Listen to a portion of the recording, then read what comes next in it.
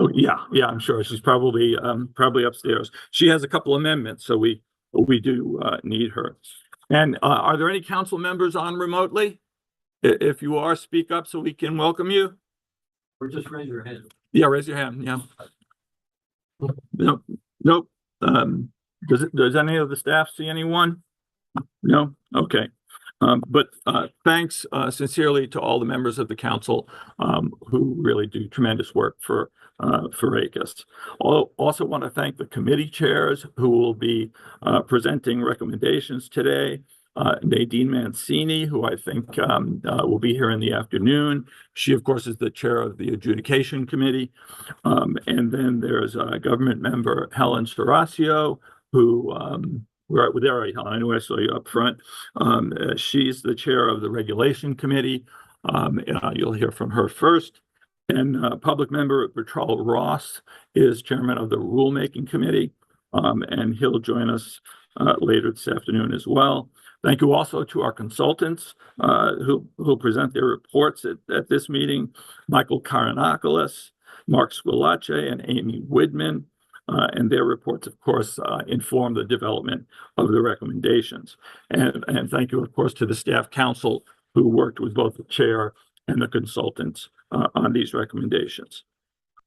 So let's talk about some other people who have joined us and left us. Billy Joel said that life is a series of hellos and goodbyes. You remember that song? So that's what we have going on at ACUS right now.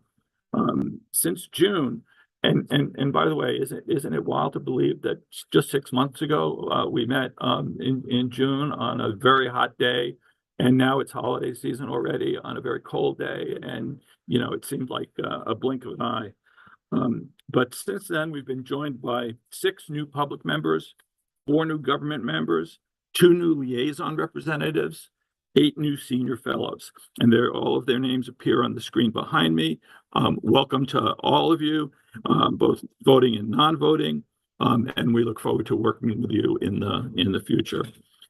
We also have 2 new staff members have joined ACUS since our last meeting: Adam Klein and Eyal Lurie Pardes. Adam is a recent graduate of the Washington and Lee University School of Law. He received his no, that's Eyal. Adam he had a big year already. Adam graduated in May. He took the bar in July. He joined us in August. And last month, he found out that he passed the bar. So he now is a full attorney advisor. You might recognize him because he was a law clerk as well. And at a couple of the past meetings, he ran around with the microphone. Now, Eyal received his LLM in 2023 from the University of Pennsylvania Carey School of Law, where he was a student of Carey Colonnaise. He also was a contributor to the Regulatory Review, and he joined us in September, so we're very happy about that. The goodbyes, unfortunately, are that we're saying goodbye next week to Deputy Research Director Matt Gluth, who you all know and is sitting up here. Matt has accepted a position with the Department of Defense, which sounds like a great opportunity for him. He has done a fabulous job as first attorney advisor and then Deputy Research Director. It's just been a pleasure to see him step up into that new role of supervision and leadership. He's going to be up here 3 or 4, maybe a million times today over the course of the meeting. And Matt, let me say that we will miss you terribly, and we wish you all the best. We can't replace Matt. Thank you. We can't replace Matt easily, if at all. But I do want to do everything we can to stay at full staffing, so we can do as much work as we can. So we've already started looking at that and moving the wheels of the hiring process. So by the time long before we meet in June, we'll have somebody new on board. So okay, with all that introduction, You know that our statute requires that the chair at each plenary session reports the affairs of the conference since the last plenary session. So that's what I'm going to do right now. I'm happy to report that I think the state of the conference remains strong and that we continue to pursue our mission effectively. We're proceeding with the work in our usual nonpartisan way, and there's business as usual. We have a robust ongoing research agenda with 3 strong proposed recommendations to present to you today. There are many more in the pipeline to come. Next month, in fact, we'll be submitting to the council for its formal approval of several new projects, which, if approved, and with what we're already working on, will keep us through December of 2026. So I'm very happy about that. We've also been conducting studies, researching reports on trending issues in administrative law, while also at the same time developing new ones. We've organized roundtables, issued reports, hosted forums, and published the first ever model rules for representative conduct. We have worked to update our flagship resources and have developed ideas for future ones. We provided technical assistance to Congress and have seen significant implementation successes. Throughout all, we have maintained emphasis on the values that are the hallmark of ACUS, its members, and its work. I've spoken about these values before, and I know that you are all familiar with them and share them. Let me now talk about finances and budget. ACUS continues to be a trustworthy steward of taxpayer funds. Both the White House and the Congress have continued to deliver strong funding support for ACUS. While the full year FY25 appropriations has yet to be enacted, both the House and the Senate versions of our bill provide funding for ACUS at or above our enacted level for 2024, FY24. So given the budget environment, of course, this consistent bipartisan funding support for ACUS, I think, reflects the value and importance of our work and is perceived as such by members on the Hill. The continuing resolution, CR, which ACUS and the whole government is operating now, expires next Friday on December 20th. And we anticipate that Congress will enact a new CR next week sometime, probably at midnight on the 20th, that will fund ACUS and the rest of the government at least at our 2024 enacted level. And we'll continue to work closely throughout this this next week or so with our appropriator friends on the Hill. And into next year, we're working on FY25. We'll also work closely with the incoming administration to ensure that ACUS receives the resources necessary to undertake a full research program. I'm also very pleased to report that ACUS again received a clean, unmodified report for our FY24 financial audit. The independent auditors concluded that the conference's financial statements were presented fairly, accurately, and in accordance with generally accepted accounting principles for federal government entities. The audit further concluded that ACUS employs adequate controls to prevent fraud, waste, and abuse of its funds. The full audit report, the audited financial statements, and ACUS's 2024 PAR, the Performance and Accountability Report, are available on the website for viewing and to download if you wish. And of course, I have to recognize that all of this budgetary success, the clean audit, again, year after year, is due to the skillful work of Harry Seidman, who you all know is standing over there on my right, to budget analyst Nathan Tomaso, who is really a jack of all trades for us. His real job is being a budget analyst, but he does so much more than that and is so valuable to us.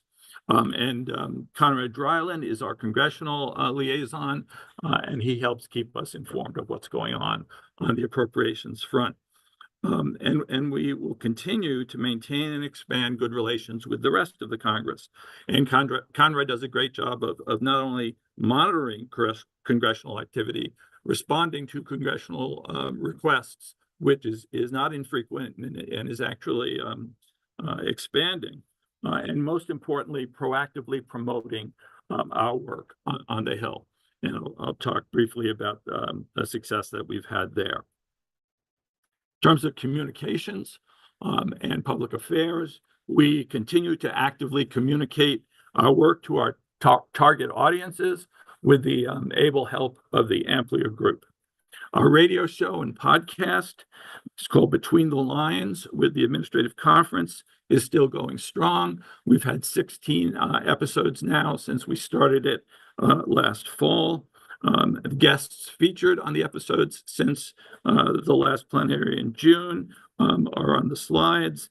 Recordings of each show, and what it does is it actually airs on AM radio, of all things, that actually still exists. It streams at the same time, and then they lock it in as a podcast that you could see at any time on the network website, and that's the Financial News Network that broadcasts here in Washington, or of course on the ACUS website. Thanks to everyone who agreed to be guests and contributed their time and expertise as guests. And I especially want to mention the members who were kind enough to talk about their own personal careers in administrative law. And forgive my getting more and more hoarse here, but they talking about their careers was really a treat for our listeners.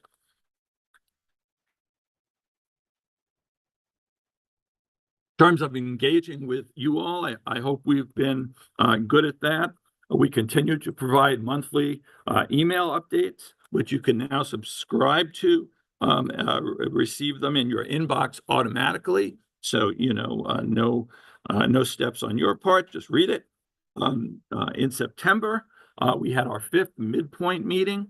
And the point of these midpoint meetings, and they're fairly well attended, not as much as the plenary sessions, but we 6 months we thought was a long time without in some kind of FaceTime to update members on what we've been doing since the last plenary at the midpoint, and to get feedback on how we're doing on ongoing projects, and importantly to seek your input on ideas for Office of the Chair projects or for recommendation projects that we could think about for the future. We have 8 ongoing projects that I hope and expect will be put before committees throughout 25 and 26 for the development of proposed recommendations. And they are listed on the screens. I won't go through each one of them. Don't worry if you can't read them fast enough, because they're in your packets. Oh, and speaking about your packets, how about the cover design on those packets? Thank you, Jeff. A little different than usual, but it looks a little postmodern. But for those of you out of town and who don't ride our metro system, that's the directional way that we keep track of where we're going on the metro.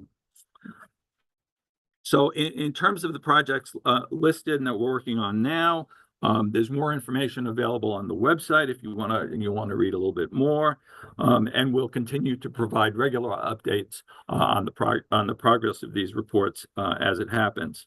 As I said, we're working on additional recommendation projects, and they will be announced hopefully as soon as next month.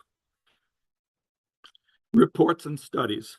There are several reports and studies are also underway through the authority of the Office of the Chair. One of them, at the suggestion of the Judicial Review Committee, we asked Senior Fellow John Duffy and Professor Aditya Bomzai to draft a report examining the timing of judicial review of agency action. Are John or Aditya or either of them here? I guess not. They're probably hard at work on the report right now because we hope to receive an initial draft version of this report any day now. It will be what we think is the first, and hope is the first, in-depth scholarly exploration of this topic of timing of judicial review since the court's opinion in Corner Post in June. We also have a research study underway that re-examines international regulatory cooperation. You may recall that in the late spring, we had a forum at our building on the topic, and that went very well.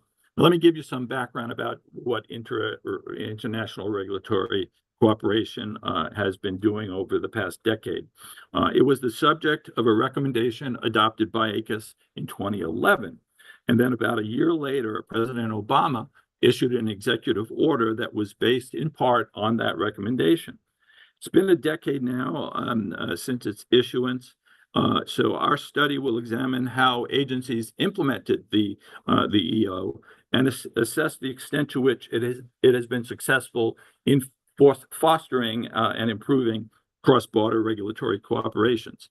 And we look forward to the final report also coming next year from our three project consultants, Professors Kathleen Clausen of Georgetown, Elena Chachko, and David Zaring. And we thank them for that. And are any of them here? Yes, Paul. Just want to say that was one of the great achievements of 2011, when we were just getting scooped back up that our recommendation contained an executive order. Past Sunstein came arranged it, and we're very proud of it. Yeah, I hope so. Yes, Paul, congratulations on getting that done, and then the terrific implementation as well. And it's really kind of an interesting topic when you think about it. Yeah, there are certain foods, for example, that we can't import or export to Europe because their food and drug regulations are stronger than ours. And people constantly work on trying to coordinate that. But when you get on an airplane of British Airways, the amount of liquid that they let you take on is different from American aircraft.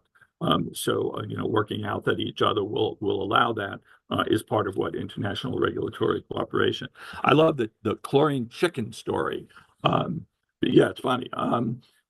We apparently use chlorine to clean and disinfect our chickens. Therefore, we can't export chickens to Europe because they have a ban on using chlorine. So things you don't think about, take for granted, are actually a little more complicated than that. Okay, going on with studies. Special Counsel Matt Weiner, who I did see in the back, is continuing his work on a study of agency procedural rules, which will also result in a report to us next year. Among other topics, Matt's report will explore what qualifies as procedural rules under the APA's exemption from notice and comment rulemaking procedures, and identify potential best practices to aid agencies in drafting and retrospectively reviewing their procedural rules. And we're looking forward to getting that report from Matt. Our own ACUS attorney advisor, Leah Robbins, who's sitting over there against the wall, is working on a report that will examine the differing processes and procedures used by agencies for making an award of benefits in government benefit programs. Among other topics, Leah's report will explore how different agencies implement and oversee the budget effectuation process, and will identify common challenges agencies and members of the public face while navigating these sometimes complicated processes. Finally, given our emphasis in recent years on artificial intelligence, something that is a particular priority of myself at this time, Kaja is working with a former intern, Mirach Suzgun. And he's a brilliant young man who's working at present on a joint JD PhD at Stanford, and works with one of our members there, Dan Ho. And he and Kaja are working on a report investigating the role of chief AI officers at federal agencies, which was part of a recent EO as well. All right, changing gears to roundtables. One of the ways we carry out our statutory mission to arrange for information exchange among agencies is by organizing roundtables. Ongoing roundtables are listed on the screens behind me, and we've had several meetings of them since June. In addition, ACUS continues to organize timely events, including public forums, panel discussions, and presentations that provide opportunities for agencies and outside experts to study, discuss, and exchange information on trending issues in administrative law and agency procedures. Based on feedback from some of our members, we've increased our efforts in this area, and those efforts have yielded good real results. Since our last plenary, we have organized 3 public forum series and 2 panel discussions and presented at 4 outside events, all enabling us to reach a wide audience of academics, practitioners, and agency officials. And you can see on the screen a full list of our recent events.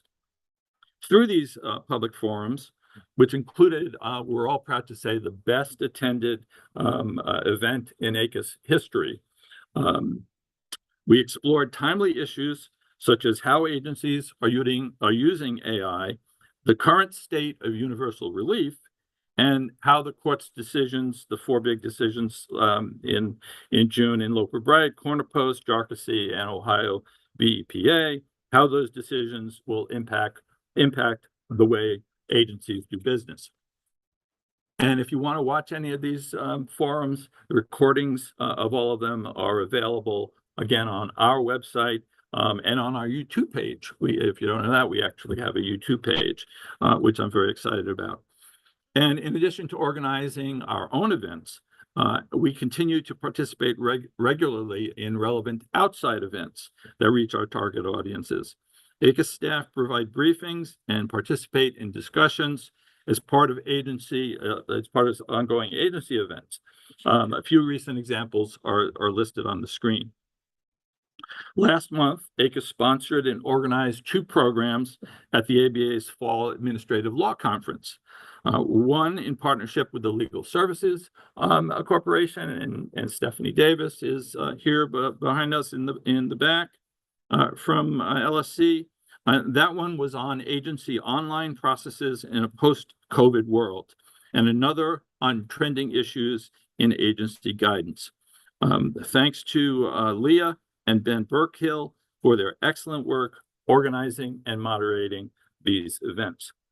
And thanks to the many members here, senior fellows, special counsel that volunteered their time and expertise to participate in these important and timely offerings.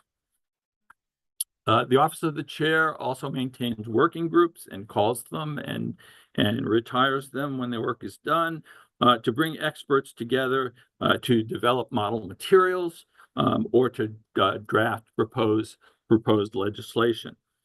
Thanks to your feedback again, following the last plenary session, the Working Group on Rules of Representative Conduct finalized a set of model rules that will help agencies draft or amend regulations governing representatives who practice before them. The model rules were noticed in the Federal Register after we received and processed your input, and are now also available on the website. And I see and acknowledge Lou Varelli here, who acted as our reporter and spent an enormous amount of time and effort in getting those done. So thank you, Lou. Then there's LAIR, and we remained an active member of the White House Legal and Interagency Roundtable, or LAIR, which the president reconvened under the leadership of the Attorney General and the White House Counsel. ACUS is one of more than a dozen agency members of LAIR, and we contributed to its first 2 annual reports to the president. We played an even larger role this year, helping to coordinate the roundtable's activities and draft the final report to the president. Just this past Monday, Leah, Matt, and I attended a LAIR principals meeting at the White House. Actually, not in the White House, but in the what used to be the old executive office building. Now I think it's the Eisenhower office building, but everybody calls that the White House. So the meeting was there to discuss the year's work of LAIR and to release this year's report. And I think this is a great opportunity for ACUS to be seen by cabinet members, chairs and members of independent commissions, and White House officials sitting at the same table and talking about the same issues. So I think that's a great opportunity for us to be seen. This year, Jeremy chaired the Roundtable's Committee on Data and Research, and Matt participated in the Roundtable's Innovation and Simplification Committees. Last month, Professor Amy Widman, who is the consultant on one of our projects today, gave a presentation to the Innovation and Simplification Subcommittee on the role that non-lawyer assistance and representation can play in expanding access to justice in administrative adjudication proceedings. And that's an area where having representation and improving access to justice in administrative proceedings as opposed to courtroom is not always thought about and focused on. Professor Widman has presented on multiple other occasions to keep LAIR apprised of ACUS's work in this area, and we will continue to undertake new initiatives to help enhance access to justice in administrative proceedings. We also continue to issue publications to keep ACUS members and the public informed. Our very popular information interchange bulletins offer one-page overviews of important and sometimes complicated topics and issues. Another monthly series keeps agencies, Congress, and members updated on adjudication-related developments, and Matt and Leah work hard on that. And I tell them each month when the new one comes to review, didn't we just do this? Didn't we just do this last week? But we do them monthly. We also provide weekly updates on relevant congressional developments that Conrad does for us. We have in the past published 2 statements of principles that consolidate, restate, and synthesize all ACUS recommendations on a given topic into a single, easy-to-use reference resource. The first of these statements covered our recommendations on the disclosure of federal administrative materials. The second synthesized our body of work on public engagement in agency rulemaking. And since then, we've prepared 2 more of these statements of principles since our last meeting. One focuses on agency guidance documents and another on administrative adjudication. We have included drafts of each of these in your plenary packets. We'll hear more about these 2 new statements later today. I encourage you to review them after the meeting today at some point and send us any comments or feedback that you may have by January 5th. So we can get these finalized and published. We, of course, are also regular contributors to the ARLN, the Notice and Comment blog, and the Regulatory Review. Okay, we talked about implementation briefly earlier. Paul talked about the International Regulatory Cooperation, EO.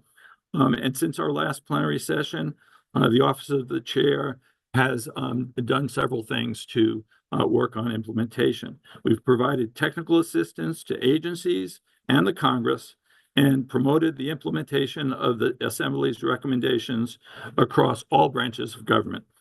And of course, promoting ACUS recommendations through to implementation is a vital part of our mission.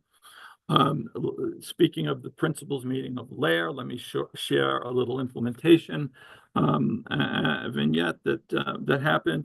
One of the speakers was the Deputy Secretary of VA, and she talked a lot about the number of applications for benefits that they have and how many veterans give up from following through the whole process because they find it too difficult and they don't have help. So the VA is trying to work on getting these folks some representation. So I told her about the recommendation that we're going to approve hopefully today. She was excited about it. She asked for my card, and she said she's going to make sure that we get in touch with the right people to look at our recommendation and help them out. So I was very, very excited about that. We also have implementation outreach to Congress, which continues to bear fruit. Just last month, for example, the Senate's Committee on Homeland Security and Governmental Affairs voted favorably to report the Comment, Integrity, and Management Act, and it was on a unanimous bipartisan basis, which we particularly like. That bill is based on, and if enacted, would implement many reforms identified in recommendation 2021-1 called the Managing Mass Computer-Generated and Falsely Attributed Comments. So we're excited to hopefully see that with that bill enacted before the end of this Congress. Agencies also continue to rely on ACUS resources while developing and promulgating rules and regulations. The Social Security Administration, for example, recently relied on our resources in finalizing a rule regarding video and telephonic hearings. That federal policymakers so regularly rely on our work is a testament to the quality of the conference's recommendations and, of course, the work and contributions of all of our members. So that completes the chair's report on the affairs of the conference since the last plenary. In short, we remain busy working to fulfill our statutory responsibilities. So thank you for listening to my report. We're going to have a little talk by Judge David Tatel. It was scheduled for 10. Does anyone have any information about his whereabouts? He's waiting. He's here waiting? Oh, where? Next door. Oh, next door. All right, bring him in. Let's go to the judge.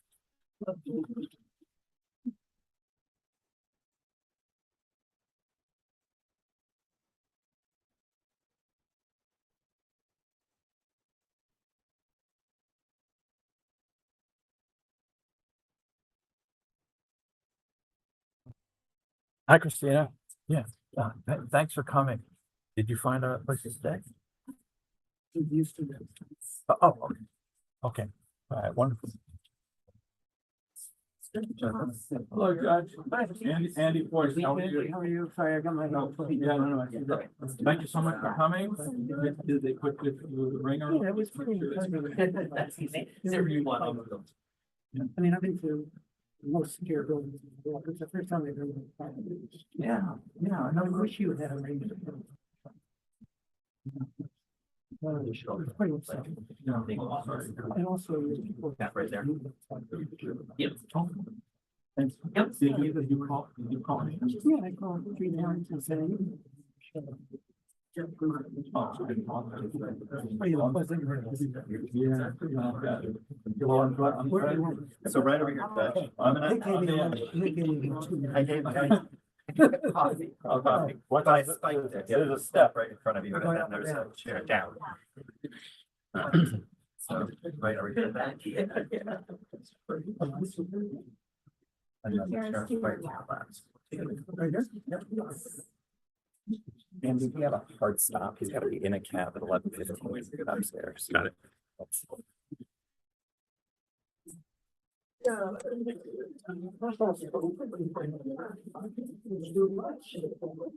Everyone, we have a special treat in store for us this morning. Judge Tatel is here, and he'll be discussing his life, his experiences, and thoughts about issues in administrative law, both of which he recounts in his book, his memoir called Vision, a Memoir of Blindness and Justice. So, as you can see, I have 4 introductions to make for this event. 3 of them human and 1 of them canine. And I'll do the canine first because I bet that's what everybody is thinking about and focusing on. She's sleeping underneath the table or quiet underneath the table at the judge's feet. This beautiful, smart, well-trained German Shepherd has been for the past 5.5 years Judge Tatel's support dog. He devotes an entire chapter in his memoirs to the dog and refers to her regularly throughout the book. And we'll have more about her later. Her name is Vixen, and I think the judge relies on her and loves her very much. So let me move on to the humans. I'm very pleased to welcome Judge David S. Tatel of the U.S. Court of Appeals for the D.C. Circuit. Judge Tatel served on that court since beginning in October of 1994, assumed senior status in 2022, and just retired from the court in January. We're very lucky that he agreed to join us today because he and his wife, Dr. Edith Tatel and Vixen, live in rural Virginia now, and he doesn't get into DC very often. And he arranged his schedule so that he could fit us in on the day he was coming to DC for other things. So we're grateful for that. I think I'm going to forego the usual introduction of listing all of his professional experience and accomplishments. It's a long list. We're a little behind, and I'm sure he'll talk about some of them as he talks about his life in his book. I will say this. He had an amazing career before taking the bench, both in public service and the private sector, and it was largely in the area of civil rights. Judge Tatel has a well-earned reputation, which you may have heard, of being a fair and impartial justice who decided each case before him on the law and the facts alone. I will quote something that he includes in his book, but may be too modest to repeat here. One of his colleagues on the court, Judge Stephen Williams, when they were working on a voting rights case together, told Judge Tatel that he was, quote, the judge who played it straight without partisanship or ideology, even when he didn't favor the outcome.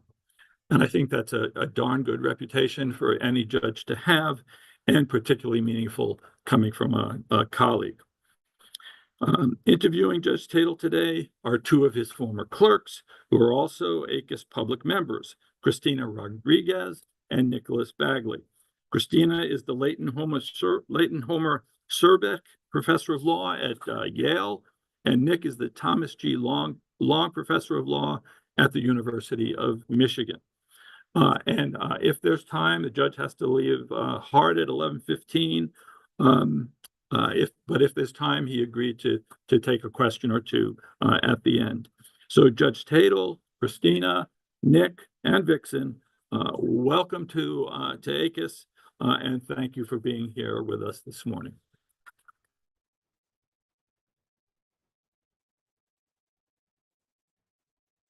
This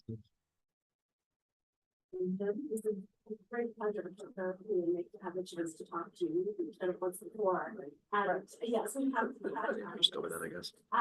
So I'll cut right to the chase for this group. One of the themes in your memoir, which is an extraordinary piece of work that I think that's people read, is that government can do a lot of good. And I like to think that has roots in your time during the Carter administration, but is also a conclusion that we saw born out in your work on the DC Circuit. One of the other things in your book is that the law has changed greatly in recent years, and you're very critical of the way the Supreme Court has changed administrative law. You target the major questions doctrine. This is published before Wilbur Wright was decided, but you predict that might actually come to pass. So I'm wondering first if you think these developments in the law will make it more difficult for government agencies to be effective, to do the good work that the government is capable of doing. And then secondly, what you think these changes in the law mean for judges, especially Court of Appeals judges, who are grappling with the review of the agency action? Christine, that is a really big question. I know you have answers.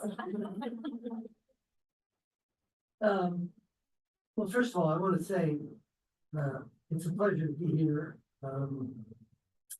for me, especially because, to be Christine, I mean, I'm thinking, gee, we should decide a case. I think we could get done this morning. Let me try a short answer to the question. The premise of Christina's question is that, I grew up in the 1960s and was deeply influenced by President Kennedy and the Kennedy administration's focus on public service and the role of government, the positive role of government can play in the lives of the American people. That was built into my DNA, and it's been part of it ever since. And of course, for decades now, presidents and other locals have essentially run against and challenged the effectiveness of government. And in most recent years, my concern is that all of the courts have functioned very effectively. And in fact, as I look back on my own career and civil rights struggles, it was ultimately court system that enforced the 14 to 15 amendments and civil rights struggles. I'm less sanguine. My book is about judging. It's not about the results. Sure, I'm worried about the results of the cases, but my book is really about judging and what I think distinguishes judges from the two elected branches. And my concern, with right about it, is that our current Supreme Court is departing too frequently from those basic principles of judging, and many suits of effectiveness of government.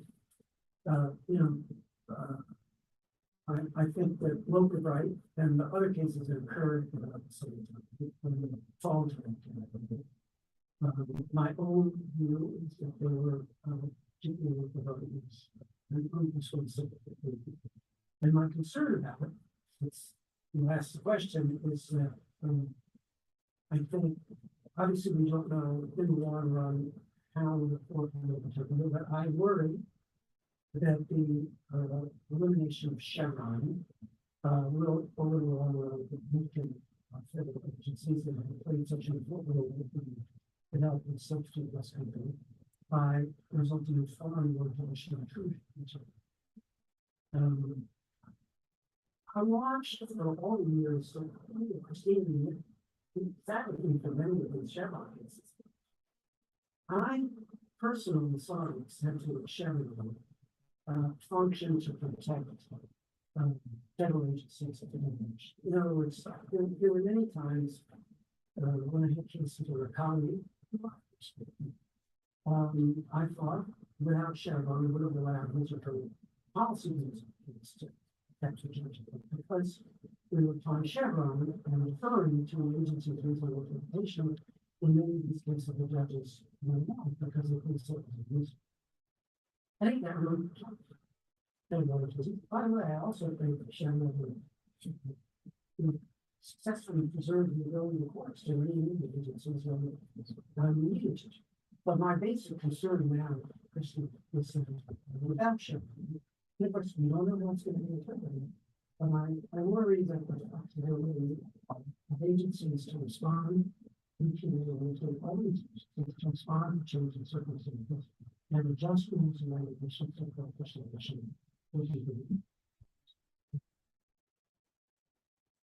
I suppose we should see. Judge, I'm going to hand you a mic, but I'm done asking my question. I guess pickup isn't so great. So, no, it's okay. So let me actually push you on this a little bit. You talk in your book a lot about judicial restraint. This theme of giving agencies the freedom to do what they need to do is quite prominent, and it's prominent too in when Christina and I clerked for you. But you also talk about your time in law school and about what you learned there, which is the need to protect against a leviathan of government. And so, that sounds a little bit more like, Justice Gorsuch than I would have expected. And I sort of wonder how you square that circle. What is it? How do you fight against the Leviathan on the one hand and still leave agencies room to do their jobs? Yeah, so the Leviathan, so the Leviathan is opposed to my law professor, Phil Curley. Right? And that was, Phil was my law professor. And that's what he taught us in law school. The courts are there to protect individuals from both the Leviathan of the government and to protect individual rights from which I don't think there's any relationship between the Leviathan and the government Phil was talking about in the 60s, which was denying the right to vote, to people, and it's just they're totally different situations now. Are there situations where federal agencies, regulations do intrude in individual rights? Sure, I suspect that's true. Unfortunately,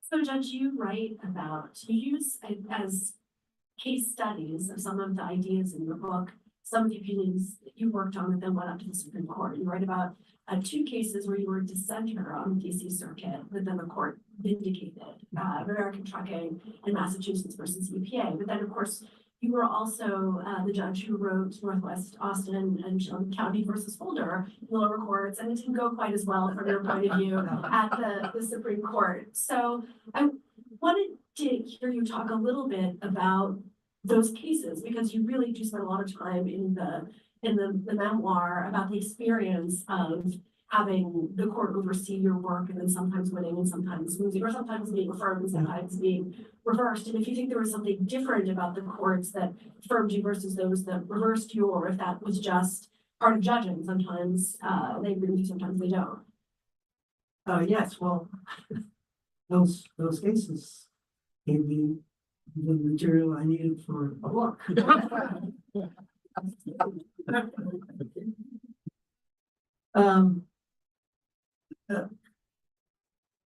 There's from my point of view, federal appeals court jurisdiction, there's a dramatic difference between the Supreme Court's decisions in American Trucking and Massachusetts and Northwest Austin and Shelby.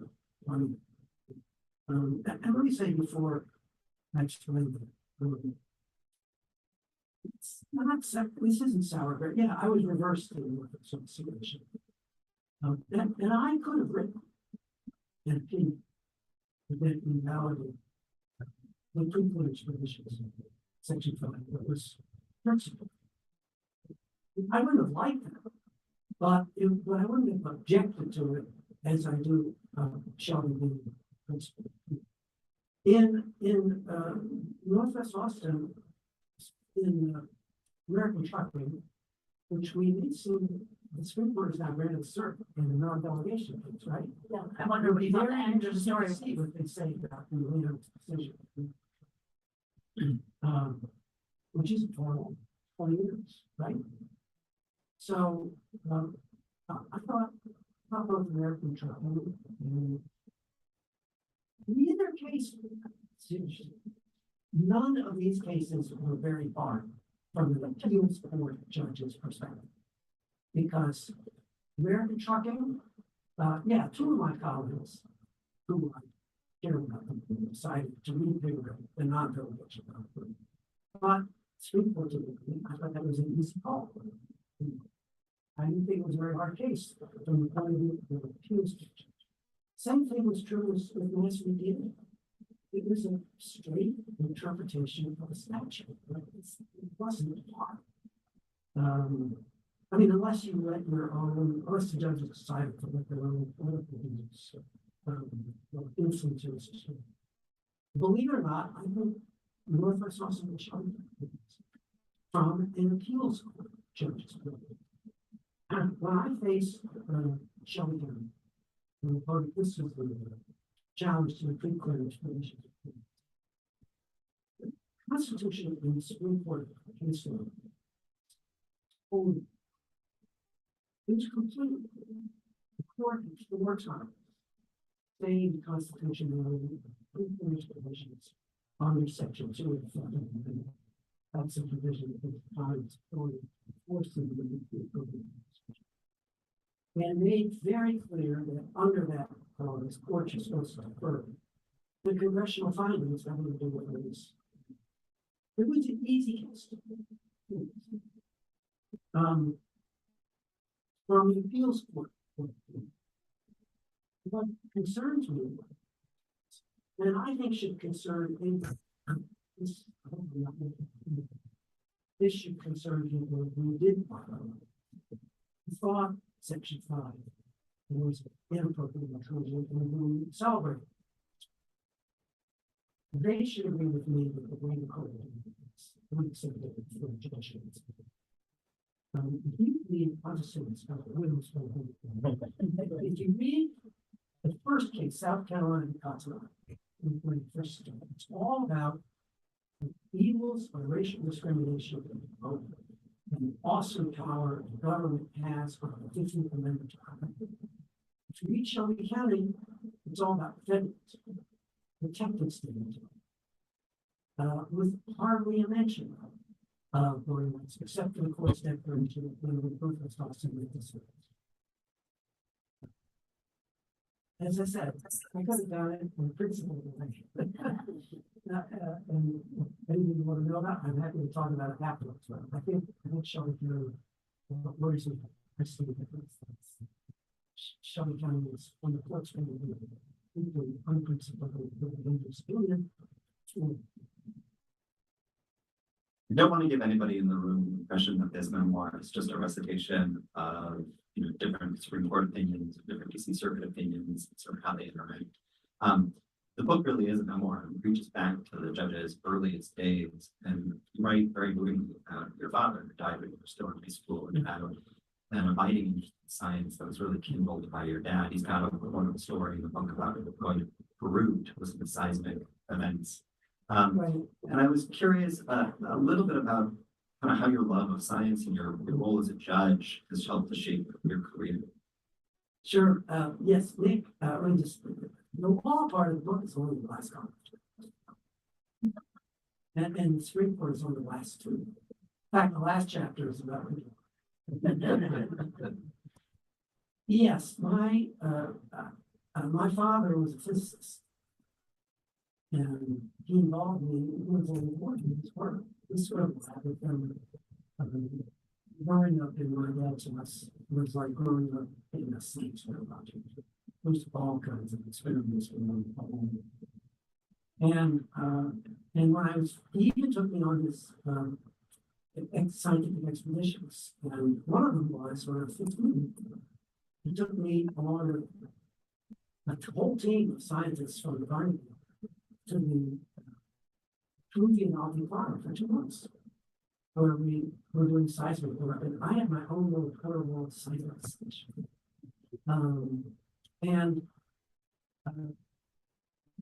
Nick asked about that because I do write a lot in the book about science. When I went off to the University of Michigan, I was going to be a scientist, but I was sort of captured by the 1960s civil rights movement, and I switched and became a lawyer. But I never left science around. I love reading about science. I'm fascinated. For 20 years, I served on the Committee on Science, Technology, and Law at the National Academy of Sciences. I chaired. I loved it. And I wrote that in the book because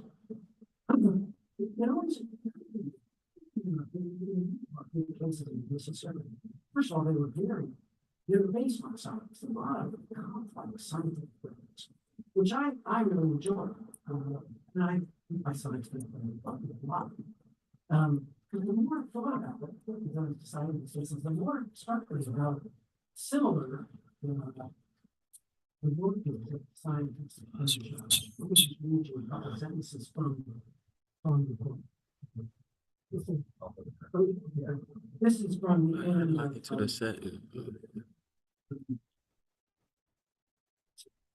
This is from the end. May have to. When you get to asking me about technology, what I will tell you is that most technology, well, it's gone there. Can you read it? It's the last paragraph in chapter. Oh, you don't, does anybody have a book? Oh, is that, and do you have? I'm sorry. No, last end of which? The last chapter in, the last paragraph in chapter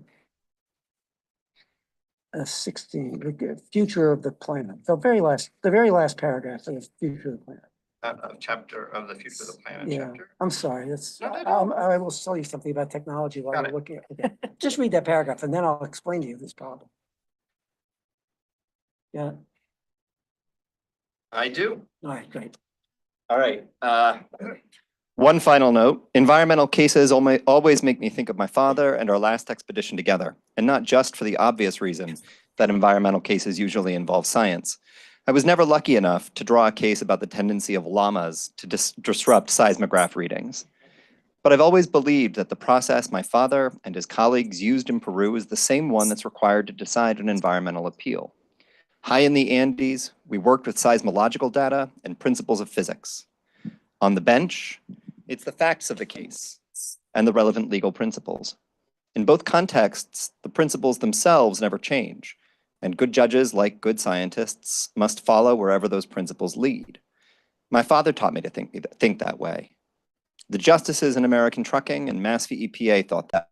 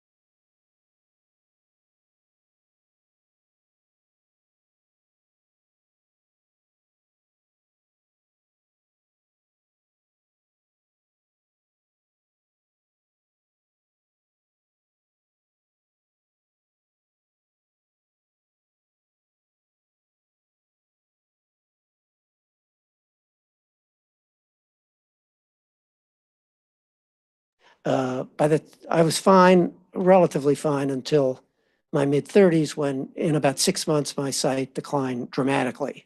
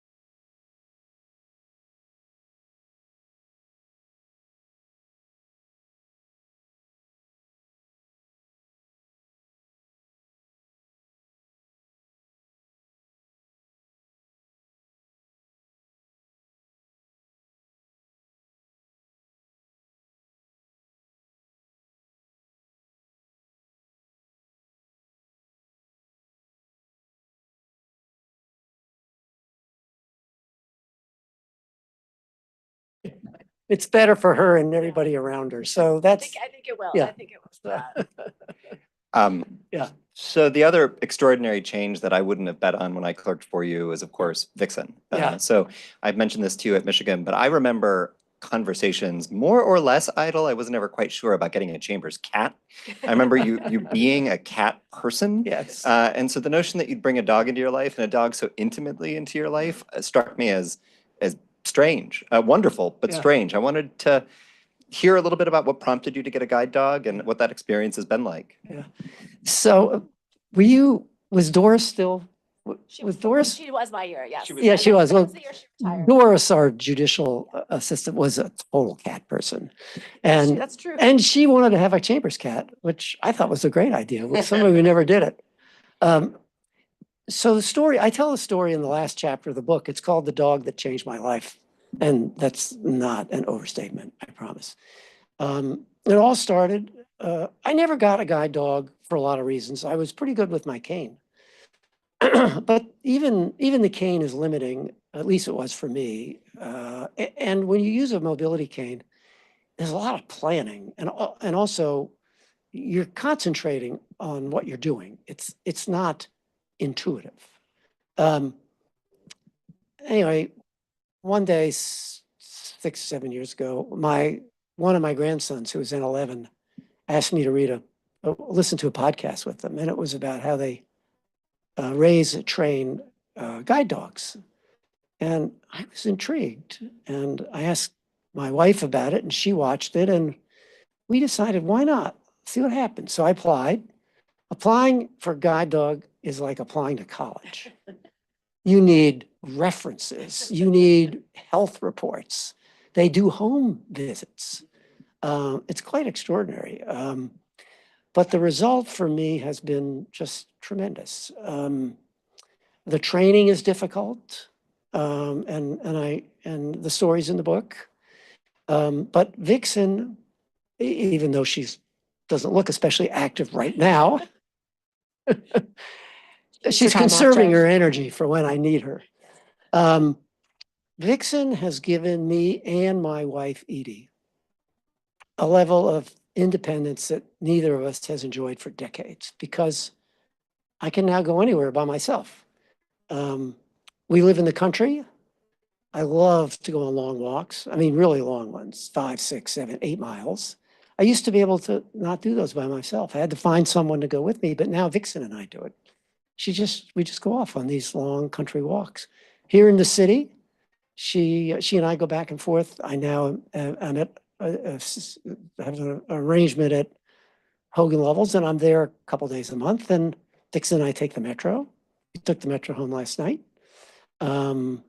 It's given Edie, my wife, as much independence, because she now no longer has to be at the top of the metro when I come home, because getting across Western Avenue is so dangerous, even if you can see. So she's given me just a huge amount of independence. And one aspect of that, Nick and Christina, is Vixen didn't write any of this book, but those long walks in the country, that's where I did a lot of thinking about the book. And you can't do that with a cane, because you're constantly thinking about where you're going, what the steps are. Whereas Vixen, with a guide dog, she really does, I use the analogy of, I haven't driven a car in a long time, but much of your driving is instinctive, right? Yeah. It's intuitive. You don't think about it. And that's true once the relationship between the guide dog and the person works. I don't think about what I'm doing with Vixen. She's in charge. I have confidence in her. And most important, she has confidence that I have confidence in her. That, by the way, is important. The dog has to know that the human is relying on the dog. You can't second guess the dog. If you second guess the dog will not guide. But once the relationship works, it's magic. And it's made a huge difference in my life. It's quite amazing. Yeah, one of my favorite parts of the book is where you talk about the process of learning to walk with Yeah. Vixen and live with Vixen, because it's not immediate. And there's a story of you, I think, going out for the first time for a walk on your own in the neighborhood, and Edie standing at the corner, your wife, watching you the whole time. You didn't know that she was doing that, but for her also would have been difficult to let go in that way. But it relates to the trust that you have to have in each other, but you had to build that. And it's Yeah. a powerful story in the book. Yeah, it's one of the most difficult things I've ever done, but because you have to set aside everything. I had to set aside everything I knew about mobility, about how to walk and go places. I had to set all that aside and hold on to Vixen's leash. I say in the book, it would have been easy if she weren't a dog and I wasn't blind, but those two make it really challenging. But the result is, it's an extraordinary payoff. There are not enough guide dogs in the world for people who need them. It's very expensive to train a guide dog. And there are about a dozen wonderful organizations in the United States who do it. There just aren't enough of them. So Judge, I think with that, we'll open it up to questions from the Sure. audience for our last few minutes. I don't know if there are microphones to be passed around, but I can hand this to anyone who would like to raise. Please. Thank you, Adam.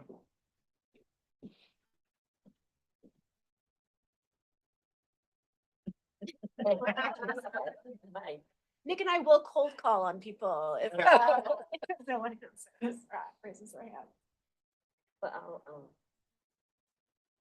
Hi, Judge. This is Hi Feldblum, and I just want to thank you. Yeah, I want to thank you so much, obviously for everything, but especially for what you've shared in terms of how the book changed you, in terms of sharing and the disability pride, right, piece that we often try to talk about. I just heard that recently from someone that I'm on a board with, talking about, trying to pass, right? Yeah. And and one of the things that he actually recommended, and something we're doing, that we actually give training in disability disclosure. Like we're having employers, this is for employers hiring people with disabilities. So I just want to know if you can say a little more about what you think you could be doing now, like with regard to that woman who reached out to you. Uh, Sort of what else could you say to folks, and maybe the fact that there is maybe a different generation now? Kai, I wish I had talked to you while I was writing the book. The concept of disability disclosure, I never thought of putting it that way, but that's intriguing.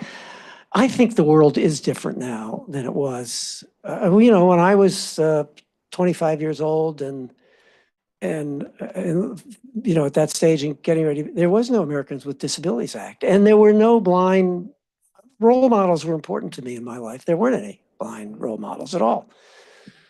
Now, of course, the laws are there. There are many more blind people or people with disabilities in important positions. So the world is definitely different, but there's so many people who still call me who are hiding, and that's hurting their effort. I talked to a young man just a month ago who is struggling in a law firm, and he just hasn't been honest with the firm about what he needs. And I keep saying to him, well, you should, but on the other hand, I know my own history, right? And, maybe this book will help, Kai. Maybe people will read the book and see it's okay. Maybe, I wonder whether, while I was writing it, I wondered whether I would have been as cautious and protective of my own declining eyesight when I was an associate in a law firm if there had been a blind judge at that time on the Seventh Circuit. I was in Chicago, so I wonder if I might have been more forthcoming, right? Because I could have said, well, wait, it's okay to, there's a blind judge on the Seventh Circuit, so maybe this book will fill that gap. I don't know. What do you think? Hope so. Yeah, totally. I mean, it is amazing to me how important it is to have role models. Yeah. how important it is to have the sense of disability pride, and yet how it has still not gotten to where we need it to be. I mean, it just hasn't, and we just have to keep going together. Yeah, I agree with that. I totally agree with that. Right. So, hi, Judge. It's Jillian Metzger. It's wonderful to. Jillian, well, all these familiar people. I know. I love the stories. I haven't had a chance to read the book. I love the stories that I'm hearing. It's been wonderful. I wanted to ask you a question about sort of judicial change and your view of the current status of the courts, but focusing on the appellate courts, because it does seem like there's been some real transformations at the appellate court level in terms of administrative law and with the development of the Fifth Circuit and some other circuits in terms of major administrative law players. And I'm just Yeah. curious if you had thoughts about that and whether or not that was something that has struck you over time as you were sitting on the DC Circuit. Well, the DC Circuit, was a pretty, well, I can't compare it to any other circuit because I only served on one. The DC Circuit was a pretty extraordinary court. And and we were a diverse court. You know, it was always divided. Judges appointed by both Republicans and Democrats. Some judges deeply conservative, others very progressive. I was always in, Nick and Christina saw this, how collegial the court was, and the ability of the judges to set aside their very different views about policy and engage together in the art of judging. I was pretty impressed with that.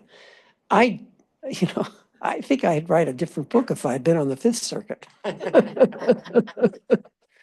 Now, I will say that in recent years, I have seen several members of my court become, how shall I say, scrutinize the actions of administrative agencies a little more deeply than I was comfortable doing or thought was appropriate. And now, of course, without Chevron, I think you didn't ask me this, but I think the result of Chevron is going to be just a slew of divided circuit court opinions. They're going to all be split along political lines. That's what's going to happen. They weren't when we had Chevron because even though we might disagree about the policy, we didn't disagree about whether it was reasonable or not. So I think you're going to see lots of split decisions for quite a while now, and they'll be split over political lines. Okay, we have time for one last question. I think it's mine. Anne Joseph O'Connell, Judge. I look forward to reading your book. This is connected to Jillian's question and something that we talked about briefly earlier. Many of the folks in the room knew one of your colleagues, and you spoke at his portrait hanging ceremony, that of Steve Williams. Yes. And he was the one overturned unanimously in American Yes. Trucking. I was sent as his clerk to the oral arguments. But he won in Shelby. Yes, he did win in Shelby. But I was In a wondering, far more, in a principled dissent, I should say. I was just wondering if you could speak more to that relationship. And if there are other sort of judges you were particularly close to on the DC Circuit or on the district. I know that you often took clerks who had clerked for a specific district court judge. I loved the collegiality of my court. The idea that, and Steve Williams is Exhibit A. I had so much respect. There's so many things we disagreed on, but when it came down to judging, he and I worked together beautifully. I admired his mind and the way it worked, and his open-mindedness. We would often talk ahead of time about these cases, and I knew he was listening to me, and I was definitely listening to him. And even though we didn't always agree, if you can't find one example of a disagreement in Fed Third or Fourth between Tatel and Williams, where the disagreement isn't deeply principled, it's all about the law, and the competing opinions responded to each other. I thought it was, and I had the same relationship with other members of the court, with Dave Santel and Larry Silberman. A lot of it had to do with the leadership when I was very early on the court from Harry Edwards, the chief judge. He was determined to make the court more collegial than it had been. It was a good example of good leadership, but it was also good people. And as I look back on my career, I think I write about judicial collegiality in the book, and I say that judicial collegiality is not having lunch with each other or going to basketball games. It's doing what Steve and I did, and it produced far better opinions, because of that process. And you know, the last couple of years without him on the court, I really missed him. I missed the ability to walk down to his office and say, Steve, can you explain this FERC opinion to me? Can I just say one more thing? It just occurred to me, I'm sorry, a little history. Roger Crampton was the chair of ACUS at one point, right?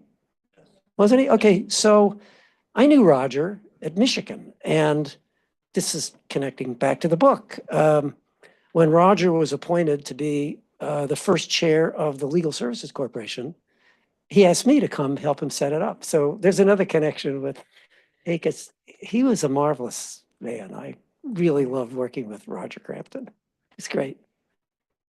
And the current Legal Services Corporation stands as a real, that's a symbol of a very big Roger Crampton accomplishment. Sorry, I just want to get you out of here on Yeah, time. thank you. So, wasn't that a warm and? Thank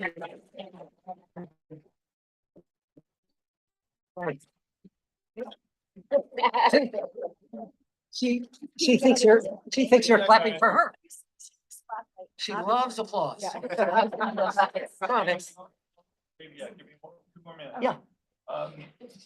Thank you to the judge for being here, and thank you to Nick and Christina for the questions and the interview style.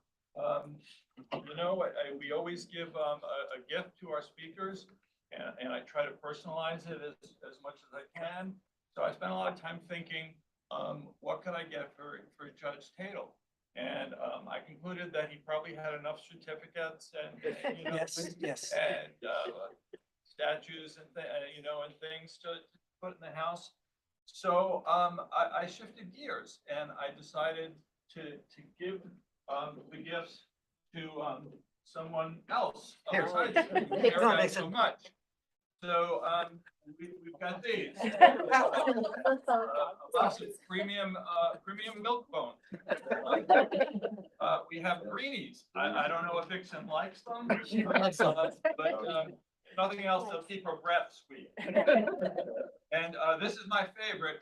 This is a scale model of Vixen herself. A German Shepherd chew toy. So I went up to Yale and Christina and I discussed it. And when we were done, the dean, you know the story? No. We went to visit the dean and she gave visit Vixen the present also. And it was one of those round things, you throw for a dog. So we threw it once, Vixen grabbed it in the air and bit it right in half. That was the end. That was the end of it.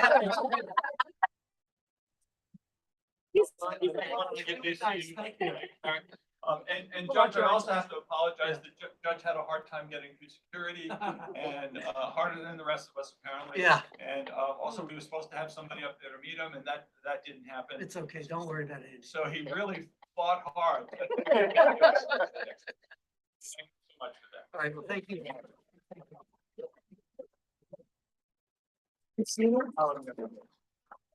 Okay, good. Okay. Okay, let's go. Great prize. Here on your right. Thanks so much for coming. That was great. Thank you. Are you two staying? We'll stay. Okay, of course.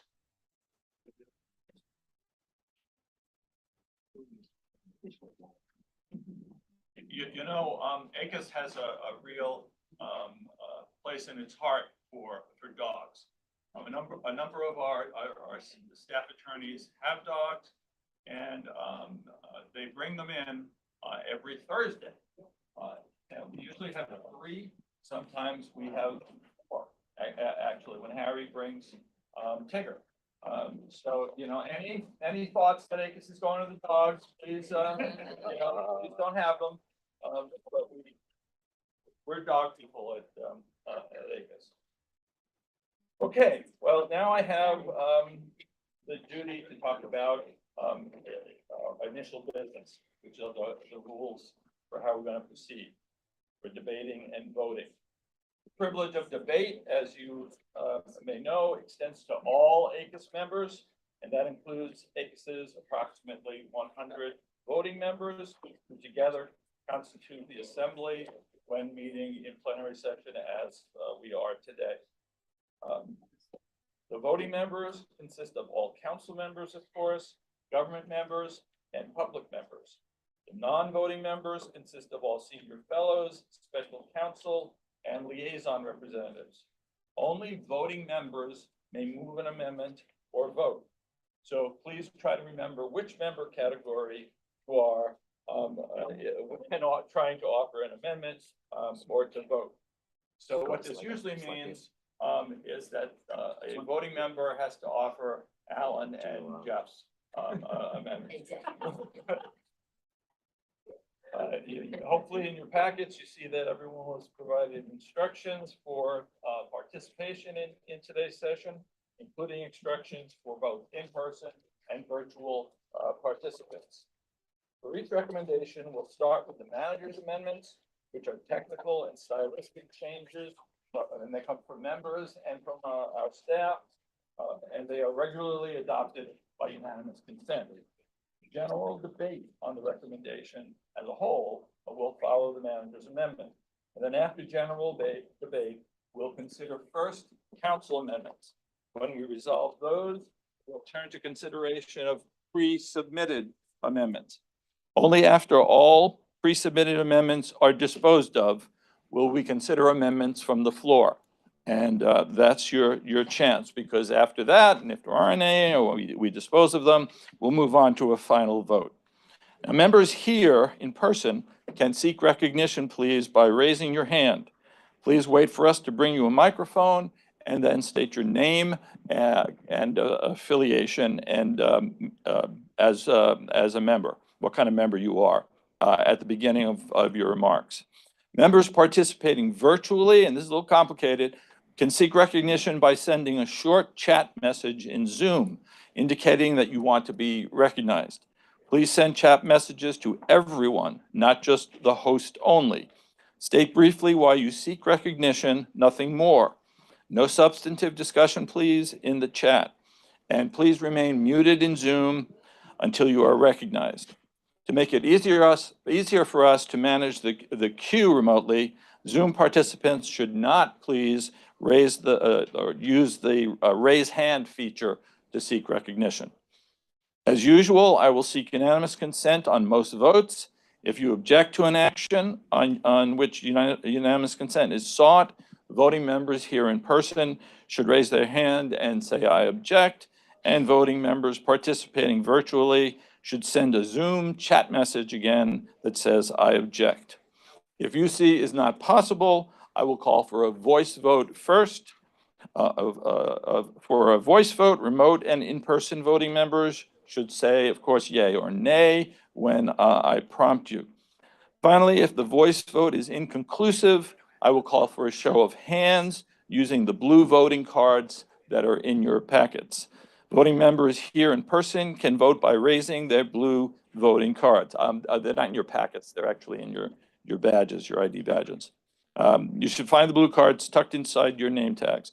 Voting members who are voting remotely should instead use the virtual hand raising function in Zoom.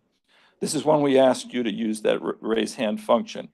If a member doesn't have that function who's on remotely or doesn't know how to use it, then you could indicate your vote by sending a chat message to everyone that says yay or nay. As I've done before, I plan to curb debate on any general point or thought about an amendment that is made without suggested text. And I'll ask you if you seek recognition for the purpose of offering an amendment, but don't have text yet distilled to offer, I will come back to you once you're able to do that. And you've put your thoughts into language on which the Assembly can vote. I will also make every effort to dispose of second, third, fourth, and additional degrees of amendments, whether friendly or not, in an orderly and clear manner, so everyone knows on what language they are being asked to vote. And I'm going to be a little stricter with this than usual, because I think sometimes we get a little bogged down on the multiple degrees of amendments, and some people don't, know what we're finally voting on. And some of us, especially me, can't keep track of all of them. So Robert's rules say that the amendments should be voted on as they're offered. So we'll try to do that. Okay, those are the rules. Let's turn now to initial procedural business. The first item is approval of the minutes of the 81st plenary session, which was held last June, and you'll find in your packets. Is there any objection to adoption and approval of the minutes from last time? Anything on the remote? No? All right, well then, seeing no objection, they're approved. The next preliminary item is the adoption of the resolution governing the order of business, which is also in your packets. It provides, as reflected on the agenda, 75 minutes of debate on each recommendation. And that time can be extended for an additional 30 minutes by majority vote. The resolution also provides that pre-submitted amendments will receive priority. Is there any objection to the approval of that resolution? Okay, seeing none, it's approved and adopted. Okay, time to get to consideration of the first recommendation. You'll find each recommendation in your packet, both clean and redlined, in both clean and redlined form. The clean version represents the recommendation without any amendments. The redline version reflects, among other things, all pre-submitted amendments. We'll show each redline version on the screen. When I refer to line numbers and paragraph numbers during today's discussion, I'll be referring to the line and paragraph numbers as they appear in the booklet. The numbers on the screens behind me will change as we consider and adopt amendments. So we have to be a little fleet of foot on that. Before turning to the recommendations, I again just want to thank everyone and our members, our committee chairs, consultants, and staff for their hard work preparing these recommendations. And I also want to acknowledge that Ann Joseph O'Connell is here, but wasn't here when I recognized the council. So Ann, thank you. And Nadine Mancini, the chair of the adjudication committee, also arrived. Okay, our first recommendation of the day is using algorithmic tools in regulatory enforcement, which comes to us from the Committee on Regulation. Thanks to Helen Serasio, the chair, Michael Karanaklis, who will be remote, and staff counsel Kaja Novatsky, who unfortunately couldn't be with us today, but I expect is on virtually. Matt is helping out with any edits during our consideration this morning. So we'll hear from Michael first on the report, and then Helen on the committee's proceedings. Michael, over to you. Hi, thanks very much. Can folks hear me? There. Can you hear me?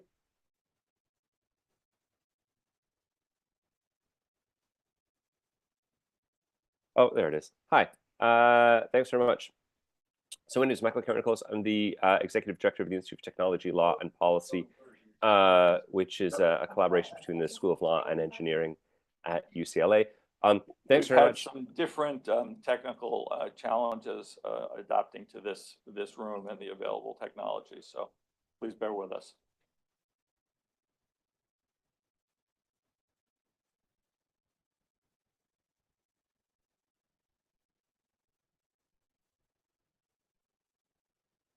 Well, maybe we should do Helen first, while they work to link into Michael. So Helen, could you tell us about the committee's deliberations, please? Absolutely. And after Judge Taylor, well, this is a hard act to follow. So we'll try our best. So first of all, I want to thank the committee. It was a wonderful collegial gathering as we discussed the proposed amendment. It was also the most effective and efficient committee meetings I'd ever been in before, too. I think we actually ended early on our second meeting because there was such unanimous consent over the recommendation. And I think it just showed everybody seeing the value in this recommendation. So most of our deliberations really were over stylistic comments and how to make the recommendations as clear and effective as possible. And so really, I think probably the two areas where we spent most of our time talking were paragraphs 1 and 2 of the recommendations, and how they interacted with each other and how to make clear like we were just being duplicative in the language that we were using. And so really a lot of time was spent over just what was the best words to use sometime to make sure we were as clear as possible. But there was unanimous consent over the substance of what this recommendation is looking to do, which when Michael gets on the line, I think he will explain, it's really about making sure if agencies are going to be using algorithms in enforcement, they should understand what they're doing with them. They should understand what the pros and cons of them are. We should disclose to the public that we are using them, and the public should have the opportunity to be able to comment or question what the agencies are doing with this. And I think that's really at the heart of this recommendation is transparency, understanding what the AI is using, what the risks could be, and how we manage for those risks, and that the people that are using the AI understand it and understand how to use it in a way that is effective and not violating people's rights or that addresses any risks that inherently come along with using AI. So at the end of we had 1.5 sessions because we came to consensus so quickly, and at the end we had unanimous consensus to recommend to go forward with the recommendation. So thank you to the committee. You did terrific work on this. So. Okay, thank you, Helen, very much. Any more luck with Michael? Can you hear me? Looking back there to the magic computer. I'm just checking. I'd like to try to get the report in before we start amendments. Can folks hear me? Also because I asked Michael several times along the way to react to amendments.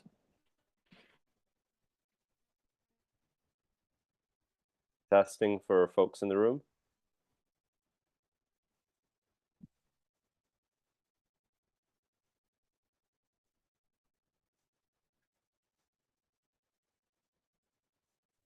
Testing once again for folks in the room.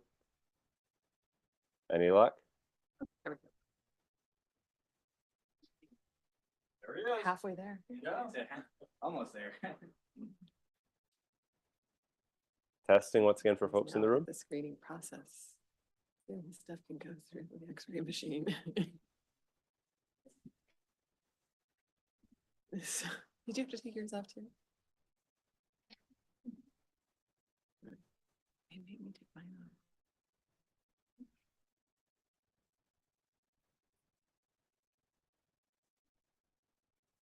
Can folks hear me?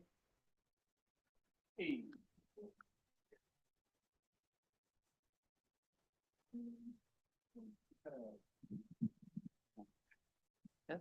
Michael, can you hear us? Yes, we can. I can hear you. Can you hear me? Okay, no feedback. Anybody in the room? Everybody's okay? All right, thank you. This is Nathan, who I was talking about earlier. Renaissance man. All right, thank you. Okay. Sorry. Okay, Michael, Yep. I introduced you before we could hear you. Michael Karanaklis, everyone who wrote the report for this recommendation. So Michael, if you could spend a few minutes summarizing your report, thank you very much. Absolutely. Thanks very much for this opportunity and for all the folks at ACUS who helped me to develop this and work with me on this project. My name is Michael Karanaklis. I'm the Executive Director of the Institute for Technology, Law, and Policy at UCLA, which is a collaboration between the law school and the engineering school. The purpose of my research was to provide an initial framework for assessing the role of AI in regulatory enforcement and a set of recommendations for agencies considering introducing or expanding the use of AI for these purposes. AI and algorithmic tools are set to have a transformative impact across the federal government, including in regulatory enforcement. Tracking is still in its early phases, but already hundreds of use cases have been documented, and these are likely just the tip of the iceberg. Each of these different programs, from monitoring insider trading at the SEC to trying to target inspection services and EPA investigations, each of them pursues important goals, and the use of AI within their respective enforcement process offers significant potential in terms of boosting efficiency and efficacy. But significant questions remain, particularly related to opacity and how these systems work, bias and discrimination in their impacts, drift and degradation over time, including the potential to amass technological debt among agencies, and a broader impact on the expansion of the administrative state, and a broader impact eroding public trust in agencies and the human nature of government, particularly through the potential as a result of the reliance on these tools to erode expertise and discretionary power. None of the use cases that we've tracked involve a fully autonomous AI decision maker, but the automated systems can nonetheless be enormously influential, even if only developing recommendations, due to the tendency of humans to defer to machine-developed recommendations. None of this is meant to disregard the efficiency benefits of AI and the potential value of these tools, especially as federal agencies are pressured to do more with less, and as areas of regulation become increasingly complex and data intensive. But it is vital to have robust safeguards starting early in the planning process and continuing throughout the life cycle of these tools. So my research examines various governance frameworks enforced in the US and around the world, including case studies related to the EU, Singapore, and Canada, along with detailed examinations of frameworks developed by NIST and other regulatory agencies, administrative agencies, to generate recommendations. Hopefully folks have had a chance to check that out. There includes a number of recommendations, including related to the risk-based models of oversight that are a central feature of all of the governance structures that are currently in place.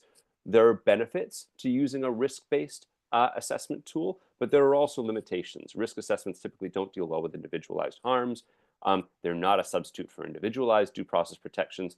And risk assessments are typically bad at dealing with unknown harms, as well as remote harms, which tend to get rounded down to zero. And that's a problem considering how novel and unpredictable these systems are.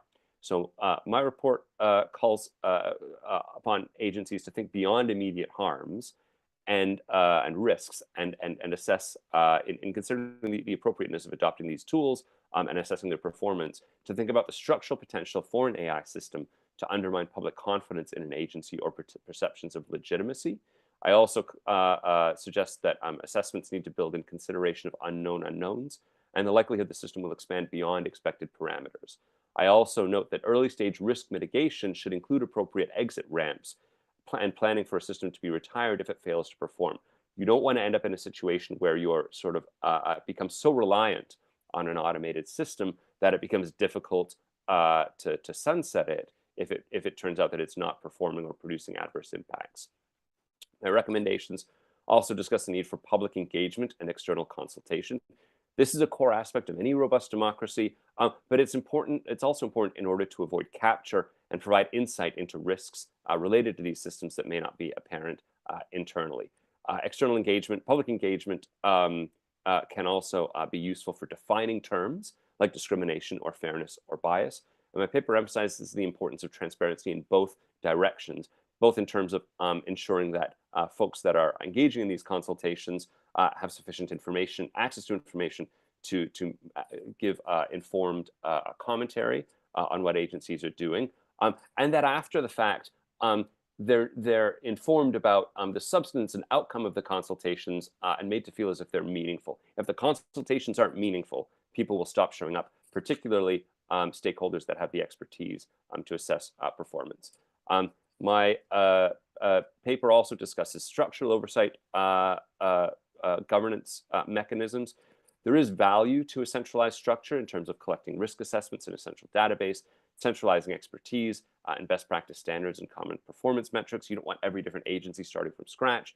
But it is also possible to conceive of a more robust, centralized enforcement function. Different scholars have suggested different structural models, including an ex-ante licensing scheme or a revocable licensing scheme. And I mentioned that's an area of investigation as well. So thanks very much again for this opportunity. It's a fascinating area of topic, and I'm happy to chat further. Okay, thank you, Michael, very much. So then the first order of business is the manager's amendment. As usual, the manager's amendment consists of non-substantive revisions and is highlighted in yellow on the red line recommendation in your plenary packet. Is there any objection to adopting the manager's amendment? Anything on the remote? We're having more problems.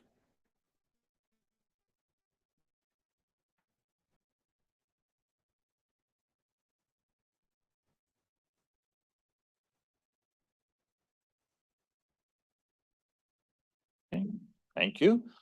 Seeing no objection, the manager's amendment is adopted. Now's the time before we begin consideration of pre-submitted amendments to have general debate.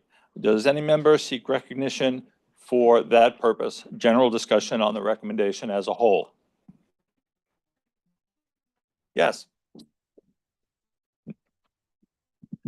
One thing that caught my eye right out of the gate was that algorithmic. Could you give your name and Oh, sorry, affiliation? Nicholas Bagley, public member. Yeah. Algorithmic tools in the report are described as an extremely broad category of programs, which can include everything from a simple handheld calculator to the operating system used to type this paper. So I'm worried that there are a bunch of agencies must make public disclosure of algorithmic tools. They must reach out and get public comment or should get public comment on algorithmic tools when that term is so broad that it would encompass virtually anything an agency does to organize its decision-making. And so I'm curious what the authors of the proposal would suggest about kind of why this would be a manageable burden or a sensible burden to place on agencies, given the breadth of the term. Okay. Helen, Mark, can either of you speak to that question? I'll have Mark go first. I'm the notorious Luddite in the group, so. Okay, Mark, can you respond to that? Okay, he's not there. Anybody else in the room? Any other member want to follow up on Nick's point? I Question? think I can. Sure, I can try to jump in here. So at least in the recommendation itself, we used a definition taken from a previous recommendation using algorithmic tools and retrospective review to tie it to the same category of tools used by agencies that ACUS has previously addressed. So I think it would be narrower than what was discussed in the underlying report. Thank you, Jeremy. Nick, you want to respond to that at all? I would be curious what that definition is. Jeremy? In the recommendation, we define it as an algorithmic tool is a computer-based process that, quote, uses a series of rules or inferences drawn from data to transform specified inputs into outputs to make decisions or support decision-making, end quote, and includes the use of AI technologies. Okay, I see Nick shaking his head. Anyone else on any other point on general discussion? And I see Bertrell Ross, another committee chair. Welcome you, Bertrell. Thanks for being here. Okay, no more general debate. We'll proceed to consideration of amendments proposed by the council. We have just one council proposed amendment to this recommendation. This amendment would restructure paragraph 5 at lines 116 to 119 and add a requirement that agencies should notify the public not just about the algorithmic tools that they are using, but also the data used by these tools. This amendment is designed to ensure the public is aware to the greatest degree possible of the data that taught the algorithmic tool. So issues of potential bias or concerns can be considered. This was a council member amendment offered by Assistant Attorney General for Civil Rights, Kristen Clark. Is Kristen by any chance here remotely with us? No? Okay. Can someone else from the council speak to this on her behalf? Yeah, damn it, thank you.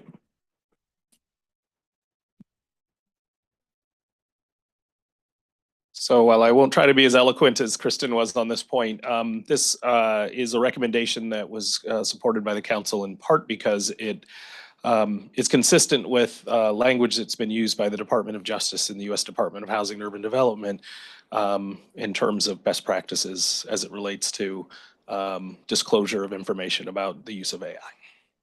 Thank you very much, Damon. Any discussion from the floor on this amendment?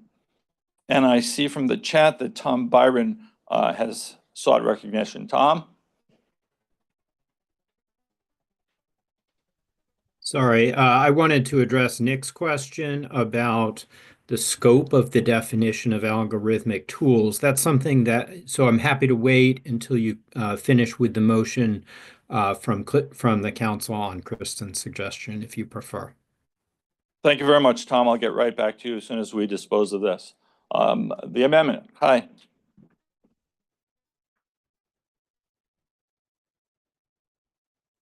Thanks. Hi, Feldblum, public member.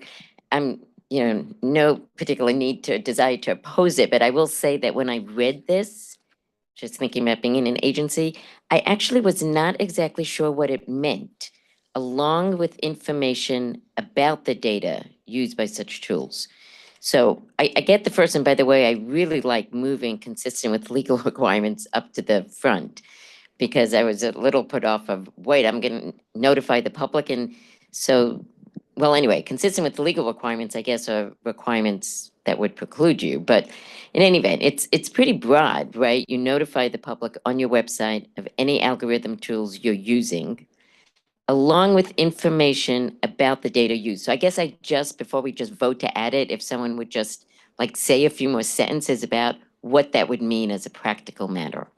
Jeremy? Sure. The concern here was not to reveal all the data that the tool actually used, but to describe at least the categories of data that are used. So with an AI tool, one concern is about data quality. What categories of data are being fed into the tool, is the tool being trained on?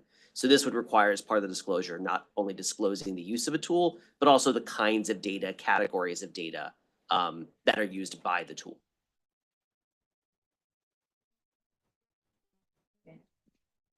Okay, fine. Thank you for raising the point. Yes, Nadine. Nadine Mancini, government member. I just wanted to echo what Hai said. I read that too, and I wasn't really clear, as an agency, what that meant for us. So it would be great if maybe some of the language Jeremy's just talked about could be used to flesh it out a little more. I think you said categories or types of information. I think that might be helpful for agencies in terms of implementation.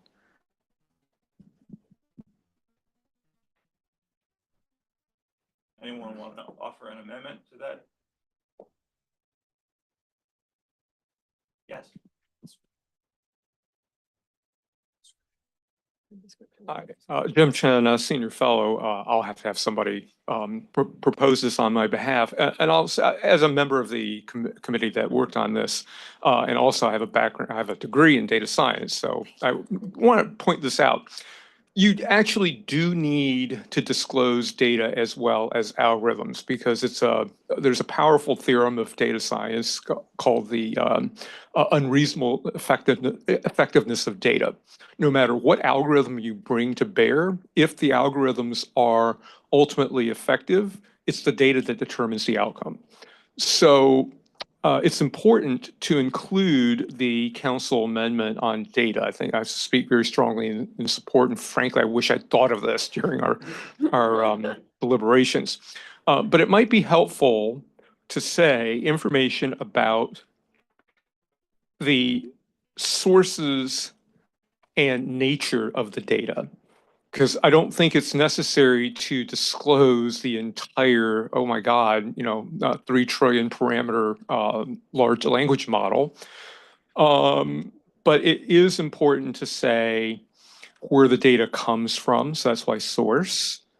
And why I would say, and if you can come up with a better word than the nature or summary of summarized nature of the data so that you have a description of the data, whether it's unstructured, whether it is or structured, or whether the data can be supplied through an API or some other way for members of the public to check what the government does. So I think the phrase I would add here, information about the sources and nature of the data. And if someone can propose that for me, because I'm not a voting member, or suggest better language, more than happy to do that. But I do want to defend the inclusion of this amendment and to offer perhaps a little bit of language to help assuage the concerns that have been raised. Anyone like to offer that amendment? Ron will offer it on your behalf. Any reaction, Helen or Mark? So first of all, thank you. I see the irony here, everyone, that a person that doesn't even have like a Facebook account was chairing this product, so. Or any other form of social media or use of AI, so I really appreciate you all. I think it's an excellent suggestion. I was wondering if, I know we were struggling with the word nature, is something like sources and type or sources and categories of data used? Would that capture what you were thinking of? And if so, maybe if you like that word, like either type or category better than nature. But I defer because this is not my area of expertise, so. Yeah, go ahead, please. Then we'll go. No, oh, you're speaking to me. I think, yeah, I think my suggestion is about the sources and summary description. So about the sources of the data and a summary description. I realize it's getting out of hand here. But the idea here is I heard Hai express it originally, right? Where she says, well, what is it that they're being required to disclose? And I think in most instances, if you say, this is where I found the data, and this is a summary of what that data contains. So summaries along the lines of, well, is it structured? Is it unstructured? Is it numerical? Is it categorical? Right, things of that nature to enable someone to verify and validate the data would be, so perhaps information about the sources and nature of the data used by such tool sufficient to enable the public to understand it. That's it. Okay. Yeah, I think Matt captured it nicely up here. Mark, do you have any reaction to this?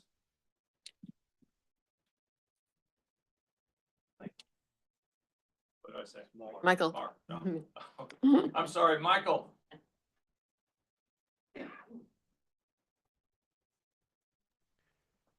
Yeah, it's so it's tough to set these kinds of things centrally, just because the questions about what's going to be sufficient for members of the public to engage related to different tools is heavily contextual. You know, if we were to add something to that, I guess I'm having second thoughts about saying this because I don't want to send us on another tangent. But like it might be used to have some reference to engaging with the public to determine appropriate information that would be useful in order to assess the performance of these tools. Okay, thank you. I see Fumi's been seeking recognition. Bumi Alorni Pavadajo, council member.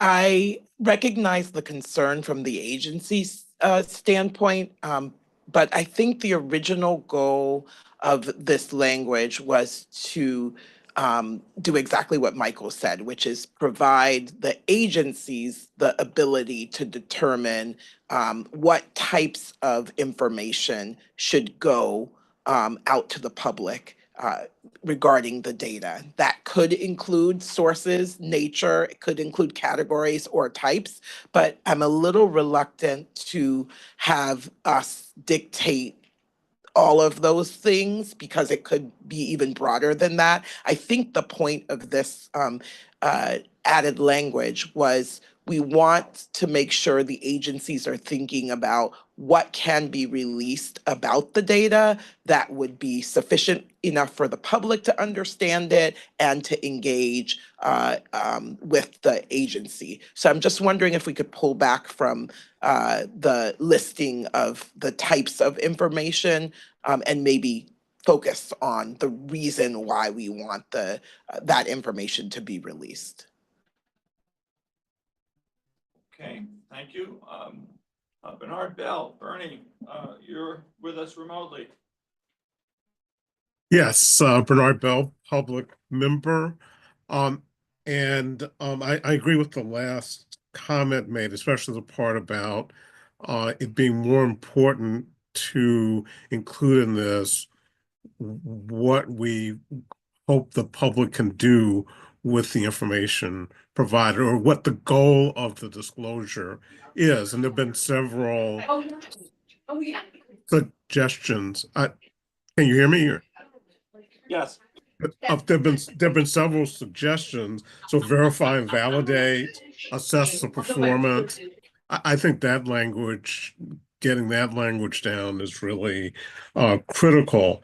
I mean, I might suggest as an alternative, assess the quality and suitability of the data, as essentially stating the goal that the agency is keeping in mind in trying to assess in a contextual way what types of information about the data need to be disclosed. And I'm not wedded to that particular language, but I think something like that is much more important than necessarily stating, what particular types of data. Thank you. Okay, thank you. And Julian? Yeah. There you are. Yeah, Jillian Metzger, Senior Fellow. I guess I want to share the concern about requiring too much specificity here on what agencies are required to release. As I'm reading this, I guess I would be somewhat concerned that you defeat the purpose if you require too much detailed information, because it can allow people also to game the system. And so I think the idea of providing enough of that at a general level you could assess, but without requiring more detailed disclosures that would potentially undercut what the agencies are trying to do with the tools as regulatory enforcement would also be important. Partially my question is I'm not sure whether consistent with legal requirements gives agencies the ability to not disclose if they think it would undermine their effort to use the tools, or whether that's just assuming there isn't a legal prohibition on revealing. Thanks. So, Jillian, do you have any language that you want to? I guess I would go, echoing the earlier comment, I would think less is more here. So the suggestion for moving back from what we were adding to the more general statement about data or information, just keeping it at a more general level strikes me as more beneficial than going more specific. Okay. Jim was first. Jim Tozy. Since I go back as far as anyone in this group, 20-some years ago, there was a statute passed, then called the Data Quality Act, and now the Information Quality Act. And as a result of that passage of the act, which most agencies don't like, and so don't hear much about it. However, there was extensive discussions on these topics, and I had to unfortunately sit through them. And what came out of that were a huge amount of statements by the agencies on their website. So if you go to Information Quality Act, and particularly EPA did an unbelievable job of addressing these issues. And as I recall, they addressed this particular issue. So I'm not, at my age, I only made it this way because I know when to vote and not to vote. I'm just suggesting that you might also want to look at that extensive debate on each agency of the government issued all their analyses of these questions. And I'm not sure that anything I've heard today would improve upon that. I'm not saying it doesn't, but there's sure a database out there to be looked at. Thank you. Okay, thank you. Thank you, Jim. Yeah, I'll get you running. I'm gonna have to close things out. Damon. I just wanted to address, again, sorry, Damon Smith, council member, the question that came up about the use of the language and whether it was sufficient. I think it was done in recognition of the law enforcement privilege and the recognition that you don't want to disclose or be required to disclose information that could reduce the efficacy of your enforcement efforts. So I think that at least in terms of how it was drafted, it was recognizing that concern. So that was it. Helen, you're nodding. Anything? I mean, I agree with the disclaimer on the legal side. I think that was one of we wanted to make sure that we weren't going to undercut enforcement ability. But. Okay, Ron, your initial amendment was amended a couple of times. Well, what do you think of the present language? Ron Cass, council member. Just two quick things. I would put a period after tools because I think that the sufficient for the public to understand it doesn't really add a great deal to this and may generate some confusion.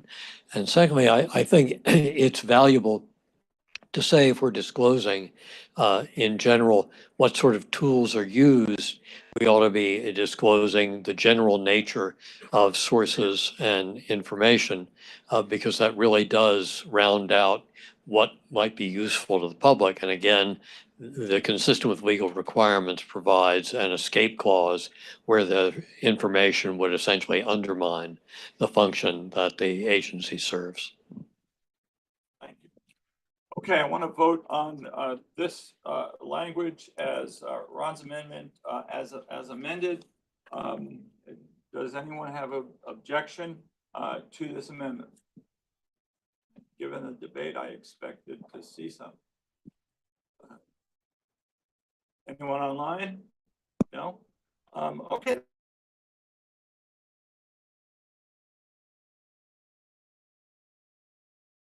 The amendment, the Ron Cass amendment as amended. Byron, let's go back to you for general debate. Thanks. So just wanted to follow up on Nick's concern about the scope of the definition of algorithmic tools.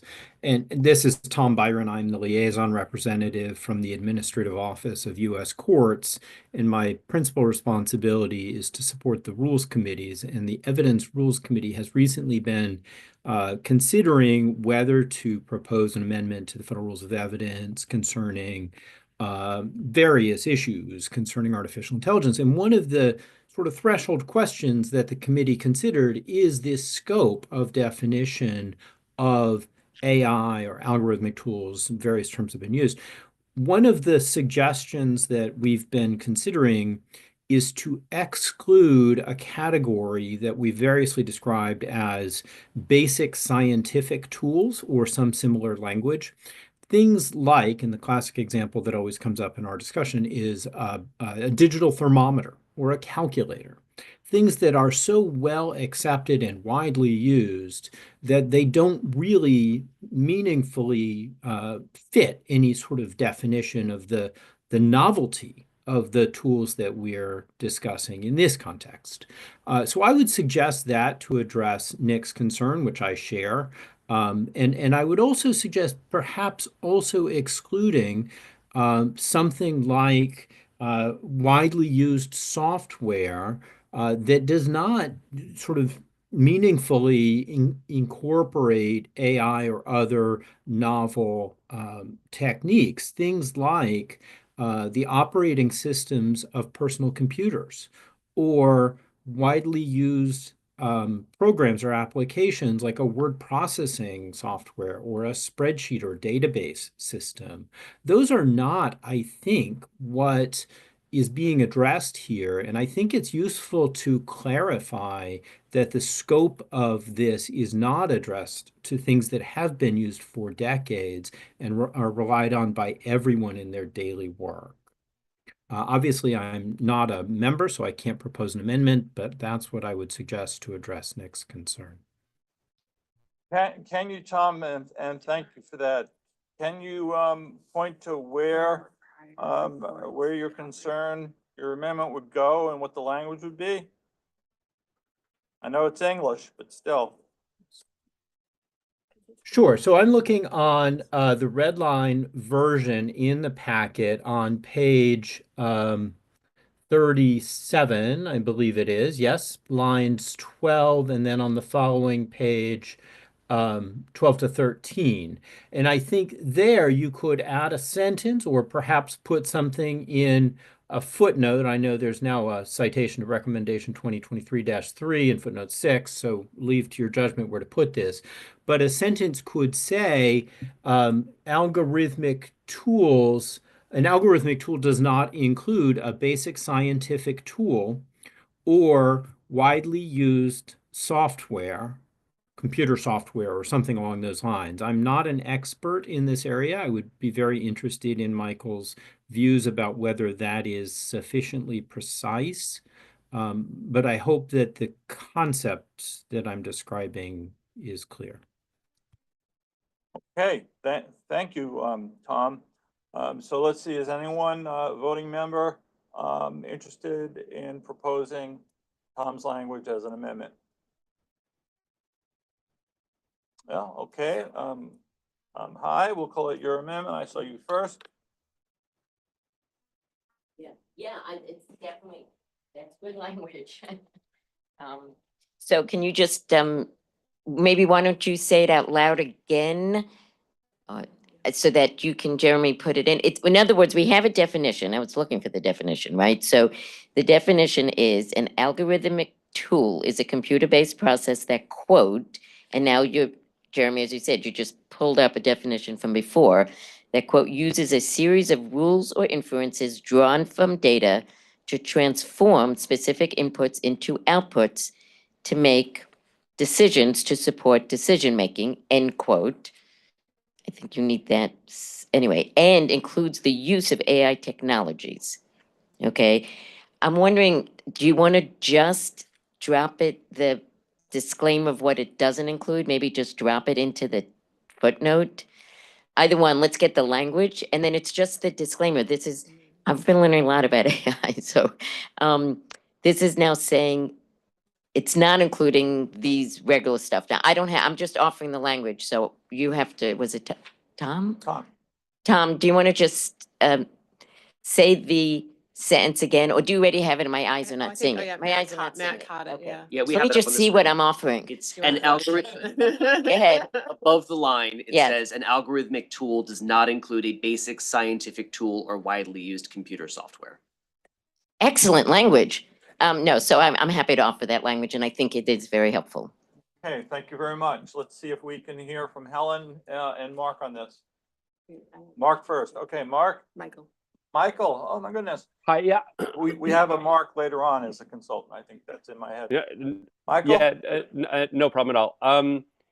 Yeah, I think that's good language. This is something that we struggled with a while in developing the report. I you know, we went back and forth a little bit on how to define it, and I actually pushed us towards AI rather than algorithmic tools for that reason, even though AI is also a very imprecise term. But I wanted to narrow it down slightly. I think the core of what we're trying to get at relates to the automation of processes that would typically be done by humans or expected to be done by humans and that are now being outsourced to machines. But I definitely agree with the need to narrow it down. I think that you know, excluding basic scientific tools is a very good way to do that. Widely used computer software is also a good way to do that. The one slight issue I have in the back of my head is that you know, we don't really know where these technologies are going, and it's possible that some of the tools that are highly complex and actually are impacting the decision-making process today are going to end up quite widely used in the future. So, you know, I was just thinking like ChatGPT is kind of a tool that's widely used already. But I also think that that's something that potentially could be revisited down the line as these tools get popularized. And I think that it's, you know,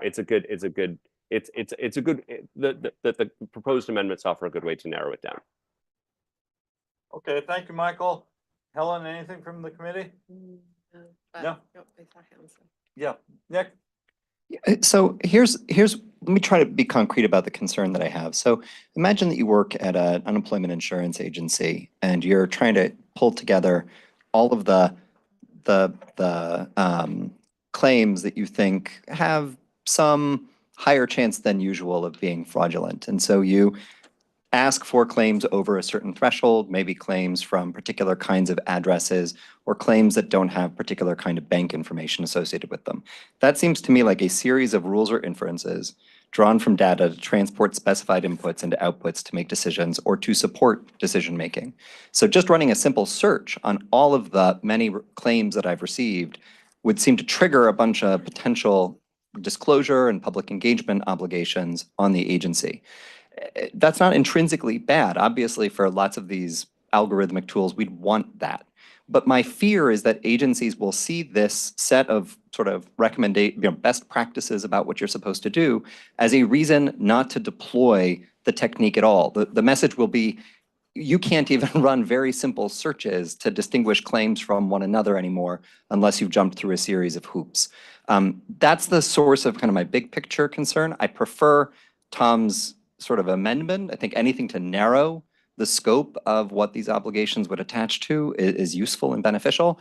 But, and I should be clear, the committee's done great work. This is not an easy thing to do. Defining what counts as AI is a perennial problem in lots of these contexts. But I do worry that this sweeps in places that we are unaware of and could end up burdening agencies in ways that we are, that we don't want to burden them. Okay. Yeah. Had it out. Okay, now it's live again. Sorry, Luddite. So I understand your concern, but I think there's an important and here where we say the algorithmic tool uses these series of rules and inferences from inputs and outputs and includes the use of AI technologies. So it's not just that you're using the data we would have used before, but we now have an interlay of using AI technologies on top of that. And I'm wondering if that helps kind of with some of your concern. I guess I don't know what does this mean like this is, again, the problem in AI technology is a support tool that you use that runs an algorithm. Like at its basic, that's all it is. If you're saying, no, it has to be one that you buy from ChatGPT or from Anthropic, it's something more sophisticated than that, I guess. But and look, I get the point that we kind of all know what we're talking about here. And maybe I'm being too precious about this definition, but I worry that lots of very conventional things that agencies do could easily fall within this definition. Okay. All right, we have two more people who sought recognition. Kate, Todd, you were first. Where are you? Okay.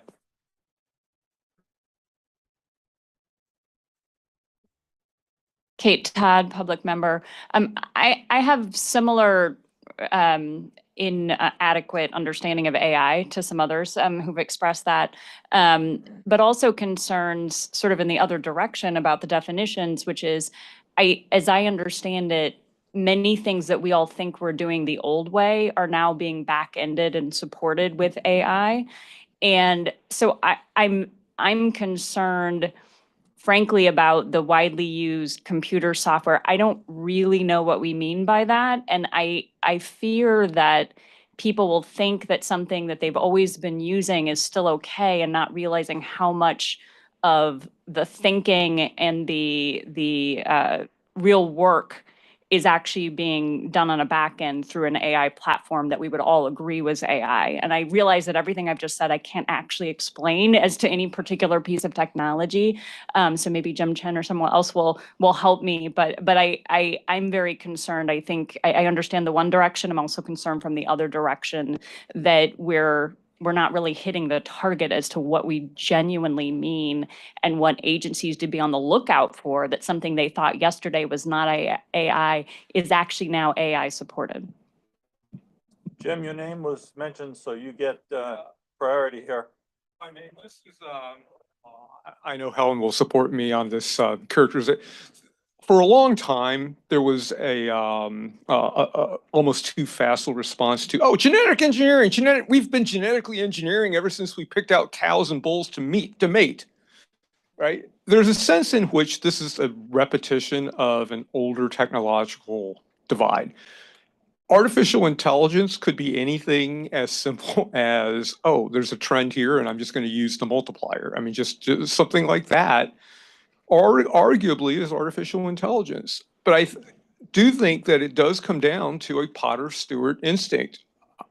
It's obscene, or it's AI when I see it.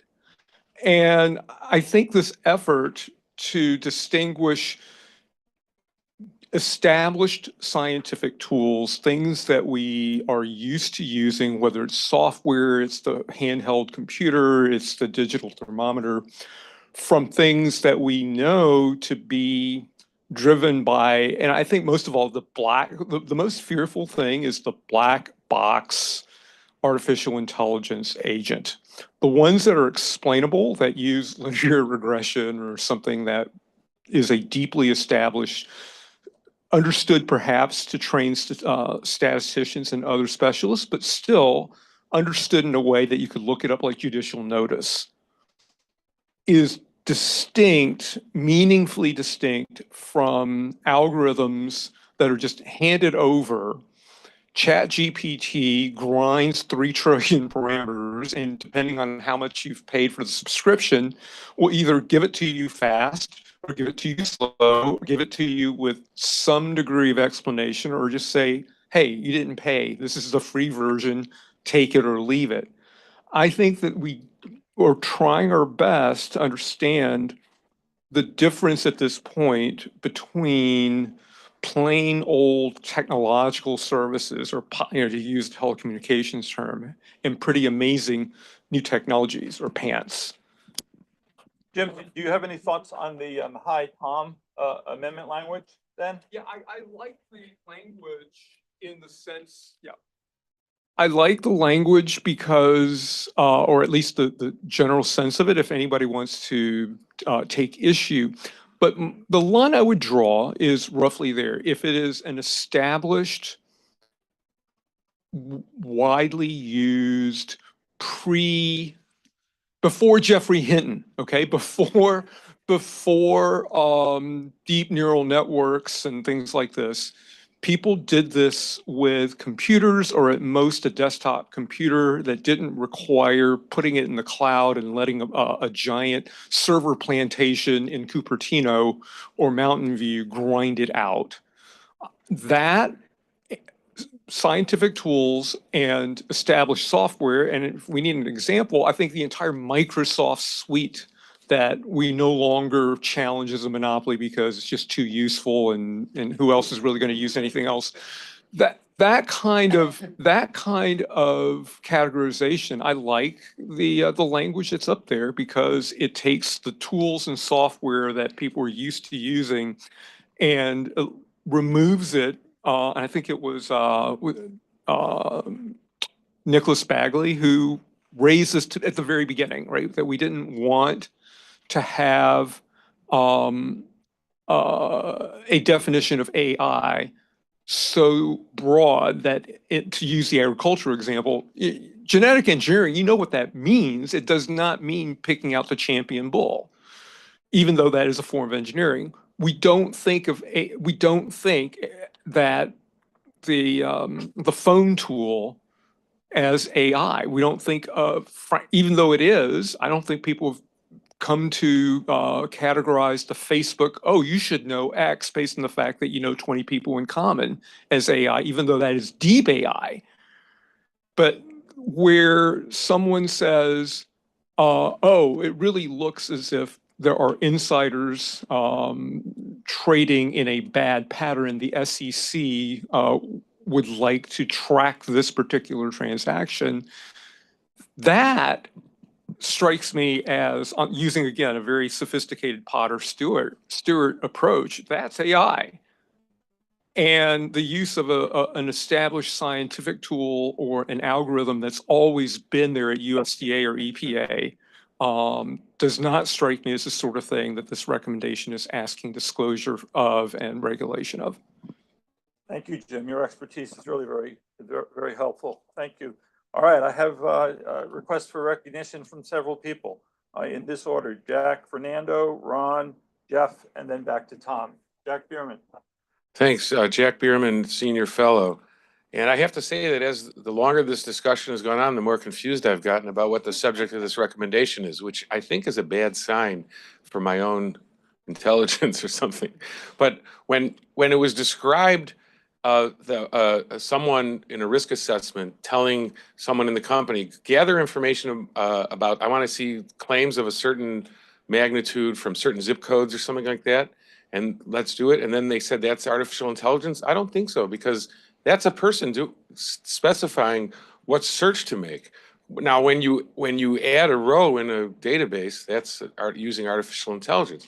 But in the context of that risk assessment, artificial intelligence would be programming your computer to automatically reject claims or give special treatment to claims that met certain criteria that were programmed into the computer when the claims came in. I think that's what we're talking about. So it's not a human deciding to use a computer to go search for things. It's a computer itself deciding to present, here's what you ought to investigate because these hit the algorithm that you created to single them out. So I didn't understand that comment, unless I'm missing something. The other thing I had trouble with was in that sentence that we've been sort of focused on, it goes up to line 13 on the original booklet, where it says, and includes the use of AI technologies. It says, an algorithmic tool is a computer-based process that, quote, uses a series of rules or inferences drawn from data to transform specified inputs to outcomes to make decision or support decision-making. I think that's a good definition of AI. The way maybe I'm wrong, but the way I think about it, the computer itself decides to single out certain claims because of their magnitude or whatever. But then, and includes the use of AI technologies, it was presented as a limit on that. Like that only if that whole process also uses AI technologies. But I think that whole process is a definition of AI technologies. And I thought that the and includes was an additional category of things that we're not understanding to be AI technologies. In other words, if you wanted to have it mean what you said, I think you'd have to put that an algorithm tool is a computer-based process that uses AI technologies to draw then go on from there, because it seemed to me that uses AI, it includes the use of AI technologies, which means it's the next thing in the list that also this covers AI technology. So that's why I've gotten more confused as we've gone on. And I'm not sure that in terms of doesn't include common, widely used computer software. Of course, autocorrect is AI, right? And we all know that the guy who invented autocorrect is going to hello. So, but anyway, so I'm not sure where that goes, but I'm nervous about this because I'm having so much trouble understanding the scope of this recommendation. Okay, thank you, Jack. Let me turn now to Fernando. Fernando LaGuardia, council member, and I appreciate Jack's comments about getting more confused because that's sort of where I am. With that disclaimer, I think that there's always the possibility of either being too precise or more precise or more useful. And I think from an agency perspective, reading the recommendation as it stands, it's useful. I know it could be more precise, but I worry about trying to get more precise and losing the utility, which is what I fear is happening with the continued attempt to get more precise. The reason for that is we're just writing an ACUS recommendation. We're not writing a rule. We're not writing a statute. I don't think agencies will read this and say, I must do this.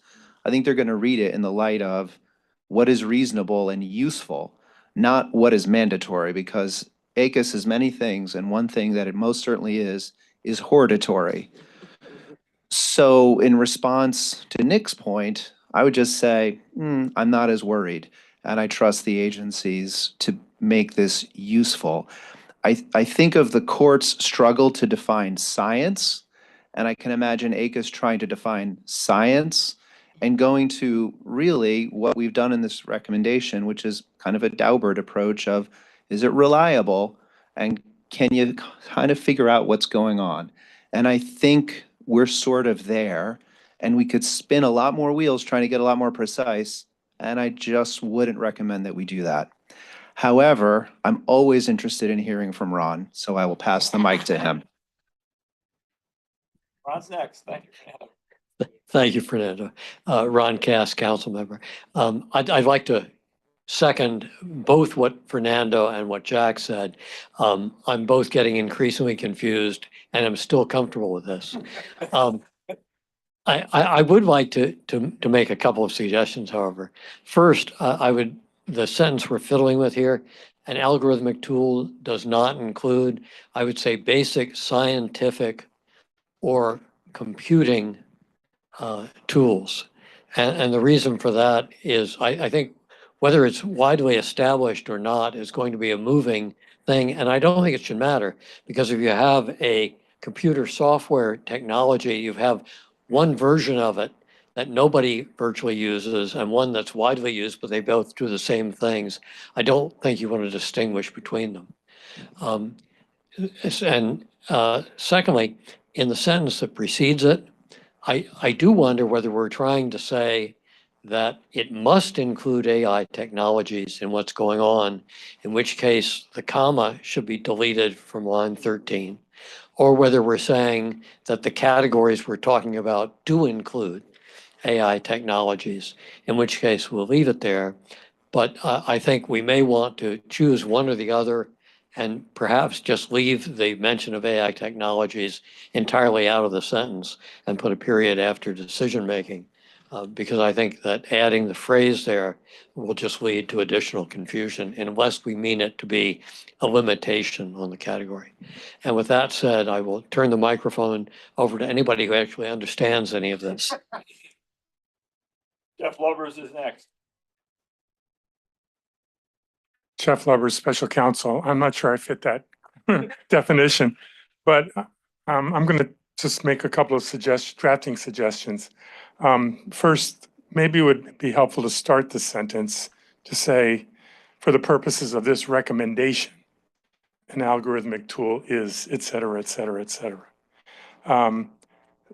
Secondly, I don't have any problem with Ron's just suggestion at the end, although I think we could just say, but not including, et cetera, instead of having a separate sentence there. I don't know if you followed that, Jeremy. So, in other words, after decision making, but not including, and then whatever Ron said.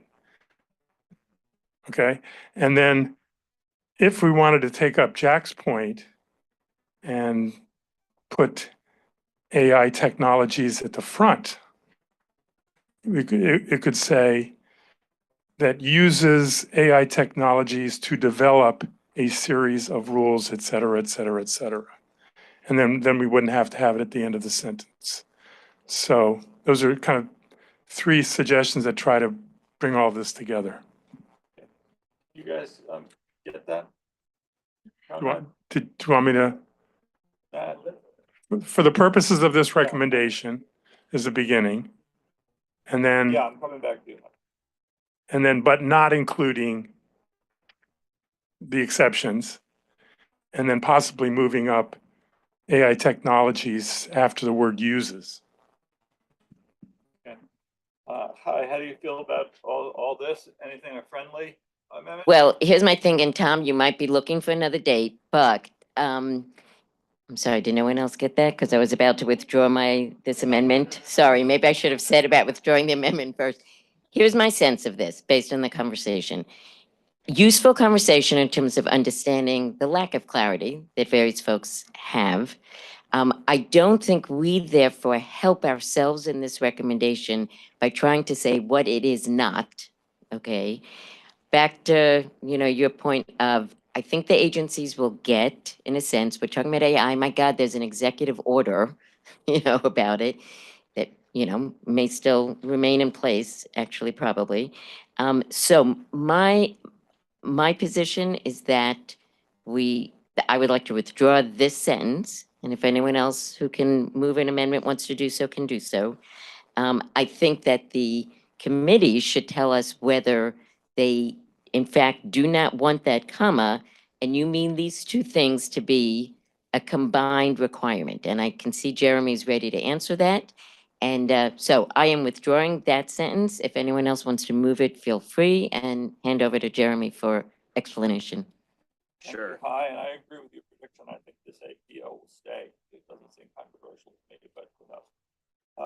All right. Gotta go Yeah, to so I Jeremy. don't know Gotta if go we to call this, I Jeremy. don't know, recommendation history. So this is taken from 2023-3, in which algorithmic tools were intended to be broader than AI. So in that recommendation, it says an algorithmic tool is a computerized process that uses a series of rules or inferences drawn from data to transform specified inputs into outputs to make decisions or support decision-making, period. There's a footnote which says algorithmic tools include but are not limited to applications that use AI techniques. Okay, so hi, you're withdrawing the amendment on that sentence, but offering anything else? No. Okay, that's what I thought. Stephanie Tatham. Hi, thank you so much. Steph Tatham, Senior Fellow. Great to be here with you in this new capacity. Given that this amendment has been withdrawn, I was just going to suggest a recommendation, tweak in recommendation number 5, which I think is where the burden that Nick is concerned about is coming from. So if in recommendation 5, we struck the word any algorithmic tool, and then added some sort of qualifier. I personally like the qualifier that was added in 4, meaningful. I'm not sure it works quite as well here, but if we, in the second sentence of recommendation 5, line 110, strike any, and then after use to added a qualifier like meaningfully, that might reduce the burden. But I'm a senior fellow, so someone would have to move this for it to work. All right, that would be the third amendment, so let's hold off on seeking a sponsor for it. Ron, now that the sentence has been withdrawn, tell us again specifically what you would do now. Ron Cass, Senior Fellow. I would actually drop in what everything we were talking about into a footnote rather than having it be in the text. And I would go back to essentially what we had, and I would take both the notion of this including AI and put that in a footnote and say this is intended to include whatever we had on the screen there before. The high sentence? Yeah, Yeah. it is intended to include the use of AI technologies, but not basic or scientific or computing tools. And I think being in a footnote of an ACUS recommendation alleviates, I think this is Fernando's point, alleviates any worry that this will be too big a hammer for agencies. All right, Matt, do we have that? So people can look at it. So Ron, you would move the includes AI to the footnote as well, or yes, thank you.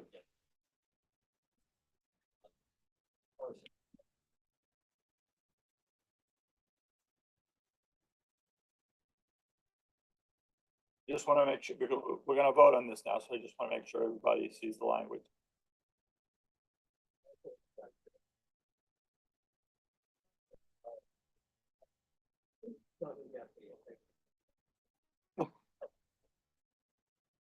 Okay, does everybody understand Ron's amendment?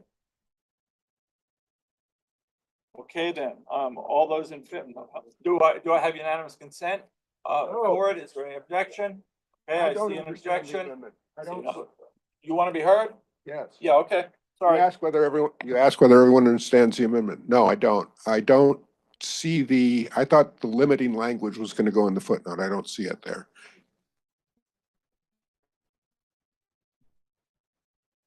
It's in footnote 6, Oh, there's, which okay. reads this Got includes it. I AI can see it. technologies. Yep, but not I'm too basic far away from the scientific. screen. Yep. It says, actually, I'll let Matt read it. Yeah, I have no comment now. Like, I just couldn't see. That's too far away from the screen. Okay.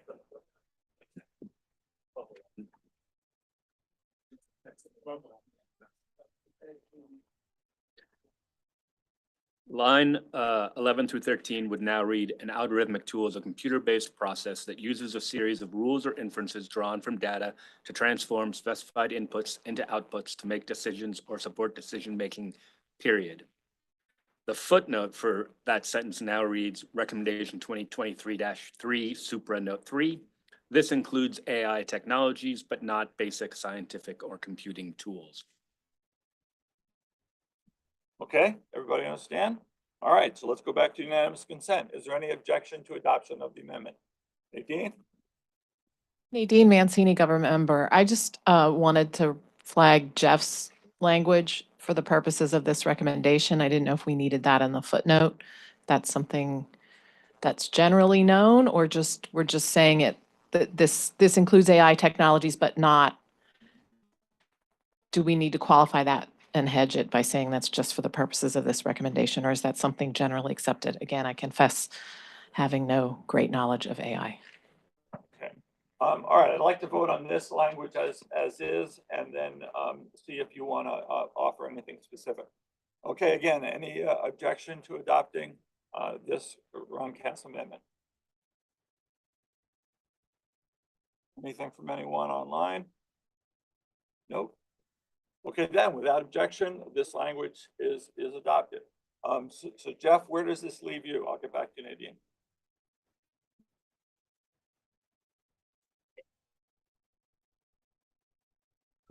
Jeff Leber, Senior Fellow.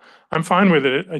The only question is we're sort of pronouncing what an algorithmic tool is from on high. And, there may be people out there who disagree with this. So that's why I suggested for the purpose of this recommendation. And I think Nadine has the same concern. So would you adopt that as an amendment, Nadine, as a voting member? Okay, Matt, can you get that in?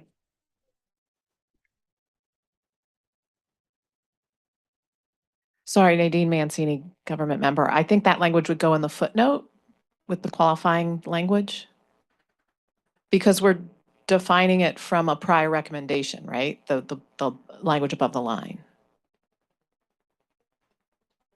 Thank you. Thank you, Nadine. Okay, let's vote on this. Anyone have an objection amongst the voting members? Seeing some shaking of heads, but so that's a good sign. Anyone online object? Nope. Okay, then without objection, this amendment is adopted. All right, so now, Steph, we can get back to yours. Anyone need any further or repeat description from Steph of her amendment? I'm going to need somebody to adopt it. Okay, Nick Bagley, you want to speak or adopt? Both? If we do make the amendment, I think it needs to be for paragraphs 5 and 6 so that they're consistent.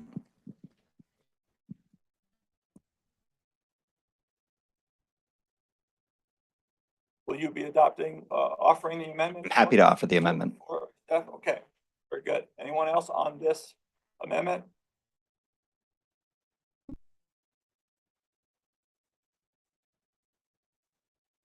This is the two NEs in recommendation 5, and which is the other one? Okay. Anyone else want to be heard on this? Yes, Steph again.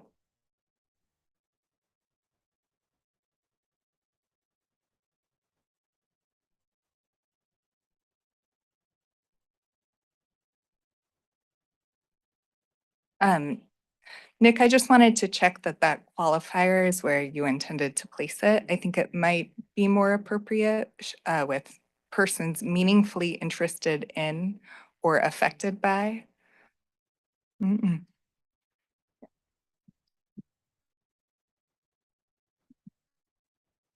Nick? Yes. Okay. All right, with that friendly suggestion to the amendment, any further discussion? Any further second degree amendments? Kate? Kate Todd, public member. Do we mean for meaningfully to be where it is, or do we mean for meaningfully in 5 to be before the word use? I'm not sure which we're trying to put the meaningfully emphasis on, but I would have assumed in front of use. Nick, Steph? I'm good with that. Okay. Both the author and the proposer are good with that. Any other suggestions, amendments, changes, debate?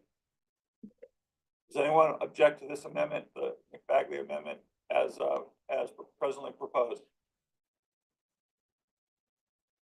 Okay, then it's adopted by unanimous consent. Thank you. Okay.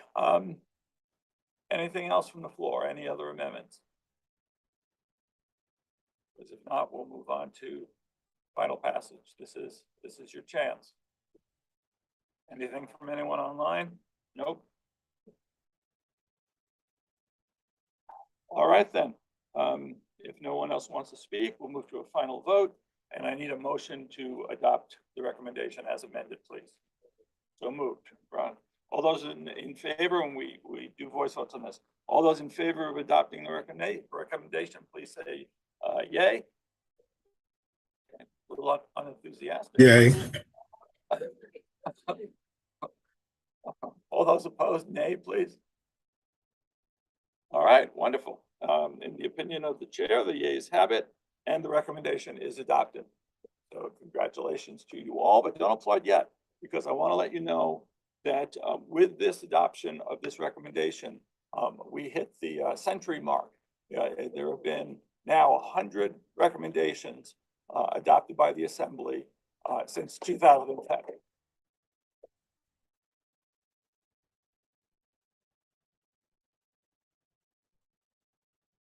Okay, now we're going to move on to statements of principles. Excuse me, I dropped my pencil. No, let's get these done. Yeah. We'll give you plenty of time for lunch. Don't worry, and this won't take long. So before we break for lunch, we have a discussion of 2 forthcoming statements of principles prepared by the staff. They'll join 2 already existing statements. So joining me up here for this segment are Jeremy, Matt, and Ben Burkill. We'll give everyone a chance to get settled. Ben, where are you? Here it comes. Jeremy will provide a brief overview of our Statements of Principle series and its 2 newest installments. Matt then will discuss the first of the new statements regarding administrative adjudication, and Ben will address the second regarding agency guidance documents. Jeremy, Matt, Ben, the floor is yours, please. Great. Thanks so much, Andy. And as Andy said, I will provide a brief introduction because I don't want to keep you from lunch too long. So let me just tell you quickly about what statements of principles are, what purpose they serve, and how they're compiled. Then I'll turn to Matt and Ben to talk about the 2 newest installments in the series. So this year marks 6 decades since Congress and the president established ACUS. In that time, ACUS has met in plenary session 82 times, and across those sessions adopted more than 300 recommendations and statements. Our job as staff is to keep track of the incredible output of the conference. Even for us, more than 300 recommendations is a lot to keep track of, and even harder to understand as a unified body of work. ACUS is charged, of course, not only with adopting recommendations for action to improve federal administrative processes, but also to promote their implementation by agencies first and foremost, as well as by Congress, the President, and Judicial Conference. So a few years ago, on the model of ALI's restatements of the law, the Office of the Chair embarked on a project to prepare a series of guides, which we call Statements of Principles, each of which provides a comprehensive synthesis of all recommendations on a given topic. They're intended to help policymakers, practitioners, and other users navigate ACUS's vast body of work and understand the themes and connections that develop across recommendations over time. The documents are also living documents, and we update them following each plenary session to reflect newly adopted recommendations. The first Statement of Principles, published in 2022, provides users with a guide to the dozens of recommendations ACUS has adopted, with respect to the disclosure of federal administrative materials. We presented a draft of that statement at the 77th plenary session, solicited comments from the membership, and released a first edition in the summer of 2022. We've updated the statement several times now, with the most recent edition published earlier this year. The second statement of principles, published in 2023, provides users with a guide to recommendations on public engagement in rulemaking. We shared a draft with the conference by email in August of last year, solicited comments, and released a first edition in the fall of last year. This year, we've been preparing the two newest installments in the series. First, a statement of principles for administrative adjudication, which Matt will tell us more about in a second. And second, a statement of principles for agency guidance documents, which Ben will describe. Drafts of both are available in your booklets. As in the past, we welcome your feedback. We plan to publish the first editions of both statements early in the new year, so we'd appreciate receiving any feedback by January 5th. So if you're looking to avoid family obligations over the holidays, I can commend both these to you as a great read. Please feel free to reach out to me, Matt, or Ben with any comments or questions. And with that, I'll turn it over to Matt. Dozens of recommendations, huh? Dozens. Well, I'll tell you about adjudication. Leah, Jared, and I combed over the 120 recommendations regarding adjudication that have been published since ACUS's founding 60 years ago. Over half of them, 50 of them, I think, since 2010, most of which are about general adjudication. And so we did our best to synthesize these into a sort of guiding North Star that anyone who is engaged in agency adjudication could turn to first if they have questions about how to follow best practices. As we know, the law, statutes, regs, even agency policy don't always fully capture what somebody should be doing when they're making individual decisions or taking individual actions to resolve a case in the very wide range of adjudication. So we hope that this guide can serve as a sort of testament to the collective wisdom that ACUS has released over the years, and can be a sort of first stop for anyone from an IT person trying to figure out how to make the Zoom call work to a PAS official trying to make the right decision in a timely, effective, and efficient and quality manner. So we look forward to your feedback and how this can be improved. And obviously, as we all know, agency adjudication is rapidly evolving. So we expect this to be a very living document. Great, thanks, Matt. Ben. Can you hear me? All right, great. Yeah, so I am the absolute last person between you and lunch, so I'll try to make it even briefer than Matt. But, and I can't say dozens because I tried to count, but I think that we have at least, when it comes to guidance documents, at least 10 central kind of guidance focused recommendations. Some of those are general in nature. They relate to interpretive rules, policy statements, and then other ones deal with specific types of guidance documents like individualized guidance or regulatory enforcement manuals, that sort of thing. I won't go in front of this audience talk about what guidance documents are. I know that's a big topic, but this statement of principles is focused on obviously interpretive rules and policy statements. It doesn't deal with declaratory orders, which are generally binding in nature and therefore aren't guidance in the sense that we're using it here. We also recognize, I mean, this came up in the individualized guidance recommendation, the last plenary. There's certain types of agency actions that it's kind of not clear. Are they rules? Are they adjudications? What are they? And individualized guidance is one example of that. But certainly, all of that kind of factors into the statement of principles. But we recognize, obviously, that some types of agency actions aren't easily categorizable. Big areas, we obviously address the non-binding nature of agency guidance. It's been a topic that has engendered significant debate over many years, and I expect it will continue to. I think one of the main maybe innovations or kind of areas that ACUS has really brought a lot of value here, and I think the statement of principles helps with, is thinking about this in a procedural way. We're not going to agree on what bindingness means, but what are the procedural steps? What are the best practices agencies should take to allow members of the public to argue for the modification, waiver, rescission of guidance? So I think that's a big important area. Another kind of big area, public participation, public availability of guidance. It brings together a number of recommendations we've done over the years on these topics.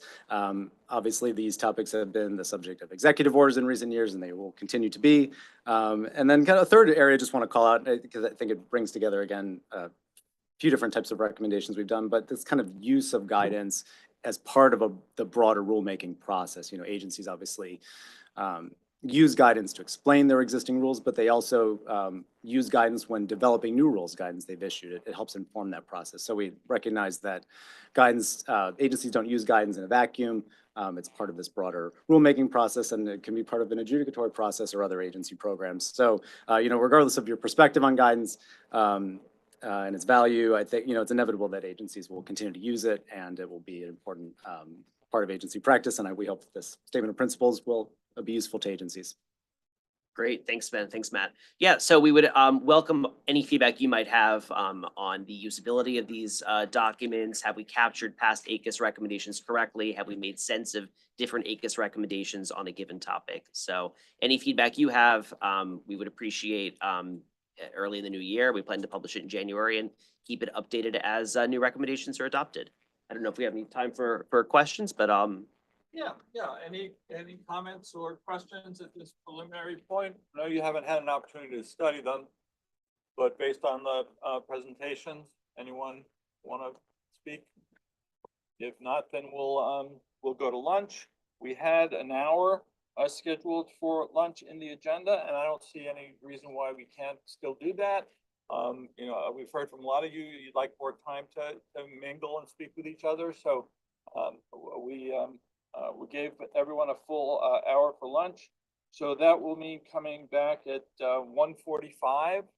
And because we just had 2 recommendations and an early break, we've got plenty of time to get those done. So yeah, Fumi.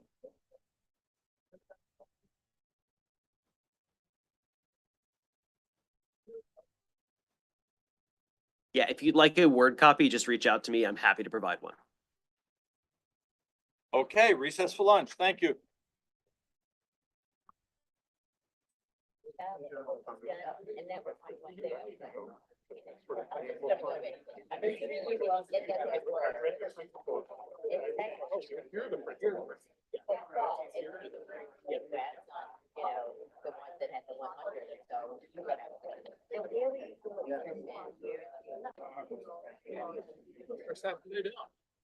Let me take these. I'll figure out how to charge. I'll figure them out.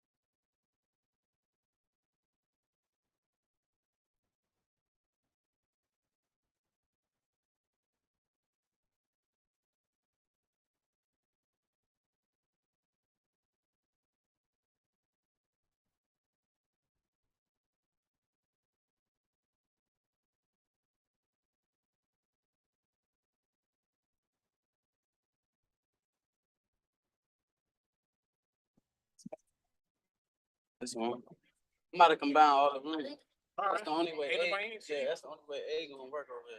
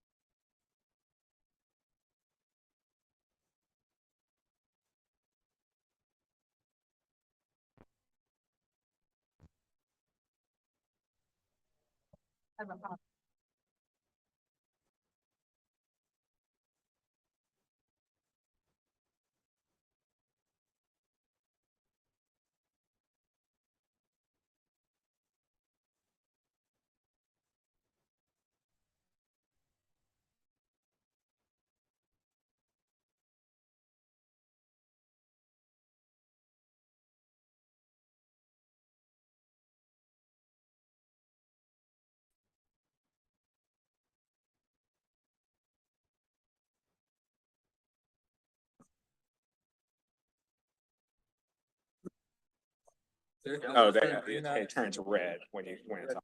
Okay, on this one right here. This is mine. I don't know. That one right there. So.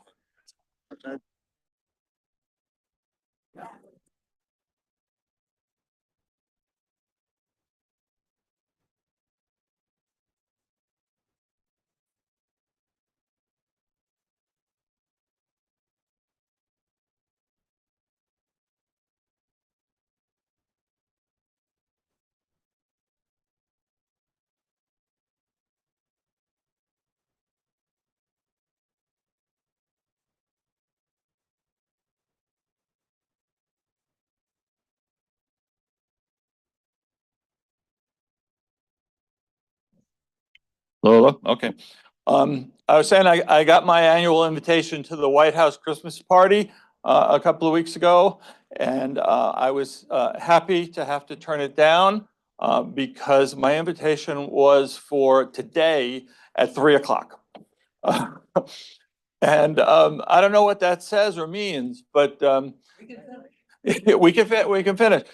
Last year, my slot was 7 o'clock on a Saturday, and it was great. And I took my daughter-in-law, and since then she loves me. Before then we didn't talk a lot, but now we're best pals. She also loves ACUS. Her long-term career goal is to work at ACUS, and I had to tell her, well, not for a few years, you can't. But someday, hopefully we'll see her here, and I'll get a better invitation to the White House. All right, we're going to do our second recommendation now, called Public Engagement in Agency Rulemaking under the Good Cause Exemption. And this comes to us from the Committee on Rulemaking. I've got to tell you in advance that the committee worked very hard on this. Usually, you heard Helen say the AI thing, because I think they skipped all the science, but the AI recommendation just took a meeting and a half, and usually they go two, most times three.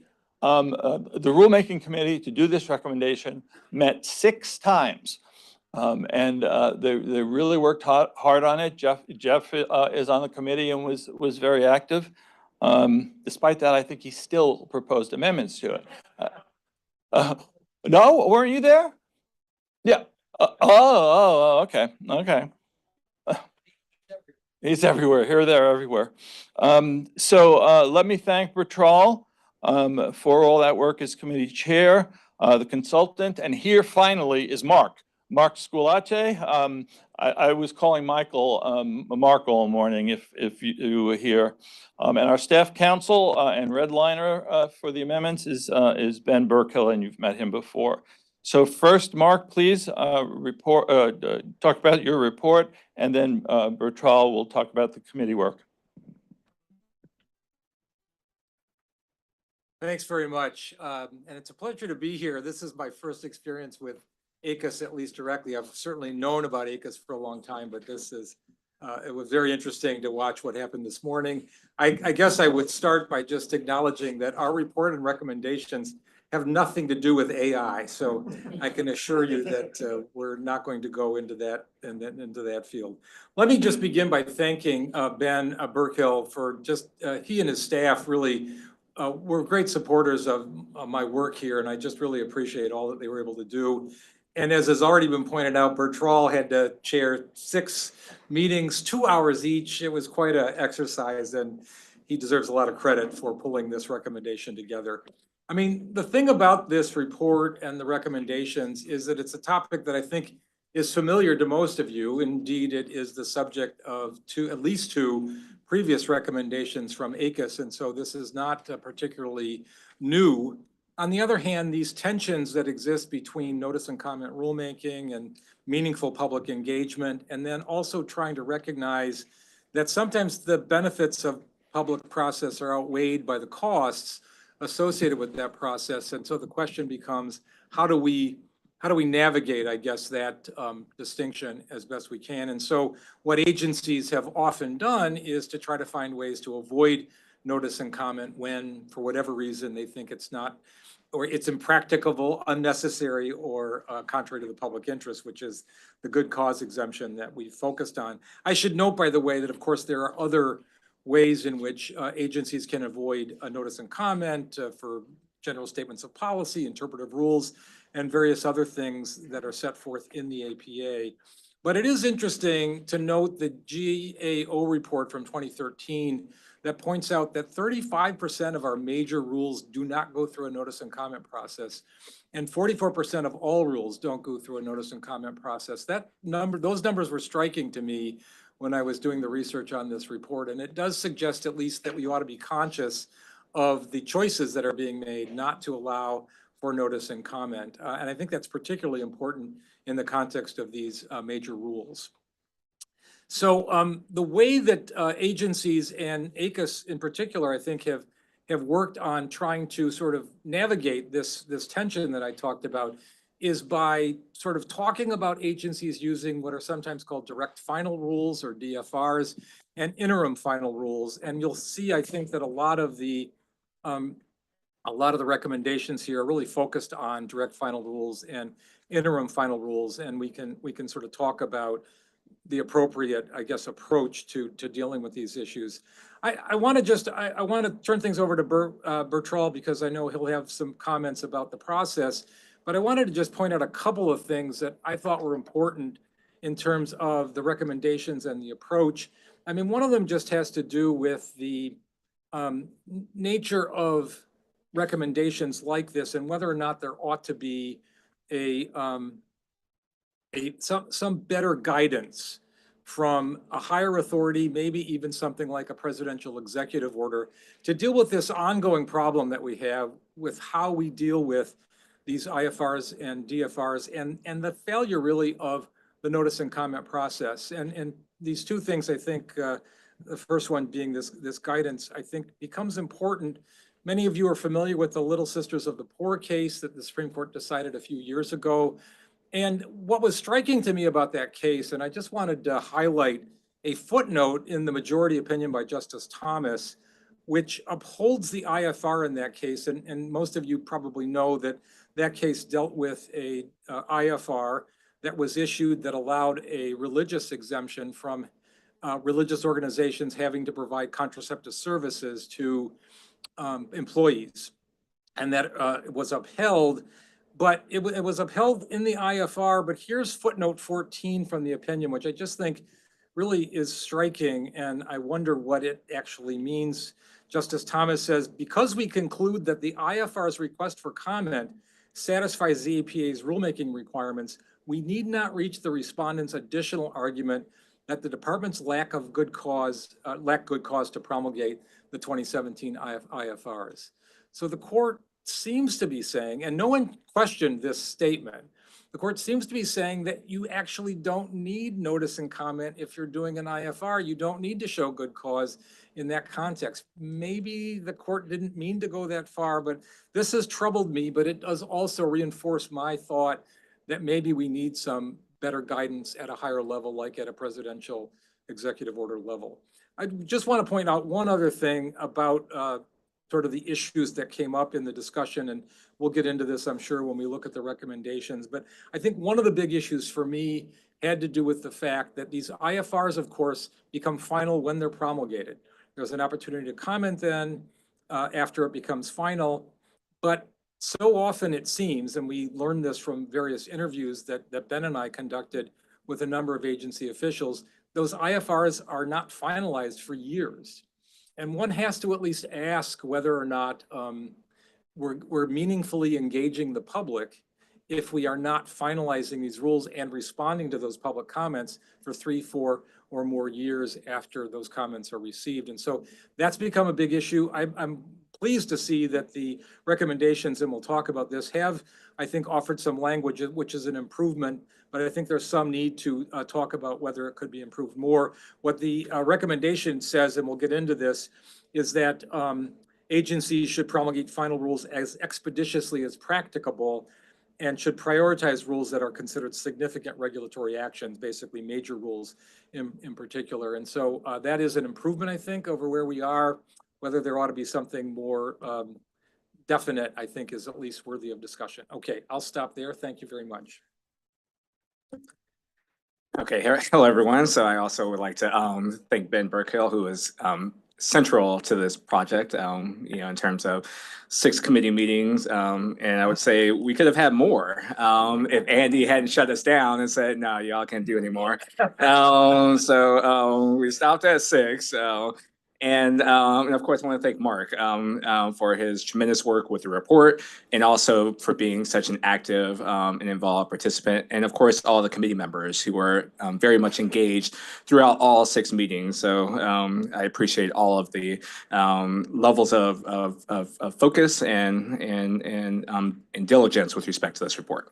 So I'll just start. I think Mark, pretty much encapsulated many of the issues, but I'll just say that at the foundation are 2 or 3 recommendations. A recommendation in 1983-2, which was recommendation regarding the good cause exemption, and then a recommendation in 1995-4 on non-controversial and expedited rulemaking that this recommendation is building on. We felt it was important to produce these recommendations, both in light of how old the older recommendations were and in light of the developments in the law since those recommendations were issued. And it's also in response to kind of a shift or a growing emphasis of ACUS on public engagement that's reflected in the 2018-7 report, recommendations on public engagement and rulemaking, and a focus on trying to bring those voices that have not participated in rulemaking processes into the rulemaking process.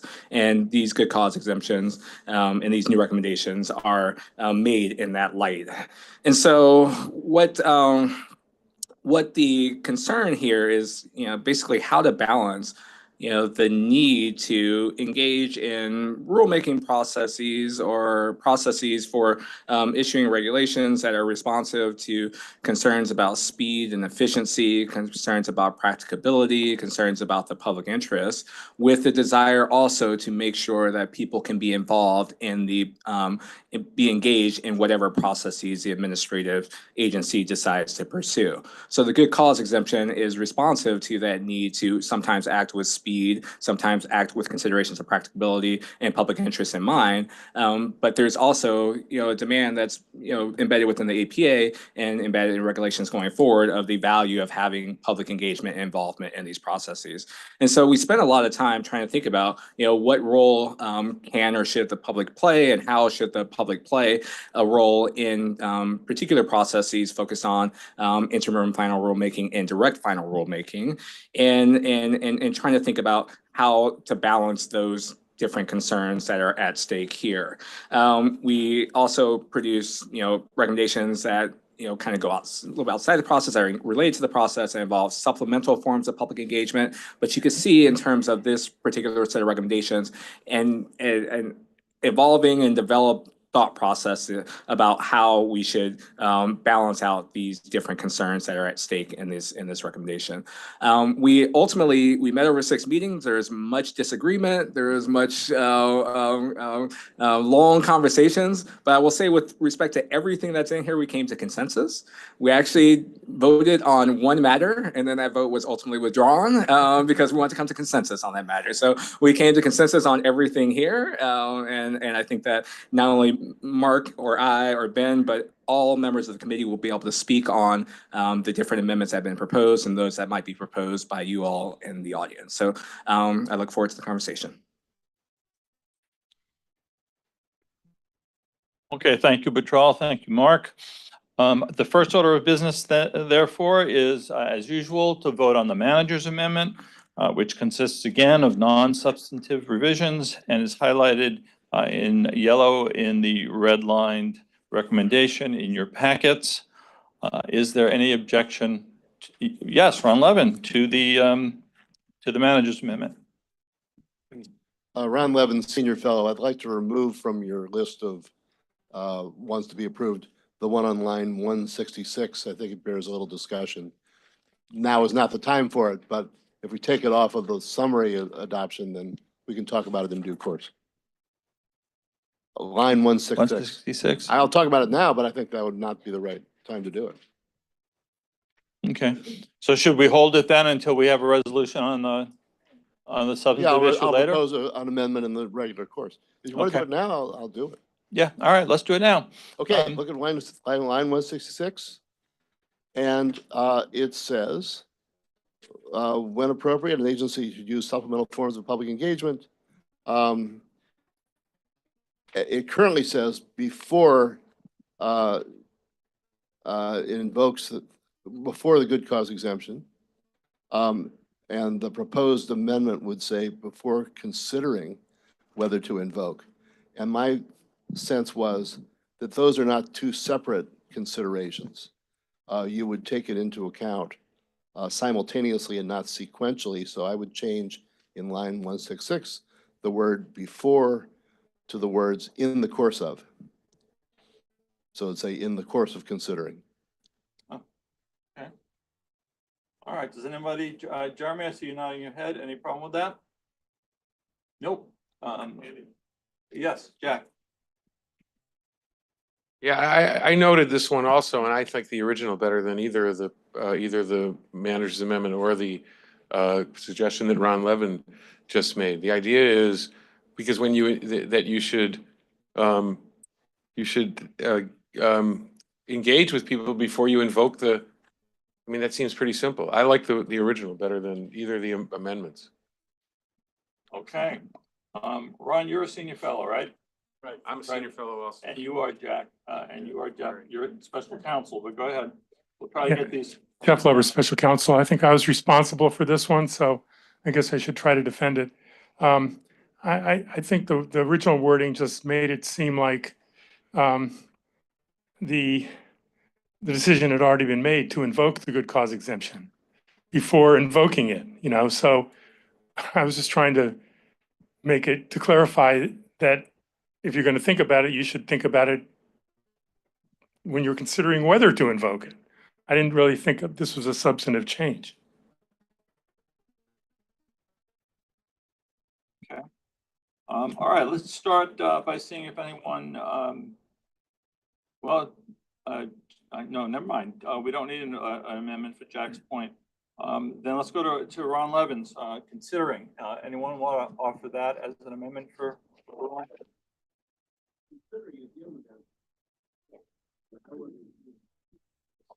Oh, yeah, okay, I see. Okay, does everyone see that? Ben, could you read that out? Because some people at the break told me they couldn't see and would like to hear it. Of course. I'm okay with. So take out one more. Ben, can you just read it for everyone?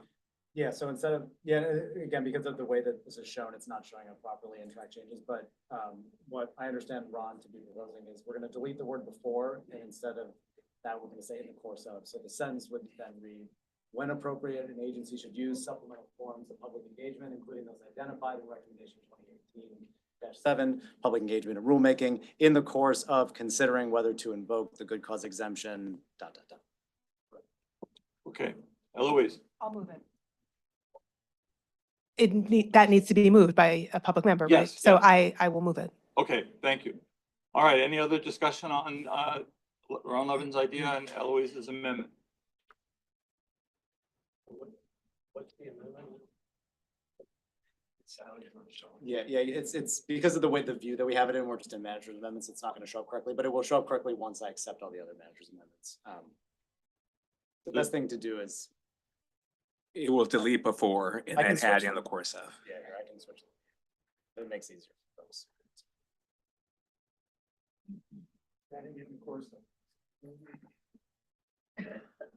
There you go. That's how it will look. There you go. Okay, yes, Ron. Ron Cass, council member. I just want to understand, is the sense of this that other forms of public engagement should be used not in place of the usual public notice and comment, but in aid of considering whether not to have notice and comment? Yeah, the latter, right? Yes, that's correct. I would have thought it would be a substitute for notice and comment rather than a separate proceeding. It's essentially treating this as a separate proceeding. So I think the idea is to have public engagement in the process of considering the good cause exemption. And then, of course, if the good cause exemption, if they decide after that public engagement that they should not invoke the good cause exemption, then you go through normal notice and comment rulemaking.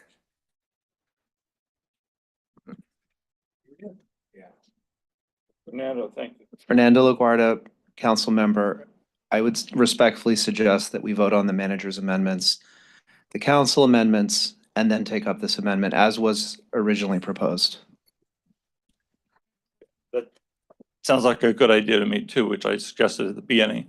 But Ron, you raised your hand. I just wanted to explain why I think Ron and Jack are confused here.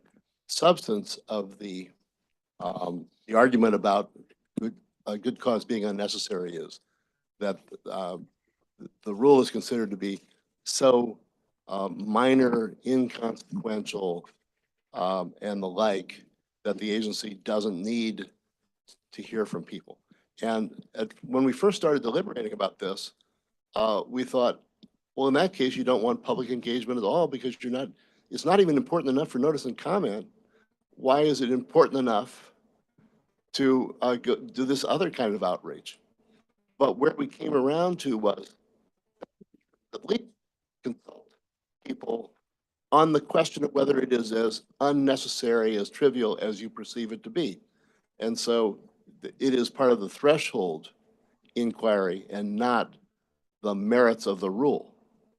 That's why we're talking about a proceeding that's not the same as deciding the merits of the rule. Now, the only point that I wanted to raise was that you do this at the same time that you're deciding whether you're going to invoke the good cause exemption. It's all one judgment.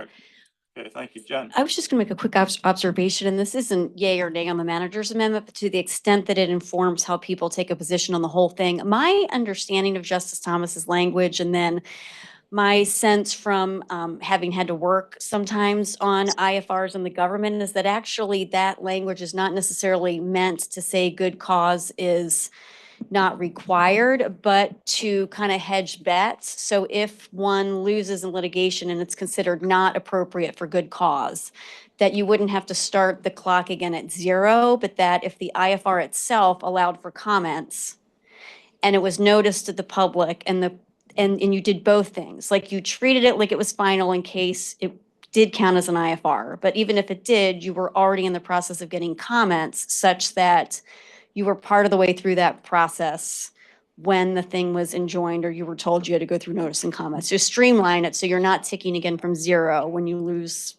Does that make sense? So I actually don't think Justice Thomas is trying to say the good cause exemption is always not required. I think the assumption is the IFR has to satisfy the good cause exemption, but if it's found not to, the drafters are trying to have started the comment process while everybody works it out. And then the only second thing is, if some of the reasons for the good cause exemption are the need to not delay in more emergency scenarios, does the public consultation undermine that? Because the whole reason you don't want notice and comment is you feel it's of foreign affairs or national security, some other urgent thing where people knowing about the rule is going to change the very behavior you're trying to regulate, which is why you'd have cause to go for surprise. So you wouldn't want to across the board require public consultation. Just. Thank you. Ron Levin, public member. Everything that Jen was talking about relates to interim final rulemaking. The passage in question does not. It relates only to direct final rulemaking. No? Yeah. Yeah, let's go back. I agree. The sentiment is to skip this and get into the substance of the recommendations, and if need be, we'll come back to this.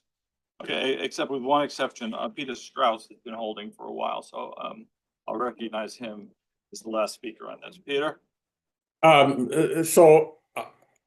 Just building off of Ron's last comment, I couldn't see from the organization that this was just about direct final rulemaking and not interim final rulemaking. And the general comment I have, which this recommendation tends to bear on, is that it's much too open to the use of interim final rulemaking for major rules.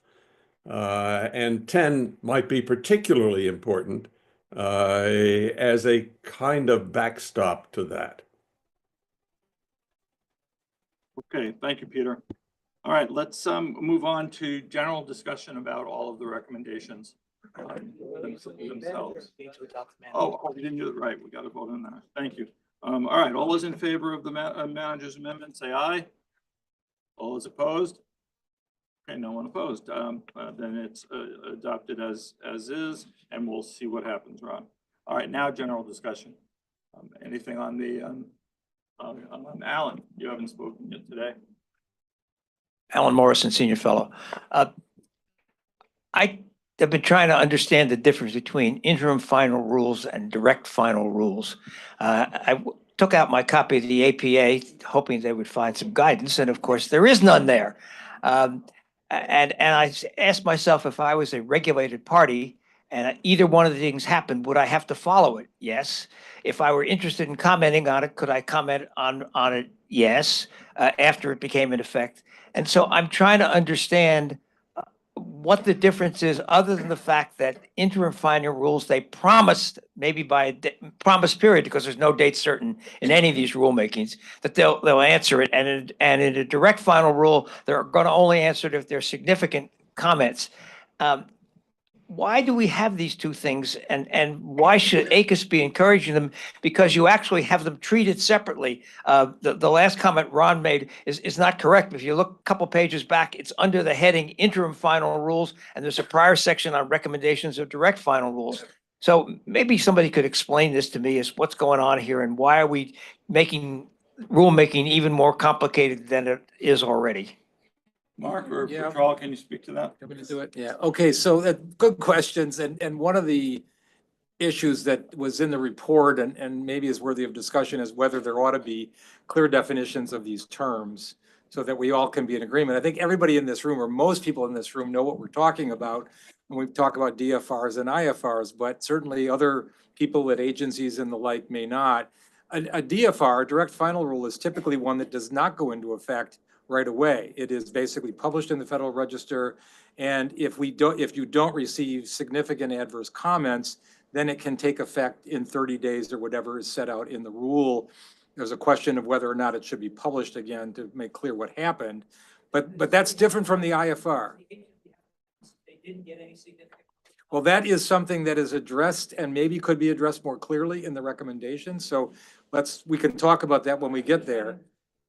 Yeah, but the IFR, of course, is different because it does go into effect immediately upon publication.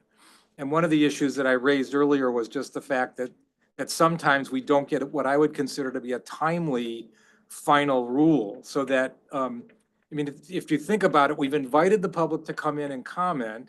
In many cases, particularly with major rules, you might get a lot of significant comments, and yet you may wait 3 or 4 years to get a response to those significant comments. And I've questioned whether or not that's meaningful engagement with the public, but they are different.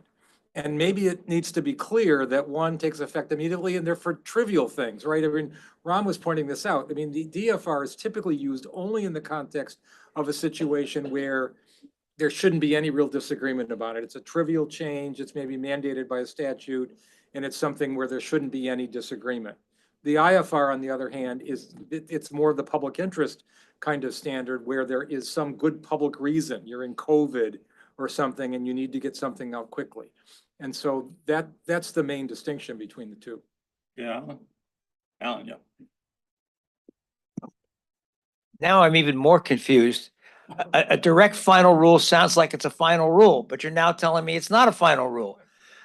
Should we be trying to do something about this? I mean, you know, if, I think I'm moderately familiar with these things, and if I don't understand the direct final rule is not really a final rule, then I don't think we should be saying things about them the way we're saying things about them. I mean, is this a kind of, we're deeming it to be a final rule, pretend it's a final rule, but it's not, I don't understand. Some agencies use a direct to final rule as well. Oh, good. Which- That, Which is discussed in you the think I'm report. not confused enough as it is? You're Yeah, trying to so get me more confused? You're on a good path.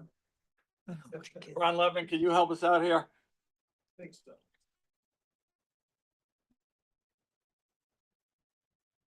First way I think it can be helpful is to retract what I said before. I completely misread this paragraph. It's been pointed out, so I disavow what I said and endorse the manager's amendment. However, I do want to stand firm in support of this distinction, since I was the consultant for Recommendation 95-4, in which the conference articulated two discrete, entirely separate forms of expedited or non-specific, non-notice and comment rulemaking. The DFR is used where you think the unnecessary part of good cause applies.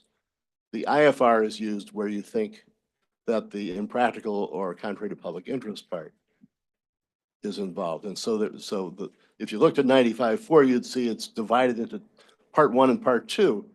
The conference defined fully separate things. Now, to answer Alan's other point, yes, the direct final rule term is something of a misnomer, but it was invented by EPA and picked up by other agencies, and we went with it. But in truth, the expectation is that it's provisionally final, subject to waiting to see if anybody disagrees with it. And if nobody does, then you say, fine, we were right, public comment was unnecessary, and so we let it stand. On the other hand, if people come in with objections to, then you say, oh, I guess we were mistaken in thinking that it's totally uncontroversial. So we can't skip notice and comment because of a prediction that it would be a non-controversial. Yes, so it's not, so it is, for certain legal technical reasons, it's classified as a final rule. But the concept of it is that it's not final until you find out whether somebody objects. But that's longstanding ACOS terminology. Back to Alan again, but I don't want to argue on this all day. Go ahead. Oh, I'm trying to understand. So in the direct final rule, if people come in and object, then you actually have to send a new notice and comment out saying the direct final rule is not a rule, it's not final, and we're about to start all over again. Is that your understanding of what's supposed to work? Sometimes they do the two simultaneously, but in substance, yes. Well, if they do the two simultaneously, then they don't need the direct final rule because it's not final, it's not a rule. But I'm trying to, but I can't make a recommendation about things that I don't understand what they are and how they're supposed to work. And this seems to me to be quite important, but maybe I'm wrong. Okay, one thing, Eloise, Mark withdrew your amendment. I guess on behalf of you, what do you think about that? Is that okay with you? Ron, I'm sorry. Again with the mark. What's with me and the mark? You withdrew it. Okay, I was trying to be helpful to you, Ron, and yes, that is fine. Yes. All right, thank you. Jeff, you still want to be recognized? But I saw your hand. No? Okay. Yeah, in the back. And Joseph O'Connell, council member. Ann, okay. So if we had to perhaps do this all over again, several decades earlier, perhaps we could do this from first principles, but I think that agencies understand the difference. They're used in the unified agenda of federal regulatory and deregulatory actions. They are part of the terms regularly used in the Federal Register. I just would urge us to, if we could, move on. And I'm happy to talk more about this distinction. Eloise and I share Chapter 4 of the Gellhorn and Bice Administrative Law Casebook, where we discuss this at length. But I think given the decades of use, we go with that. Okay, thank you. Yeah, go ahead, please, sir. Yeah, I was sort of going to try and explain it a little bit, but that might be moot at this point if no one wants explanation, but I'll do it anyway. First of all, under the APA, I'm Andrew Emery, Special Counsel. Under the APA, and the APA sets out minimum requirements. If you have good cause, you can skip notice and comment and just publish your final rule. Of course, the APA also requires you give a 30-day effective date. But again, those are minimum requirements. You give more, but there are exceptions for skipping the 30-day effective date. So even if you are complying with the APA, you can skip notice and comment for good cause. You can skip the 30-day effective date. We could publish a final rule today, have it effective immediately. And that would be, now, what we're talking about are terms just invented by agencies for putting a label on techniques that they have used to go above and beyond the call of duty, to actually do more. They're doing more than the minimum. The minimum of I have good cause, here's my final rule, done. But I'm not entirely sure about my good cause. There's an emergency I'm responding to, it being impractical or contrary to public interest, those are my good cause arguments. And maybe I'm missing something. You know, when you're in a rush to save the world, you might miss something. So out of abundance of caution and being in good governance, my agency says, listen, we're gonna make a good cause argument, and we're gonna have this effective maybe immediately, maybe in 30 days, you know. But we would love some feedback because maybe we missed something, and based on your feedback, we might make a change in a subsequent document. And that would basically be the interim final rule. And that was invented by the FAA. They called it a final rule with request for comments.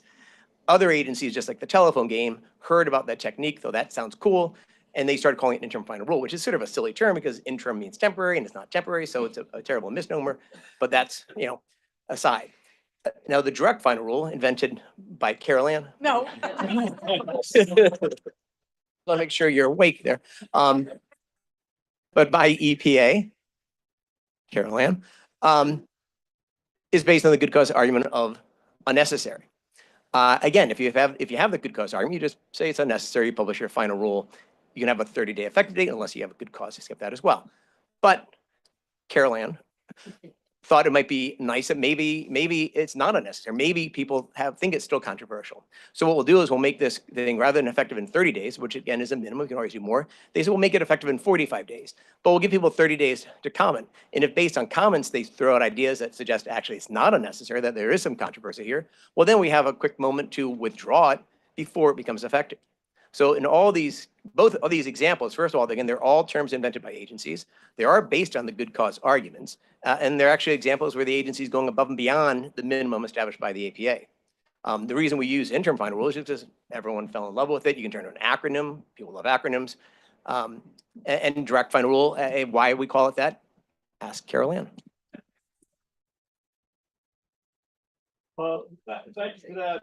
Jim, 1 second. I have Alice Kottmeyer on the remote, and then we'll go to you, Jim, and that'll be it.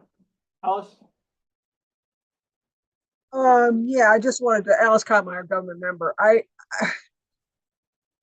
The way we use IFRs and final rules at state, I mean, there's several ways we don't have to do notice and comment. And that's basically what we're talking about. You have to do notice and comment unless you got an exception, okay? We use the foreign affairs exception a lot, which gets us totally out of it. We can go straight to a direct final rule. I'm sorry about the phone. Direct final rule. We don't have to ask for any comments. We don't have to take any comments. We just go to a final rule and it's final. Okay, that's the end of it. If we think we might be, comments might help, we can do what we know, where everybody's calling a IFR. Sometimes we call it a direct final rule with comments. We'll say it's final now. We'll take comments for 45 days and then issue a final. We call it final. You can use that if you want. A final rule at the end of that period. So that's what we do. I mean, it all depends on what we want in the rule. We very rarely use good cause anymore because of the high bar. Sometimes we do find good cause, but there's such a high bar that we kind of stay away from it. A lot of times we can use foreign affairs if we really feel we have to go to a final rule. And that's basically it. Okay, thank you, Alice. Let's close this discussion out with Jim Toes. Jim Tozy, senior fellow. I thought ACOS was developed to make things easier for the people. Listening to this discussion today, it looks like a thing to make lawyers important. How many non-lawyers are in this room? Two, that is the problem. That is the problem. This is a discussion I heard today is off the wall. Instead of making the process easier, you're making yourselves very important and well employed. And I think going back to Madame there on the DFR, I used to have a job where I reviewed EPA rules. And when that rule came in, we got a lot of opposition about DFR. The problem is I was involved in the substance of the rule, not playing all these word games. And I suggest that this institution go back to the substance of issues and not these word games and not perpetuate these lawyer, non-statutory created terms that only add to the complex of the administrative process. Thank you. Okay, Jim, thank you. All right, time to move on to the council amendments. We have 4 council proposed amendments to this recommendation. Council amendment number 1 would add the phrase "among other reasons" at line 14 of the preamble to clarify that the APA permits agencies to forego notice and comment rulemaking for other reasons beyond the good cause exemption. So is there any discussion on this from the floor? Straightforward. Anyone object to its adoption? Online? Nope. Seeing none, then with unanimous consent, the amendment is adopted. Council amendment number 2 would delete a sentence from the preamble at line 71 to 72, stating that the recommendation reflects, quote, policy recommendations and is not intended to reduce legal risk, also in quotes. Ron, could you explain this for the council, please? Microphone for Ron. There you go. Ron Cass, council member. Generally, what we say is not taken as legal advice by people. And for those who do, we can offer consulting services afterwards at an appropriate rate. And Jim, thanks for suggesting that we do that. But I think it's an unnecessary sentence, and I'd be happy to elaborate on that if people need elaboration. Or we have jokes instead. Right, okay. Yes, Alex, there you go.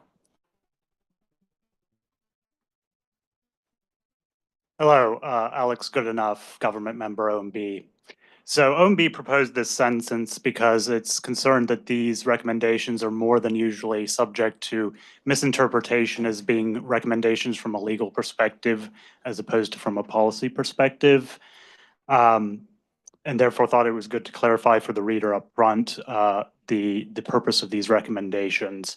OMB is concerned that a lot of the recommendations, while maybe sound in themselves, are particularly subject to maybe being overzealously applied or applied in situations that they're not well appropriate for. So we thought that it was important to clarify for agency staff reading these recommendations that these are not supposed to improve the legal soundness of an agency determination of good cause, but instead are encouraging agencies to engage with the public as appropriate and reasonable, even in the context of good cause. Okay, back to Ron.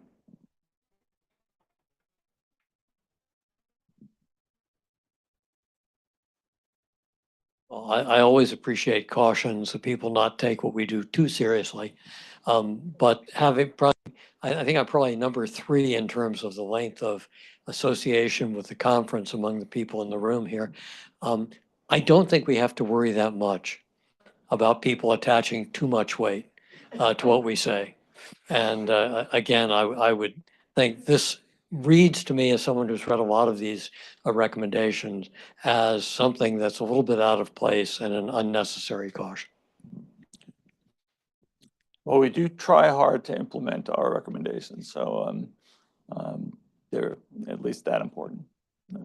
Okay, anyone else want to be heard on this? Nope. All right, I think there'll be one objection at least to unanimous consent, and therefore let's go to a voice vote. All those in favor of Ron's amendment to delete that sentence, please say yay. All those opposed, nay? Nay. Somebody speaking through a microphone, that's not fair. All right, in the opinion of the chair, the yeas have it, so the motion is adopted. Council Amendment number 3 would modify the first sentence of paragraph 5 to provide a wider range of potential effective dates for direct final rules in some circumstances. The paragraph currently states that an agency should provide an effective date of, quote, at least 30 days after the close of the comment period or after publication of a confirmation notice. The amendment would allow agencies to provide a different effective date in, quote, exceptional circumstances. Ron, this is yours again. Please explain it for us. Ron Cass, council member. Given the array of different sorts of rulemakings that there are and different sorts of agency considerations that go into this, I just wanted to make sure that we had an opportunity to recognize that there may be exceptional circumstances where it's important to get an agency rule in place very quickly. And just recognizing that with the word exceptional, I think doesn't do violence to the notion that generally there should be at least a 30-day period. Okay, thank you. And anyone want to be heard on this? Nope. Anyone on the online? Nope. Okay, then let's seek unanimous consent. Is there any objection to adoption of the Ron Cass Council Amendment number 3? Seeing or hearing none, the amendment is therefore adopted. Thank you. Council Amendment number 4 would replace all references to, quote, significant regulatory actions under the Executive Order 12866 with references to major rules under the Congressional Review Act.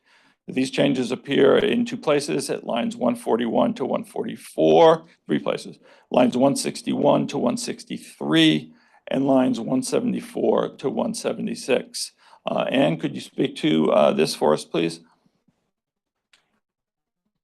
And Joseph O'Connell, council member.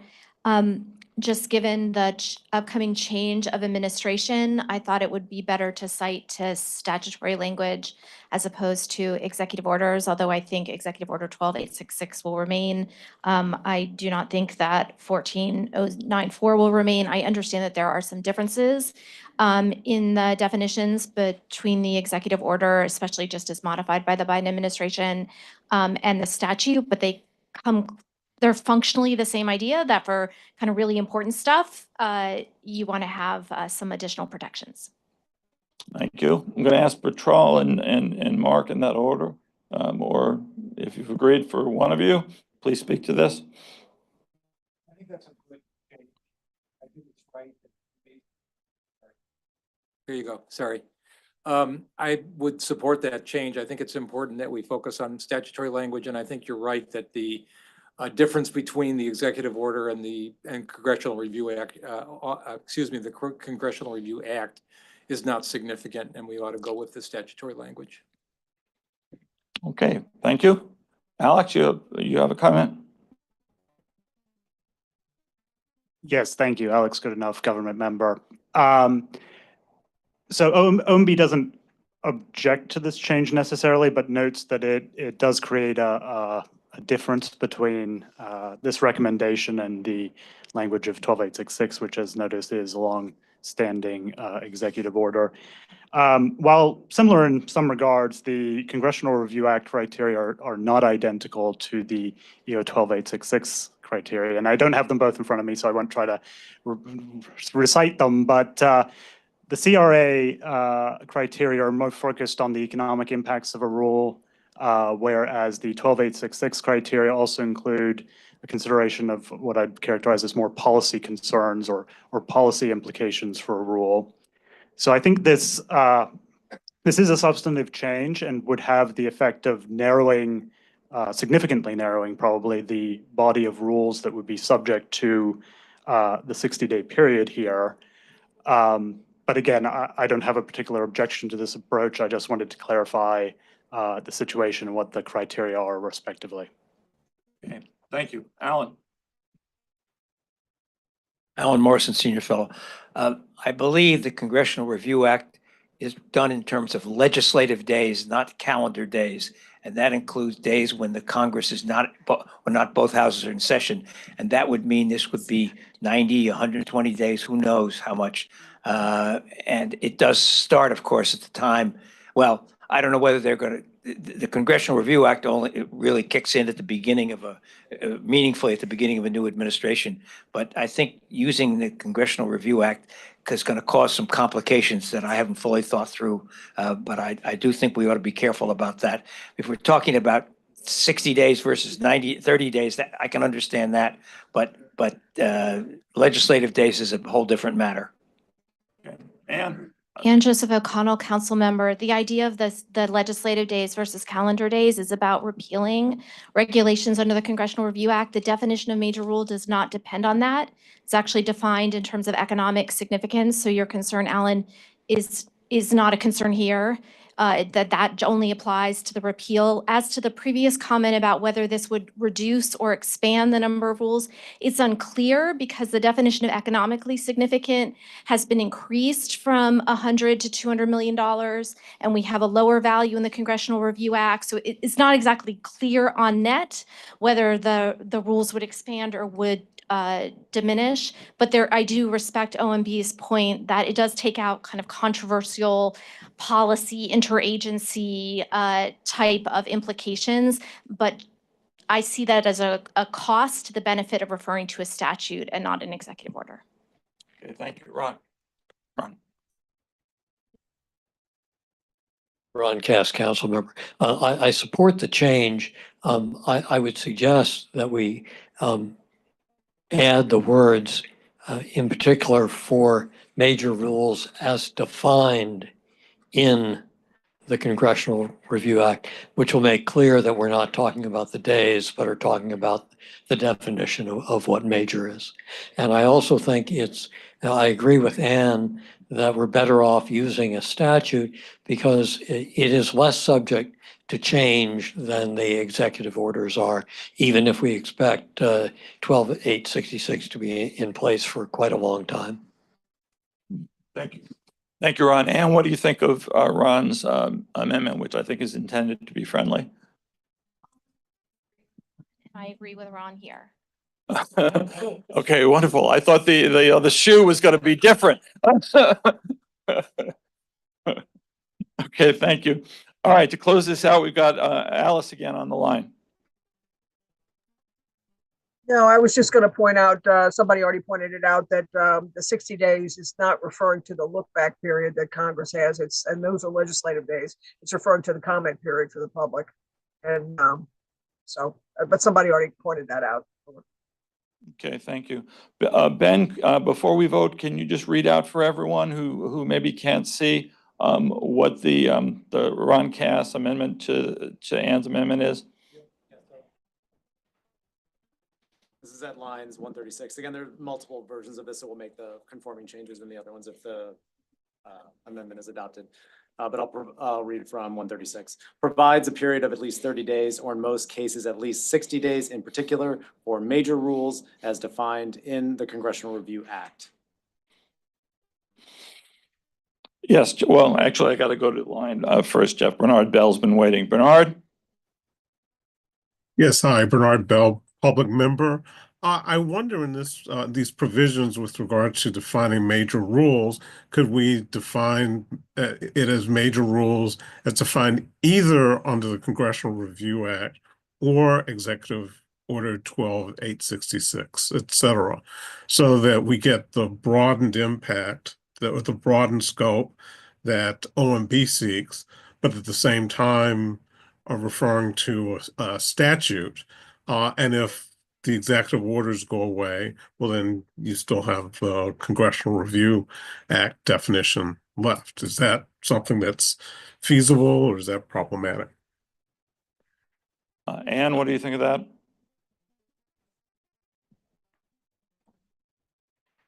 I guess I prefer simplicity, so I would just go with the references to the statute. But I do see how others may disagree. Okay, Bernard, I'm going to take a vote on the Ann as amended by Ron language, and then we'll get back to you to see if you want to offer an amendment along the lines that you were talking about. But first, I got a lot of hands here. All right, Jeff, you were next. Okay. Hi, this is Noelle Green, standing in proxy for Helen Serasio, government member. Just wanted to point out that if we were to go with the amendment that incorporates both the CRA and EO 12866, we need to also include a reference to significant rules, because major rules is a term under the CRA, but in the executive order, it's significant rules. Just wanted to flag that for your consideration. Okay, that's how it becomes more complicated, as Ann suggested. All right, anyone else? Jeff? Jeff Lover, Senior Fellow. I just want to point there, we're talking about 3 different amendments here that all have the same language. And I think the last 2 I have no problem with, but the first one, which relates to the 60-day comment period in number 8, I think is quite different, because there the executive order says that 60 days should be the default comment period for significant rules. It's not related to whether it's major or economically significant, anything like that. So I think we are cutting it back quite a bit with respect to 8D. I don't mind using the definition in the other 2, because that's just talking about prioritization of doing things, which is fine. But I think we are sort of cutting back a 60-day comment period, maybe more than we want to do so if we use this in 8D. I don't know how Ann feels about that. Well, let's find out.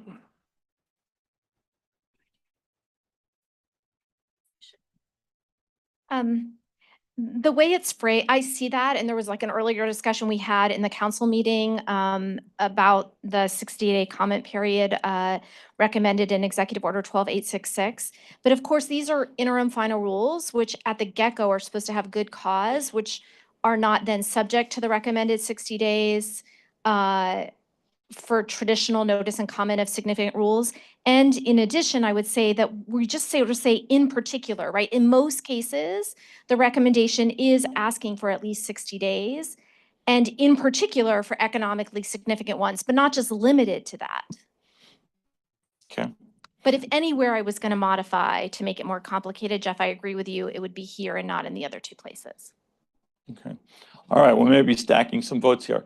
Jeff, do you want me to get somebody to offer that? No. Okay. All right. So then we'll vote to see if we have unanimous consent to the adoption of the Ann/Ron amendment.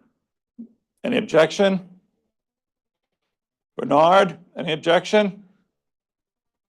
No objection. I'll defer to the council. Okay. I mean, All right. Hearing and seeing no objection, the amendment by Ann with the Ron's friendly amendment is adopted. Okay, those are the council amendments. Now we'll turn to pre-submitted conference member amendments and comments. Proposed amendment from Special Counsel Jeffrey Lubbers, number 1. We have 2 proposed amendments from Jeff. His first amendment, or first proposed amendment, would delete a phrase at lines 87 to 88, stating that in the case of direct final rules, agencies should seek comments from the public on, quote, the agency's finding that notice and comment rulemaking is unnecessary. Okay, Jeff, you want to speak to this one? Jeff Lovers, Senior Special Counsel. Hesitantly, I'll speak to it because I think that the direct final rulemaking part of this recommendation is a lot less important than the interim final recommendation portion. But if we are going to support direct final rulemaking, I think we should try to make it as efficient and streamlined as possible. So where it's good to use it, agencies will use it. So my thought here is that this 2D is suggesting that people should be able to submit comments regarding the substance of the rule during that period when agencies are trying to decide whether they got a significant adverse comment. And I don't think it would constitute a significant adverse comment if somebody just writes in and says, I think you should have used notice and comment rulemaking instead of direct final rulemaking in this rule. So that's why I suggest deleting that portion of D. Also, it seems inconsistent with recommendation 4, in which we talk about what agencies should consider to be a significant adverse comment. And the two examples given there are, neither of them would seem to cover a comment like the one I'm trying to delete here. Okay. Mark, yes, I was going to turn to you. Can I offer a suggested language to implement what I think Jeff's talking about here? So in subpart D, I might have said provides a period of at least 30 days during which persons may offer a substantive objection to the agency's finding that notice and comment rulemaking is unnecessary. That would make it one thing, offering a substantive objection to the notice and comment thing, and it's not an either or thing. Does that address what you were dealing with, Jeff? Not really. Jeff? I appreciate it, but not really, because I think mostly what we want people to write in about is if they have a substantive disagreement with the rule itself, not the procedure. But that's what I was saying, I thought, substantive objection to the rule. I think the first part of it regarding the substance of the rule already says that. So I would just put a period at the end of rule. Right. Or semicolon. I mean, yeah, okay, that's fine. I would just say that, if you're objecting to the use of notice, that notice and comment is unnecessary, you must be objecting to the substance of the rule, right? So, I mean, otherwise, what's the point? But I think your language is fine too. Okay. Jack? Jack Bierman, Senior Fellow. Yeah, I don't see the inconsistency that Jeff is concerned about. If someone makes a comment that says you ought to have a notice and comment period, that the agency could decide to do that. It doesn't have to decide that that comment is an significant adverse comment before changing its mind and having a notice and comment period. And this is in the spirit of ACUS, always aiming for more openness than is minimally necessary under the APA. I just don't see any reason to not to encourage agencies to invite the public to comment on whether their judgment that notice and comment is unnecessary is wrong. So I don't see any reason to do this. Okay, but Charles, what about the committee? What about the committee? Yeah, I would say the deliberations that the committee had falls closely along with what Jack Bierman was saying in terms of trying to make sure that this process is as open to comments from as broad an audience as possible. So it was trying to open up the lines of communication with the agency through the two methods or two bases for objecting to the direct final rulemaking. But I would say that, again, the agency has the discretion to decide that it's not significantly adverse. And so I think that would address the concerns about comments that just say this is just unnecessary without anything else behind it. Okay, anyone else want to be heard? Jeff, could you just state again for us specifically what your amendment would be, and then I'd ask if anyone wants to adopt it for you. My amendment would be on 2D to delete everything after the word rule and before the semicolon. Okay, simple enough. Would anyone care to adopt the amendment and offer it for Jeff? Okay, I see both Fernando and Ron will do so. So, all right, let's go right to a vote. We'll call it Fernando's amendment. Is there, you raised your hand first, Fernando. You were first to the draw there. That'll teach you. All right, is there any objection to the adoption of Fernando's amendment? Okay, I see and hear several. All right, let's take a voice vote. All those in favor of Fernando's amendment, please say aye. All those opposed? No. No. Okay. Well, the ayes seem to. Well, no, let me do that again. I heard somebody online yell, and that confused me. All those in favor say yay or aye. Aye. Opposed say nay. All right, that's a close call. Let's vote. Blue card's out.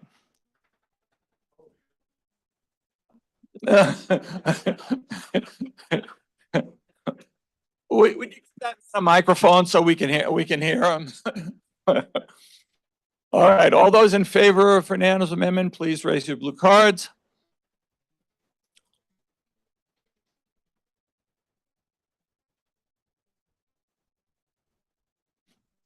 And don't forget the online folks.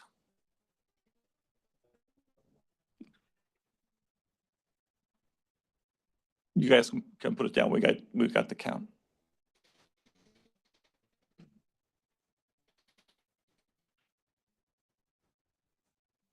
Okay, do we have a total?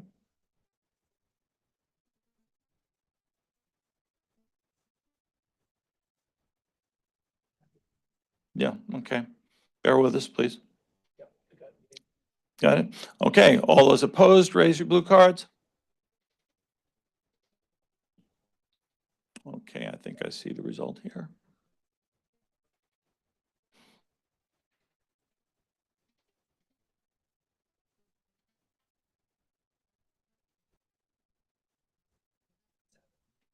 Okay, yeah, it's pretty clear the ayes have it.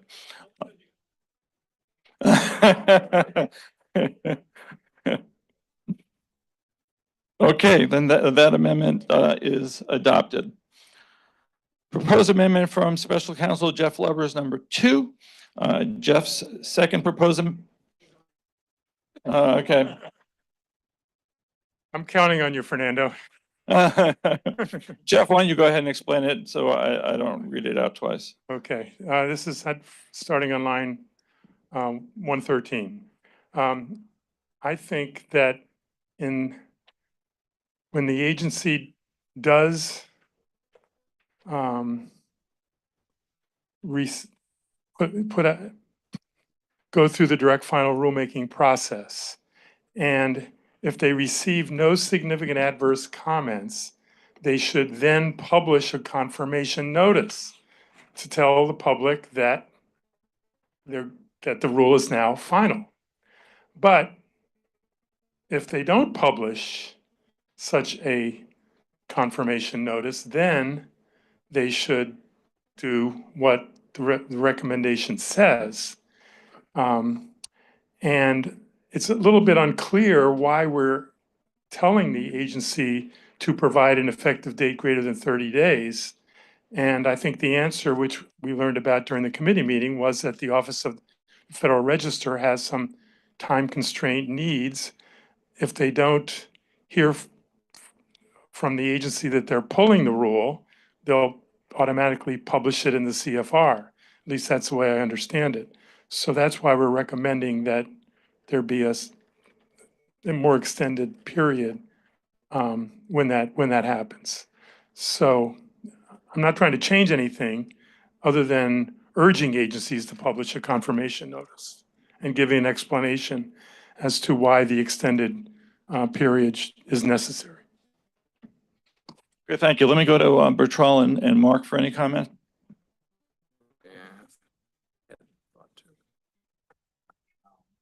I'm still trying to. I don't have a response right now. I'm still trying to puzzle through the language together, so I'll let Mark go for it. I guess I just have a question about why we need the last sentence at all. I mean, isn't it, shouldn't we ask agencies to promptly publish a notice? And it's just a should. I mean, if they don't do it, I suppose they don't do it, but it does seem to me that the best practice is to publish a notice that the rule is now final. And we just say that, and then we leave out the last sentence entirely. That's, I guess, my question as to why we need that last sentence. The second sentence, so the sentence that begins on line 112.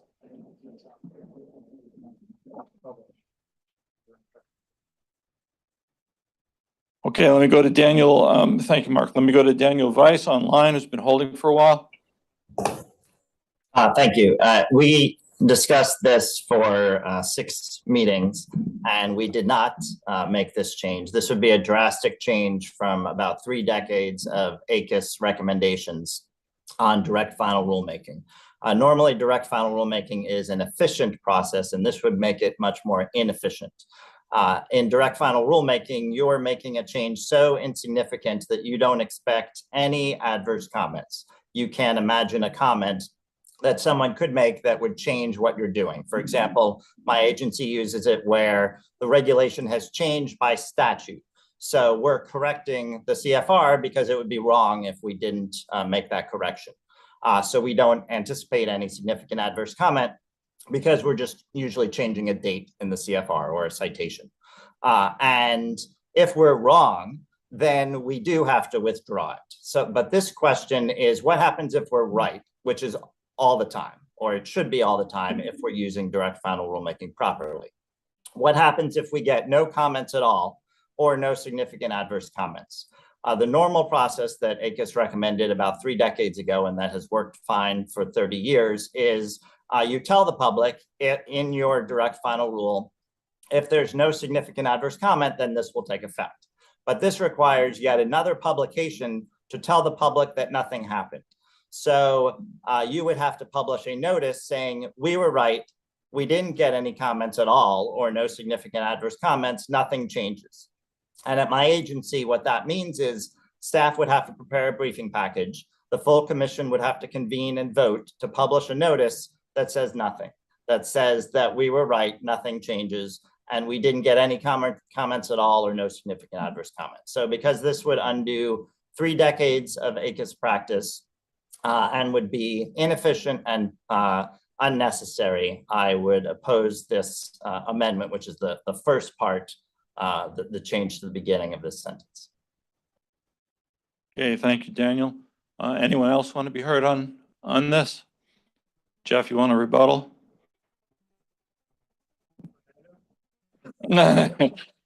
I'll get to that. No, I recognize a powerful argument there. I think I'll withdraw that part and just focus on the explanation, my second part. So I'll withdraw the opening change. Right. Okay, Jeff, just remind us, please, what the second part here is. In time to meet the needs of the Office of the Federal Register. Now, of course, that depends on whether the Federal Register thinks it's stated properly there. Okay, Ron?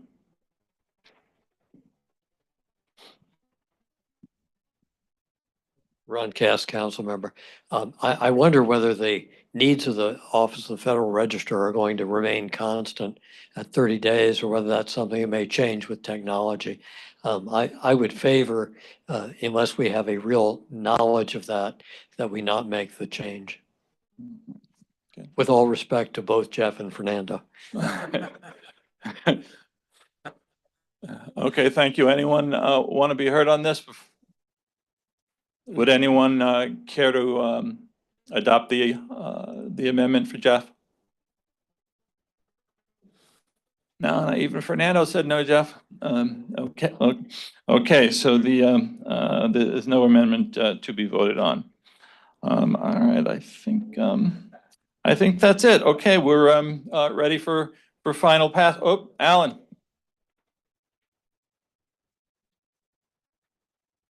Alan Morrison. I think this discussion was very illuminating to me, and I now understand the difference between the hardly ever used direct final rulemaking, which is only for really trivial stuff, and the interim final rulemaking, which is used for important stuff. And so what I want to say is we have these recommendations backwards. That is backwards in terms of the number of words and recommendations, but also more importantly, the order in which they appear. And we don't, and we also treat the discussion, I think it's on page 3, as to what these things are about and what the difference is, without really explaining the kind of differences that we've had today. And I would suggest that maybe the Committee on Style can do this latter change to separate out those 2 paragraphs and have a little more explanation as to which one are used for what and which one is more common than the other. But I would like to suggest, and I don't think I have the authority, I can't move it, just consider flipping the 2 sections, because you have 2 sections. It is the interim final rulemaking, which is the important ones, put them first, and then put the direct final rulemaking afterwards to more closely align with that. I have a couple of other minor suggestions too, but I like if anyone wants to discuss. Are they Committee on Style stuff? Well, maybe. On the interim final rulemaking, the term is used as supplemental public engagement. Well, supplemental public engagement sounds like it's happening after we have prior public engagement, but this is all about non-prior public engagement. And so I thought maybe we should use, at least in the heading and in the first line of number 10, alternative or additional public engagement. Because supplements has to something that hasn't taken place yet. That is the whole point of this, is not to have it. You're asking for people to go out. The first one says, when appropriate, should use supplemental, I'll use that in quotes, public engagement, including those to determine whether before the good cause exception has been used. Well, how can it be supplemental if it hasn't taken place? I think supplemental is okay in the next two places, but that one at least. And so I would suggest the title may be considered alternative public engagement. Okay. All right, let's break them into two parts and see if anyone's interested in adopting it as an amendment. Anyone? Okay, seeing no one. Anyone online volunteering? No. All right, how about the second part regarding supplemental in the heading? I can't do it. Mark, you can't vote when you're the consultant. Yeah, I'll move. Patrol. I'll move it. Oh, okay, interesting. Interesting, unexpected, but fine. I mean, I think We did need that seventh meeting, didn't we? Yeah, yeah, we still have things to hash out. But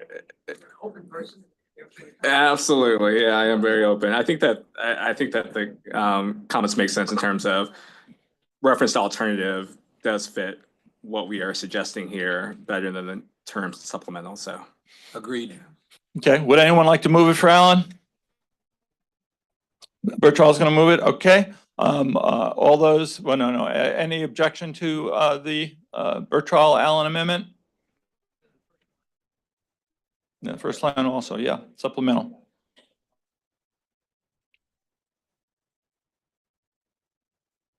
Yeah. Okay, Alan, are we good now on this? Oh, and let me get a vote. Any objection to this amendment? Hearing, seeing none, and with the support of the. No, that's okay. Those are all right, because those are supplemental after. After. Alex, go ahead, squeeze this in. Yep. So my concern here, and thank you for bearing with me while I thought through it. My concern here with the use of alternative is that, and this goes back to my first point where I obviously lost the vote, but these forms of public engagement are not alternatives to the normal notice and comment process required by the APA. So I'm concerned that the use of the word alternative here could lead people to think that there's a legal sufficiency to what's being suggested here in terms of public engagement, whereas the word supplemental indicates that it's additional. How about additional? I think additional would be better, so I could put forward additional. Okay, back to Alan and Bertrand on additional. Bertrand? Okay, so back to the UC request on the amendment as amended, using the language additional. Seeing no objection, anything online? Nope. All right, then that is adopted. Alan's more. Okay, we're out of time. I need to extend time a little bit on the theory that whatever time we have will be used. We have a total of 30 minutes. I'm going to ask unanimous consent to extend for 10. Any objection for that? Hearing none. Alan, you're third. No, I'm a little, this is line, I think it's still line 74, the beginning of recommendation number 1 on direct final rulemaking.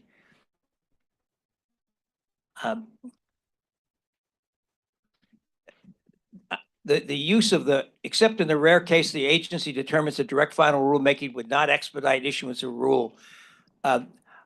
It sounds like that's a suggestion that you don't need notice and comment rulemaking at all. I don't understand what the rare instance of it is.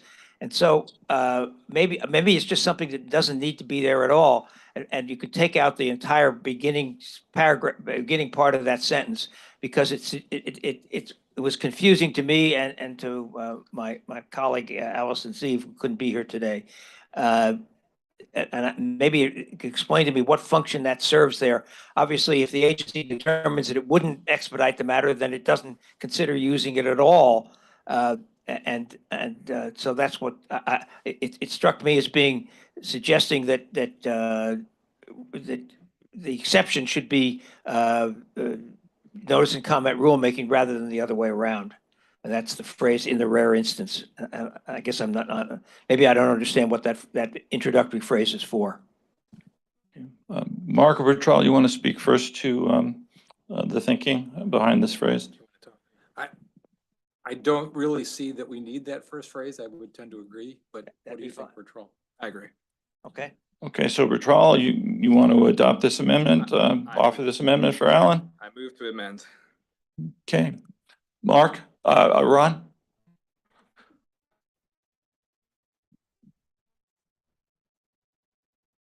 Ron Levin, Senior Fellow, I don't have a strong feeling about it, but I can recreate what the committee was thought about this.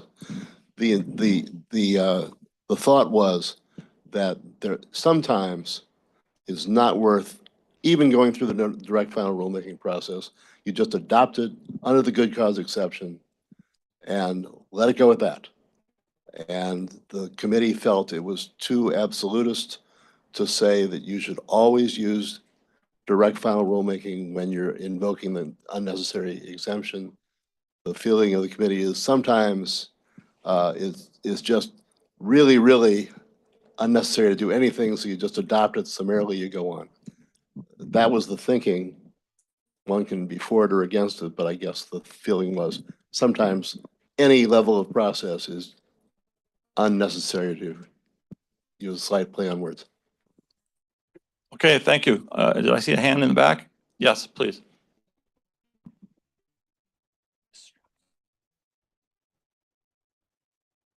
And Peter, I'll get to you soon. I'm sorry, I know you've been waiting a long time. Thank you. Elizabeth McFadden, government member. This is somewhat a little bit related to an amendment that I was going to offer. So with direct final rules, an agency is permitted to waive notice and comment rulemaking under the good cause exemption, issue the final rule, and not provide for a 30-day public comment period. I am a little concerned that the way its recommendation 2 is written, that it is that paragraphs D through H, which talk about the notice and public comment that should be provided, withdrawing the direct final rule, et cetera, limits the discretion, or could be read to limit the discretion that agencies have under the APA to issue a direct final rule without seeking any public comment. And so Ron's comment concerns me because he said there is no process. I think he's referring to the type of rule that I'm talking about, where there actually is a process. There is a rule published in the Federal Register. An individual or entity can challenge the rule. So I wanted to respond to Ron's comment, and maybe I misunderstood his comment, but also wanted to note that it relates to an amendment that I had planned to propose. Okay, Ron again, please. Hold on just 1 minute, Ron. Hold on 1 minute, Ron. Peter Strauss, you've been on for a while. Your comment or thought is probably not related to what we're talking about right now, is it? No, it's not, but it is a comment, Peter Strauss, Senior Fellow. It is a comment that I'd really like to be able to make before you move to a vote, an overall vote. Okay, got it. All right, then I'll come back to you in a minute. Ron Levin again. Ron Levin, Senior Fellow, I don't see a discrepancy between what I was saying and what Alice was talking about, because paragraph 2 begins, when an agency uses direct final rulemaking, then it does these things. So that's after paragraph 1 has said you have a decision to make about whether to use it at all. If you decided not to use it at all, paragraph 2 doesn't come into play. So I think that's consistent with what she was saying.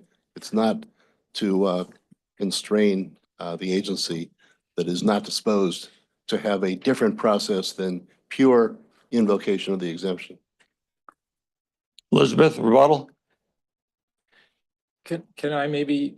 Oh, Mark, yeah, hold on, Elizabeth. So I understand Elizabeth's point, and I guess what I would say is that this deals with that problem of nomenclature that we haven't really talked about, which is how do we define a direct final rule? I mentioned earlier that some agencies use this term direct to final rule, which I think is the kind of rule that Elizabeth is talking about, where you just issue it and there's no opportunity for comment. I think in the report, I suggested maybe a no comment final rule is another way to phrase this. And maybe maybe it's worth defining some of these things. I noted in the report that the Federal Register, the Office of the Federal Register, has actually offered definitions in a policy document that describes at least the direct final rule and the interim final rule. And they go along the lines of what we're talking about here, which is a direct final rule doesn't take effect for 30 days. But that's not to dismiss or discount the point that Elizabeth's making, that there is this other category of rule that doesn't necessarily have to go to any comment. And so how we clarify that in the recommendation, I'm not sure, but I want to just acknowledge that that is a fair point. Elizabeth, rebuttal? Thank you. And I do appreciate that. I think my worry is that agencies will read this differently than that, and they won't make the distinction between the direct, we'll call it direct final, which is you publish it in the Federal Register, it goes into effect, no public comment, and the direct to final. It's the reverse. But that's fine. Oh, I'm sorry. Yes, you're right. See, it's confusing. It is confusing, which is. What we suggested we get into And so direct to final. I'm not proposing to, I mean, I guess it just goes back to the definitions. And if we are using the phrase direct final rulemaking to include a final rule where the agency is seeking public comment, then I withdraw my amendment. But I just want to note that it could be confusing for certain agencies who might read this and say, oh, even if I'm doing a direct to final rule, I really should follow the ACUS recommendation and ask for public comment and go into all of the other all the other considerations that are outlined in paragraph 2. Okay, so Ben, can you tee up the Allen amendment as well? Right. Okay, so let's have a vote on yeah. Comment on this? Just wanted to confirm that I would be confused. I certainly read it to mean I'm supposed to use this whenever I go with a direct final rule, and clearly there are cases when that's a waste of time. Like when you're implementing a statute, and all of us have to do that on January 15th this year if we have civil and monetary penalties to adjust. Okay, thank you. So let's see if there's unanimous consent for the Bertrand Allen amendment to delete this first clause in paragraph 1. Anyone object? Okay, I have a couple of objections. So let's go to a voice vote. All those in favor say yay. Opposed, nay. All right, that's a tie also. Anybody on the online? All right, let's blue card it, please. All those in favor of adopting the amendment, please raise your blue cards. 1, 2, there's only 3. Well, I misheard it entirely. 4. And online. And all those opposed, please raise your cards. Okay, that clearly has it. So the amendment is not adopted. All right, let me go to Peter Strauss now. Peter? Thanks a lot, Peter Strauss, Senior Fellow. Early on, we heard what is the case, that interim final rules are often left in place for a long time without a comment period being provided for, even though perhaps it would be justified. And I wonder if there is any way of reducing the apparent approval that this recommendation gives to the use of interim final rulemaking in major rulemaking, which in my mind at least is questionable. It's at least ordinarily a problem for major rules. You would expect, if it's a major rule, that there is going to be some public disturbance about it. And so I don't know how one could deal with it except putting into the recommendation something that indicates the idea that it would be, that we would be hesitation about using interim final rulemaking for major rules. One way of doing that perhaps would be to say that for major rules, the effectiveness of the major rules should be suspended pending resolution of significant comments that are received. Because otherwise, agencies are simply free, and they sometimes have acted on this, just to leave the interim final rule there.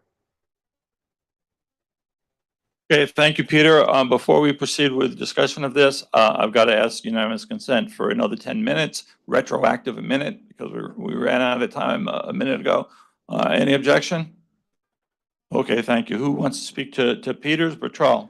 Yeah, I mean, I hear Peter's concern. It's a concern that the committee had with respect to abusing the interim final rulemaking process and keeping an interim final rule in place for a long period of time without engaging comments. And the challenge with respect to the major rule exception, if I want to describe it as that here, is that, interim final rules are issued, in cases in which notice of common rulemaking would be impractical or contrary to the public interest, or at least that's the agency's claim. And we might not want to suspend the application of a major rule in those contexts where it might be impractical and contrary to public interest, and wait for significant adverse comments. And so I do hear the concern about the abuse of this authority, but I also am worried about suspending agency authority to issue these interim final rulemaking rules in these contexts. It's not suspending Peter? it, it's goosing the agency to actually take action in a reasonable period of time.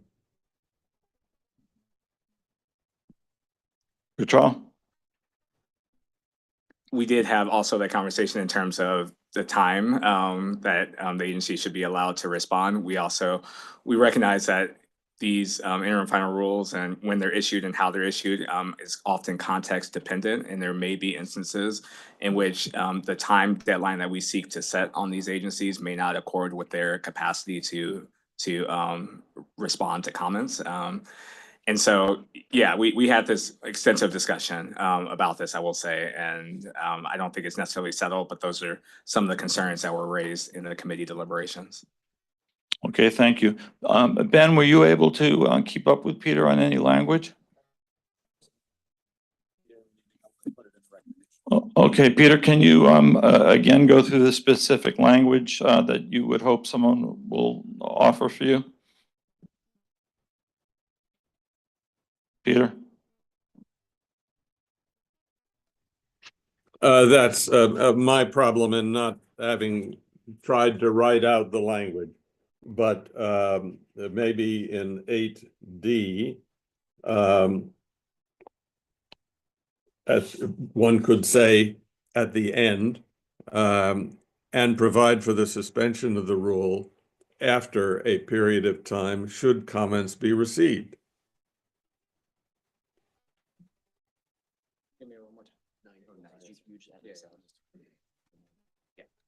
Steph, as they're writing here. Steph? I'm just concerned that that could run counter to Congress's direction in some cases. Excuse me, Steph Tatham, Senior Fellow. I think sometimes why the deadline is impractical is because Congress has said get it done quickly within 30 or 60 days. So you can't have a public comment period and meet the congressional mandate. A suspension could be illegal in those circumstances. Okay, got back there. Yeah, as an agency that tries to goose people into doing the right thing and it doesn't always work, I don't think we can assume that the goose will cause the agency to act. And so you're maybe suspending rules. It seems to me that the place to deal with this is in paragraph 9, where you already are talking about that you need to respond, and maybe put a time limit, or suggest a time limit there to tell the agencies, yeah, if you've waited more than 90 days, that's too long, or if you've waited more than 120 days, that's too long. But just strengthen paragraph 9 rather than putting an encouragement there where we really don't want to implement it. That I would will say certainly be that- better than the recommendation as it currently stands. I will say that we had spent maybe 2 meetings on this point. And that's why we chose the language we chose, because we just couldn't come to an agreement on specified time period. But if the broader commission, ACUS agrees with a particular time period, I guess we're open to it. Okay, someone back there. Yes, please. Jillian Metzger, Senior Fellow. I think I have some concerns, particularly if the committee spent a couple of meetings talking this out and with more time, that it's really possible that we may think this serves a good goal, but the unintended consequences here could end up being ones that we wouldn't support. I would be reluctant to say something that either suggests that the rule would be suspended or gives more bite to this than otherwise, particularly given the background here, which is that the statute provides for good cause. Okay, Jeff, then Ron Levin. Jeff Lobers, Special Counsel. I think we do have in 8 a recommendation that agencies should publish a rule that in 8H specifies that they will consider the comments and complete the rulemaking. So that's a step in Peter's direction. And then 9 also does urge agencies to prioritize major rules in doing this. So that's also a step. Now, if we could all agree on a time period, that would be a further step. But I think we should recognize that we have 2 steps in the direction that Peter wants. Okay, thank you for that, Jeff. Ron, and then we'll close out debate on this. Pass. Okay, Peter, can you just say which version of your amendment or proposed amendment you want to go with, your original or the one for chapter 9 or recommendation? The 9? one for chapter 9. I'm sorry, I didn't hear. The one for chapter 9. Okay, thank you. Ben is going to put that up. Anyone willing to adopt that or interested in adopting that and making an amendment on Peter Strauss's behalf? Everybody clear now on what we're talking about? Okay, Peter, I don't see anyone. Anybody online? No, Peter. So I'm afraid we're not going to be able to have an amendment and vote on it. But thank you very much. Okay, I'm gonna. Oh yes, Eloise. 2 questions. Okay, please. Okay, Eloise Pasica, public member. In recommendation 3, I just want to ask the committee to make sure that I understand 2 points. In line 98, it says when an agency issues a direct final rule, it may consider publishing. And I think that's the only time that the recommendation says may and not should. And so I wanted to understand why it's not a recommendation, and do we mean may wish to? I just want to understand what's going on there.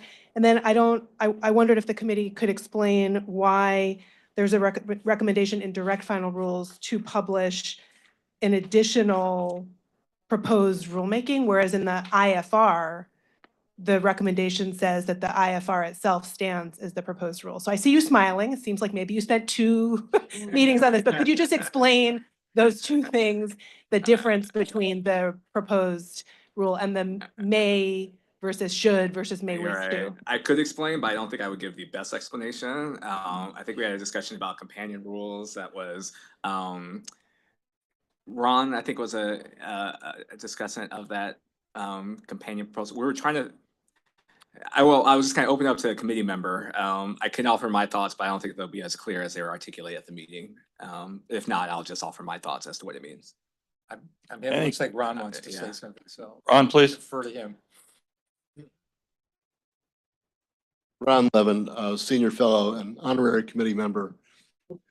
Bill, Ben invited me to participate even though I'm not really on the committee. I think the best way to answer that is that this is talking about common practice.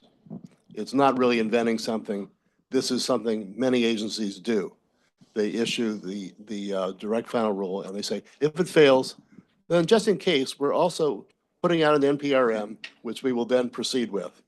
Now, we could debate whether that's a good idea or a bad idea, but it's very commonly done. And I think the recommendation simply recognizes that's an existing practice. Okay, thank you. All right, Bill, you're going to have the last word on this. Bill Funk, we haven't heard from him all day. Saving my ammunition, as it were. We considered this, but it's also common practice not to issue a proposed rule at the same time. And that was the point here. It's not that we weren't expressing a preference for one or the other. We were expressing the possibility of considering to do that. So it really wasn't a should at all. Okay, Eloise, what are your thoughts? That's helpful. Okay. All right, I need one more minute. One more minute. You see? Okay. All right. A vote on final adoption. All those all those in favor say aye. Opposed? Okay, the ayes have it, and the amendment is adopted. Thank you very much, and thank you, Fernando, for your indulgence. Okay, that's it. Let's switch on to non-lawyer assistance and representation. Does anybody feel like they need a couple minute break? No? Oh, yes, we've got one here. Anybody else? Yeah, I see some yeses. So let's take a 5-minute break. It's exactly 3:30. Please try to be back at 3:35.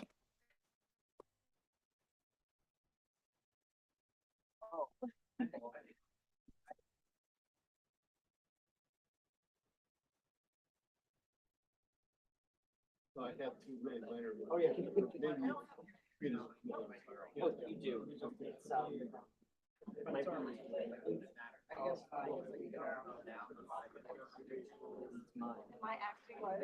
Who did this on us? It's really good.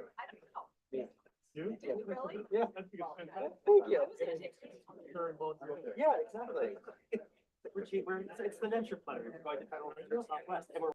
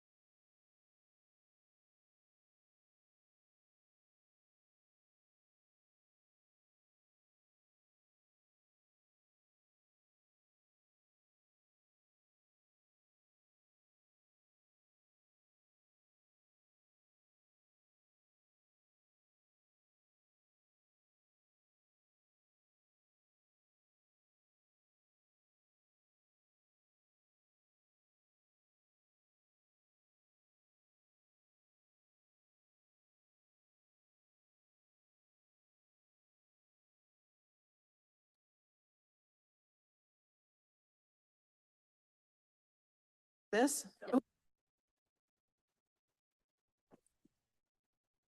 Our third and final recommendation of the day is non-lawyer assistance and representation, which comes to us from the Committee on Adjudication, chaired by Nadine, with Amy Widman, the report writer, consultant on this recommendation, and staff counsel, both Leah Robbins and Matt.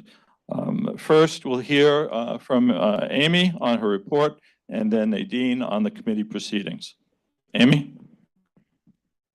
Okay, hi. Thanks, everyone, for inviting me to speak here on the findings of my report. And I also want to, of course, thank ACUS for the 40+ years of work they've done to advance non-lawyer representation. So this is really just building on a very long history.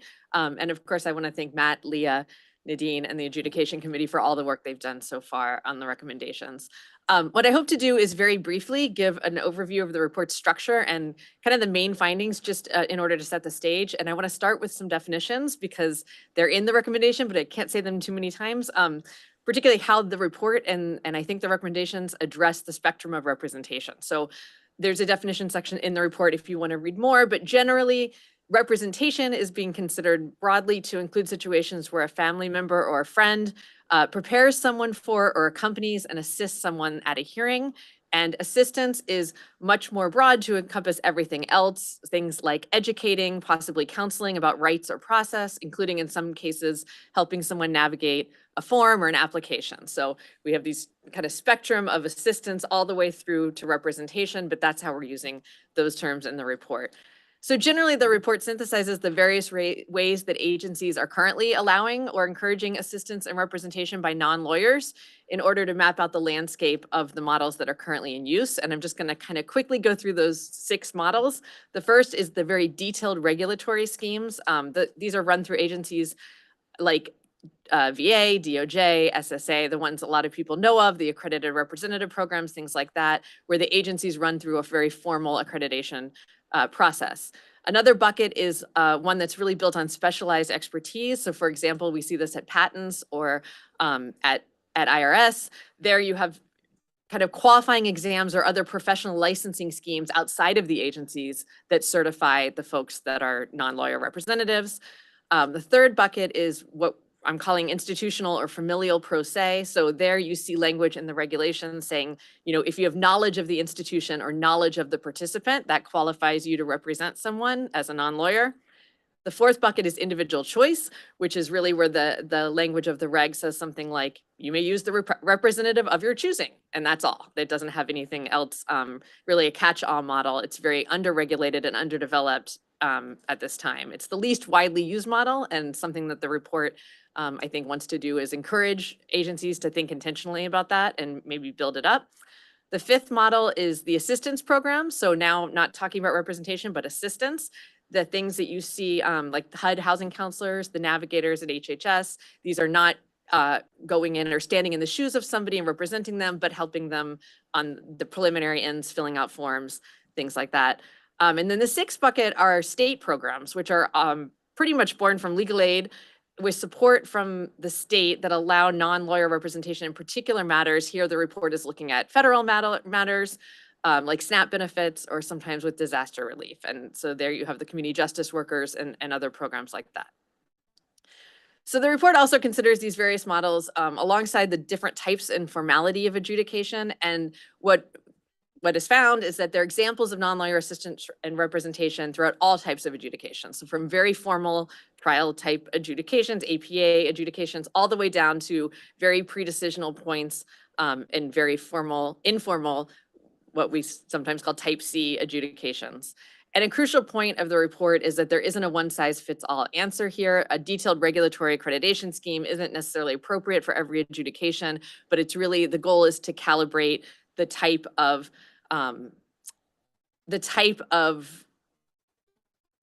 adjudication at issue, the type of expertise that might be needed, and then the type of accreditation or credentialing role for the agency to play. There's a real danger here to over-credentializing, so the calibration is very important. We don't want to just build in, another lawyering process.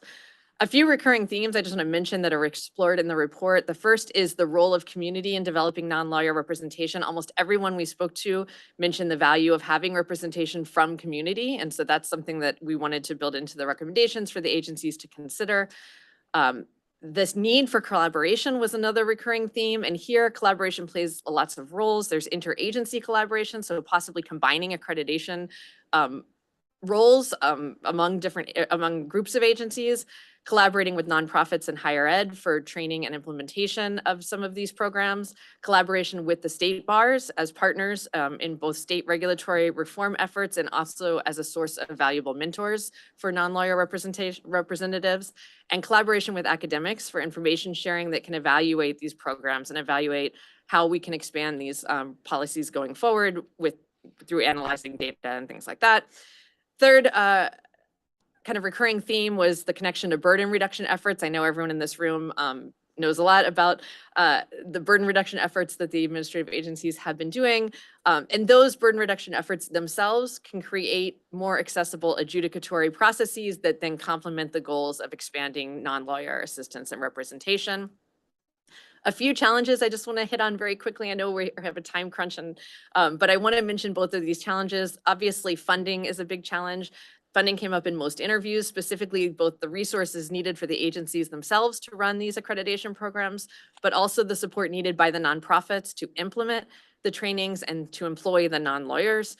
And the accreditation programs and the program evaluation takes resources, takes funding. Agencies do not always have budget lines to properly manage the non-lawyer representation, particularly agencies that are running these detailed or specialized accreditation programs. They need more funding to do that. The last challenge is the need to protect consumers. So there is evidence that some bad actors can enter this space when the certification or the accreditation is vague, or when a need is not being met due to either delay in backlog of accrediting folks or a lack of funding in the accreditation process. To the extent that stakeholders expressed concern about the quality of non-lawyer representation, it almost always came down to specific examples of disbarred attorneys who were operating as non-lawyers. So I just wanted to mention that many stakeholders expressed that the regulatory clarity that currently disbarred attorneys may not represent people in a non-lawyer capacity would help to address some situations of bad actors. But I do want to end my presentation on a high note, and I want to share that I heard repeatedly that non-lawyers generally are performing as well as lawyer representatives, in some cases better due to very specialized expertise that they bring to the process, and that overall there's great enthusiasm from all stakeholders for building more opportunities in this area. So thank you. Thank you, Amy. Nadine? Okay, I got it. So first, I want to thank Amy for an outstanding report and her invaluable assistance throughout the committee process. And I want to thank Matt and Leah for being incredibly helpful at every turn and bringing clarity to the committee's deliberations. Many thanks owed to Andy and the ACUS staff for supporting the committee's work in countless ways. And finally, this work just doesn't happen without the contributions of my fellow committee members who commit their time and their talent to this collaborative effort. And I'm really thrilled. Amy touched on a lot of the subjects I'm going to touch on as well. We didn't coordinate at all, so that's good news. The committee met twice this fall, and here are the few areas I wanted to flag from our deliberations. First, we made sure that the recommendation reflects that agencies should permit non-lawyers to provide applicants with both assistance and representation. These concepts can overlap, as Amy said, but the committee really viewed kind of assistance as happening in the initial stages. It can happen throughout, but more in the initial stages, like filling out an application or a form, and then representation kind of flows from that as the proceeding moves forward. And a non-lawyer is really the person that can be allowed to stand in the applicant's shoes. Second, the requirements and conditions for non-lawyer representation were carefully weighed by the committee and debated. And we viewed this through the lens of protecting applicants from untrustworthy individuals offering representation. But we're also seeing that, there's an understanding that such protections can really extend beyond the applicant and benefit the efficacy and integrity of the proceeding itself.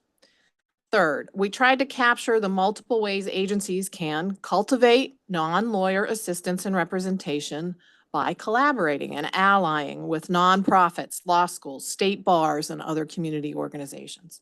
And then finally, the committee spent time fleshing out how agencies can best monitor and gather data on the use of non-lawyer assistance and representation in their adjudicative programs. So I look forward to hearing from the conference. I encourage my committee members to speak up, please, and I will turn things back to Andy. Thank you very much, Nadine. So of course, the first order of business is a vote on the manager's amendment, non-substantive revisions highlighted in yellow in your red line. Hopefully this one can go through without a lot of discussion. Any objection, Ron, any objection to the manager's amendment? Only appraisal. Very good. We did those this morning. Those are the only principles we have today, Ron. Okay, hearing and seeing no objection, the manager's amendment is adopted. Before we consider pre-submitted amendments, is there any general discussion on the recommendation as a whole? Alan? First, I want to congratulate the conference and the committee for this terrific work. It's really things that need to be done. I have one suggestion, which is when people see the word adjudications, they tend to think of things as more formal than they often are.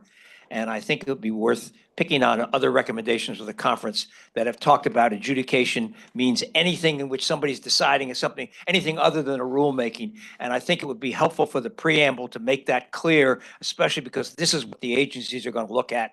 And that I think it's completely within the spirit of what you've done. The second thing is, I don't think I saw in the recommendation, I'm afraid I didn't get a chance to read the report, which I will at some time, the word preemption. Preemption is very important. The more formal the agency does, the less likely it is going to be that the bar associations, and by the way, I don't think the bar associations are on your side on this. I've been fighting them for almost 50 years about this. And, you know, the economic protectionism and paternalism is very strong. And I do think that it needs to have some reference to preemption. There are a bunch of cases on this. And if you waive the word preemption, the bar association will go away sometimes. The third thing I'd like to say is in the description of the dividing line between representation and assistance, I had no trouble with the first sentence on representation or the sentence on assistance. The ones in the middle seem to me to be the sentence in the middle. Other activities that likely indicate representation, counseling on eligibility strikes me as very close to educating someone else. Or signing official documents. I wonder whether you need that sentence in the middle there. Just think about it in terms of what you're trying to do, particularly given what you've said. But anyway, I thought it was a very, very good, strong recommendation, and I'm pleased to be supportive of it. Well, thank you very much for those comments, Alan. When we get to the amendment stage, let me know what particular language you want to put where, and we'll see if anybody will adopt it for you. Kate?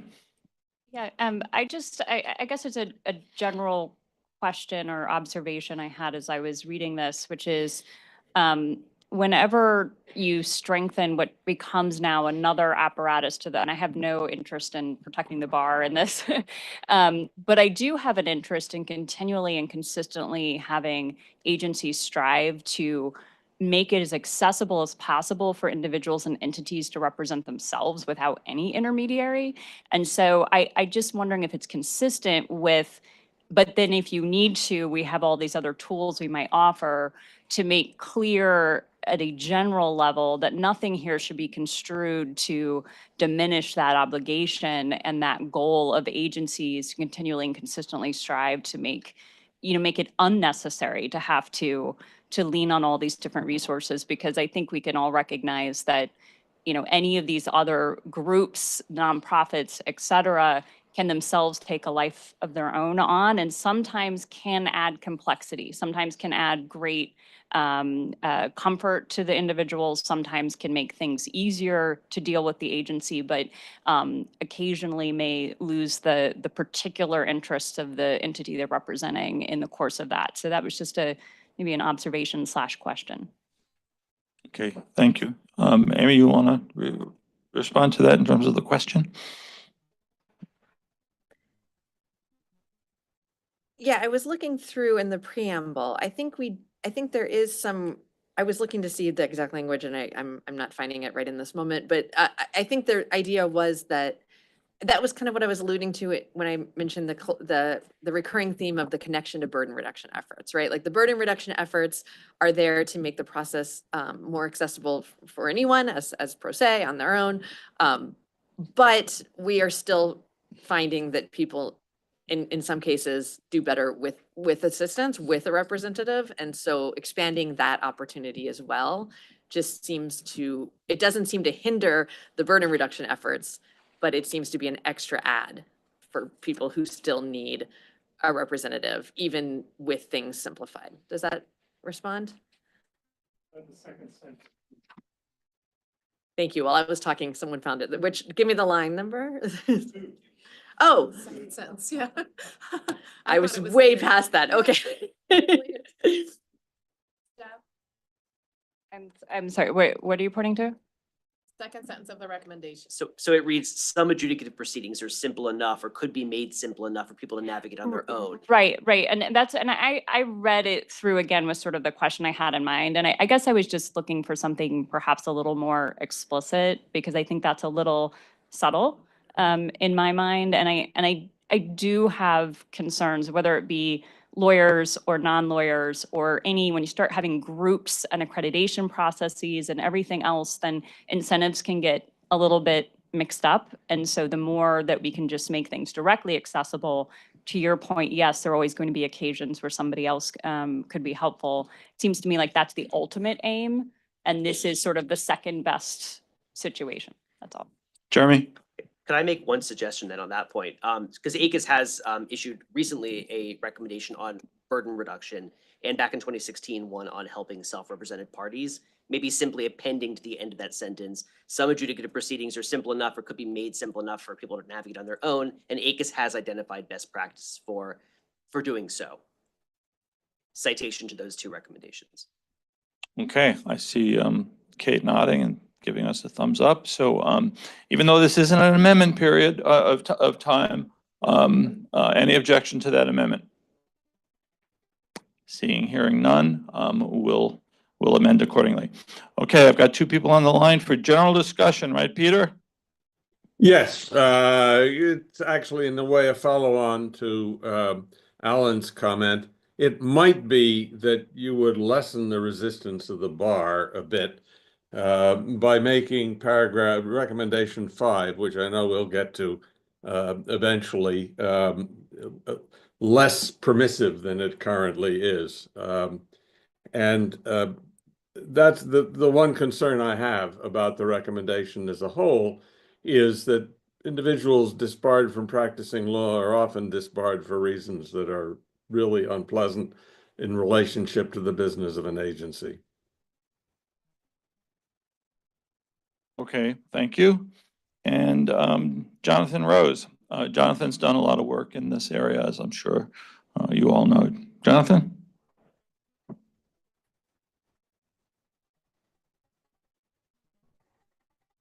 Jonathan, we can't hear you. Are you there?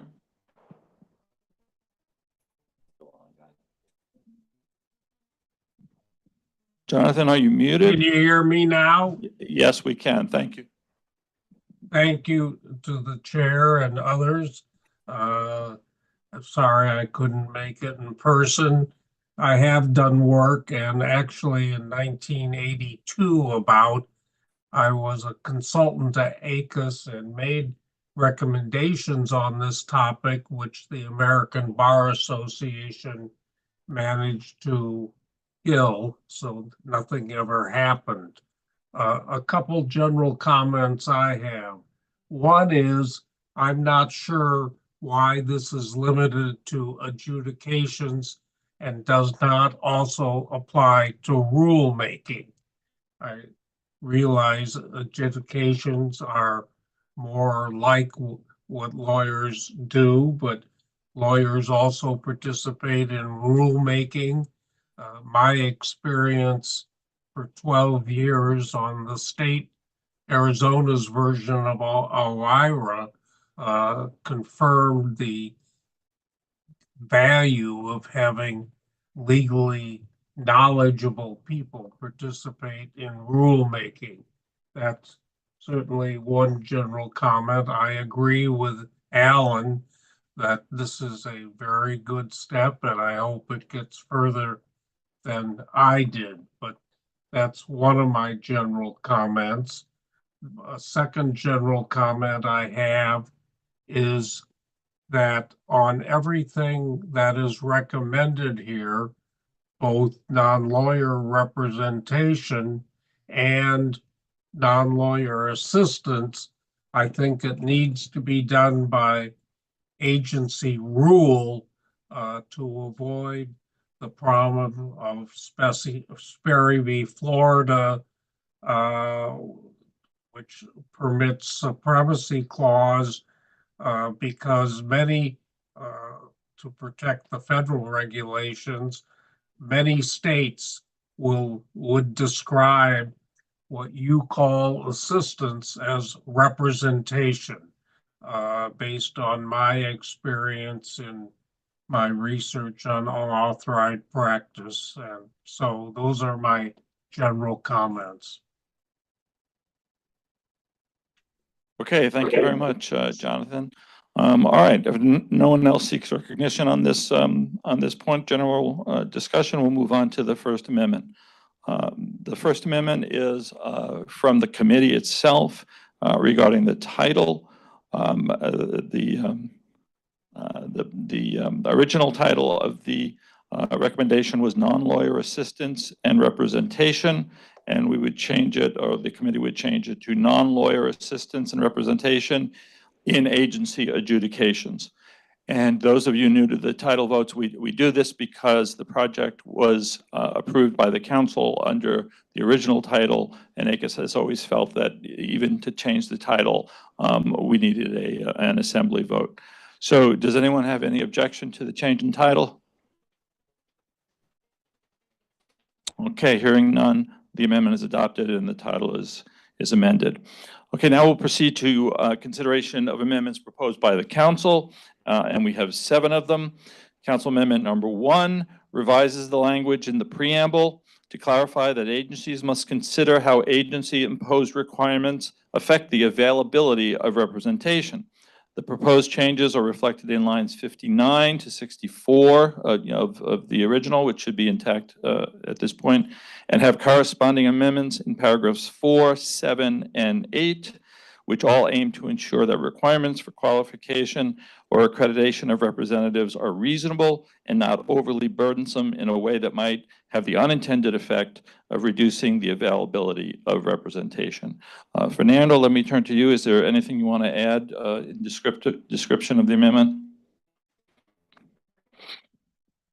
Thank you, Andy and Fernando LaGuardia, council member. Thank you, Andy. Thank you to the committee for an excellent overall proposal. I think the way that you formulated the amendment and the justification is more than adequate. I would say that there was a sentiment on the council in general that of skepticism or discomfort with creating what would appear to be per se bars or per se rules, and the importance of ensuring the policy of promoting access get sufficient attention. And that's the reason for this particular amendment or series of language changes. Thank you for that, Fernando. Any discussion on the proposed amendment from the floor? Anyone online? All right, then we'll move to unanimous consent on the amendment. Is there any objection to adoption of the amendment? The council amendment number 1. Okay, seeing none, hearing none, the amendment is adopted. The second council amendment proposed would remove paragraph 5 in its entirety.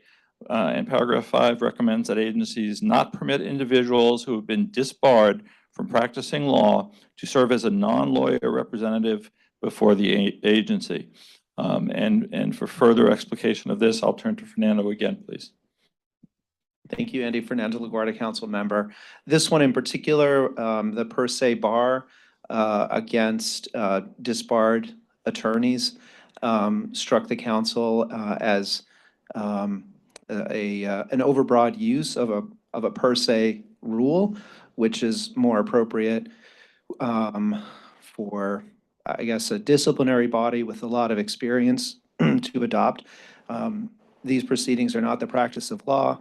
We're looking at reducing costs of access and individuals who have knowledge and expertise and are able to provide assistance should be allowed to do so.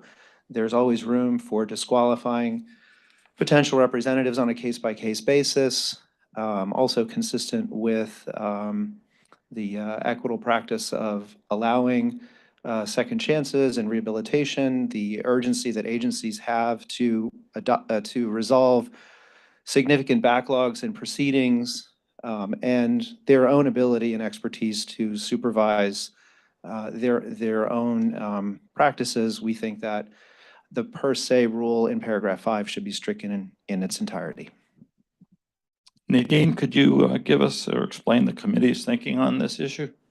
Yes, and I'd like Amy to speak to it as well, because a lot of her report and her findings informed our deliberations. But this was discussed quite a bit by the committee.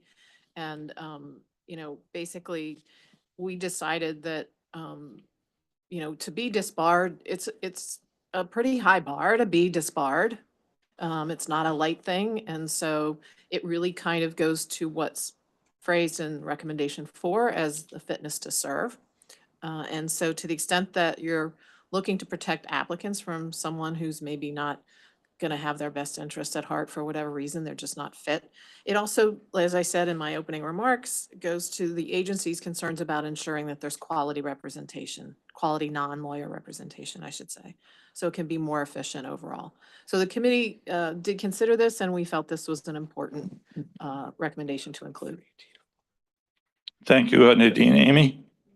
For some empirical kind of context, many interviews brought this up and told stories about, we spoke to ALJs and different hearing officers in many agencies. And there was a common thread that disbarred attorneys were a repeat problem. And I will just note a few agencies have regulations already along these lines. Now, they're not maybe a per se rules of, for example, Department of Labor has a rule that's like a presumption. An attorney who's not in a good standing may not represent a party as a non-attorney unless they obtain judge approval, which is a kind of a long stand. They have to, the person wanting to represent has to file a written statement. The judge may then deny approval or so there's a presumption no, but with an opportunity to rebut. Other agencies make the non-lawyer affirmatively state that they are not that there's no admission information concerning their practice before any other court, bar, state or federal agency that would be of concern. So there is a bit of this already. And so I just wanted to put that out there as well. Also, we heard from at least one, I think 2 agencies said that they were currently discussing this within their agency about moving in the direction of more of a hard rule on disbarred attorneys. So just that was some of the factual context I think that's fleshed out more in their report. Okay, thank you, Amy. Jeff, I've got 3 people waiting online who were ahead. Jonathan, turning to you online. This is Jonathan Rose again. Jonathan, we can't hear you. Mute button. There. I would There we like go. to support the council amendment, like was said a few minutes ago. I believe it's overly broad. There's also some illogic that someone is engaging as a non-lawyer representative. So it's not clear why disbarment ought to be a bar. These can be considered on an individual basis. People are disbarred for a variety of reasons, from very bad conduct to things like failure to pay dues, and therefore individual consideration with particular individuals is a much better approach. Okay, thank you, Jonathan. Jonathan. Tom? Thanks, Andy. I was just thinking a little bit about, this is Tom Byron, liaison representative from the Administrative Office of the U.S. Courts. I was thinking about Jonathan's earlier comment and Alan's comments as well. And I do think there's a significant concern here that state bars and disciplinary bodies are likely to view this recommendation more skeptically and take issue with it if this provision is deleted. And I think that's something that that ACA should consider. In one of the things that we've seen in the courts, in the judiciary, where there's concerns about reciprocal discipline between state and federal courts, or state bars and federal courts, is a challenge about ensuring communication between the state disciplinary bodies or bars and the federal courts, to ensure that there is good information being provided so that reciprocal or independent or corollary decisions can be made with the best information. And so I have two thoughts and suggestions with respect to this council amendment. The first is, I would caution ACUS against adopting this amendment that would delete this provision altogether. And the second is that I would suggest something short of a complete elimination of this portion of this paragraph in the recommendation, and instead urge consideration, if there's discomfort with the committee's recommendation language, something along the lines of what Amy described as a presumption. Something like, for example, agencies should provide that an individual who is disbarred from practicing law is ordinarily not permitted to serve as a non-lawyer representative before the agency. That would leave room for case-by-case determinations, and I think there is perhaps an opportunity as well to encourage communication between the agency and the state bars or disciplinary bodies that make the disbarment determinations, to ensure that the agency obtains the best information about the basis for any disbarment decision. Some are going to be relevant and disqualifying, perhaps most. Some might not be, but in order to know that, we should be encouraging agencies to maintain good lines of communication with the bodies that gathered the information that informed that decision in the first instance. Okay, thank you, Tom. And moving on to Peter Strauss.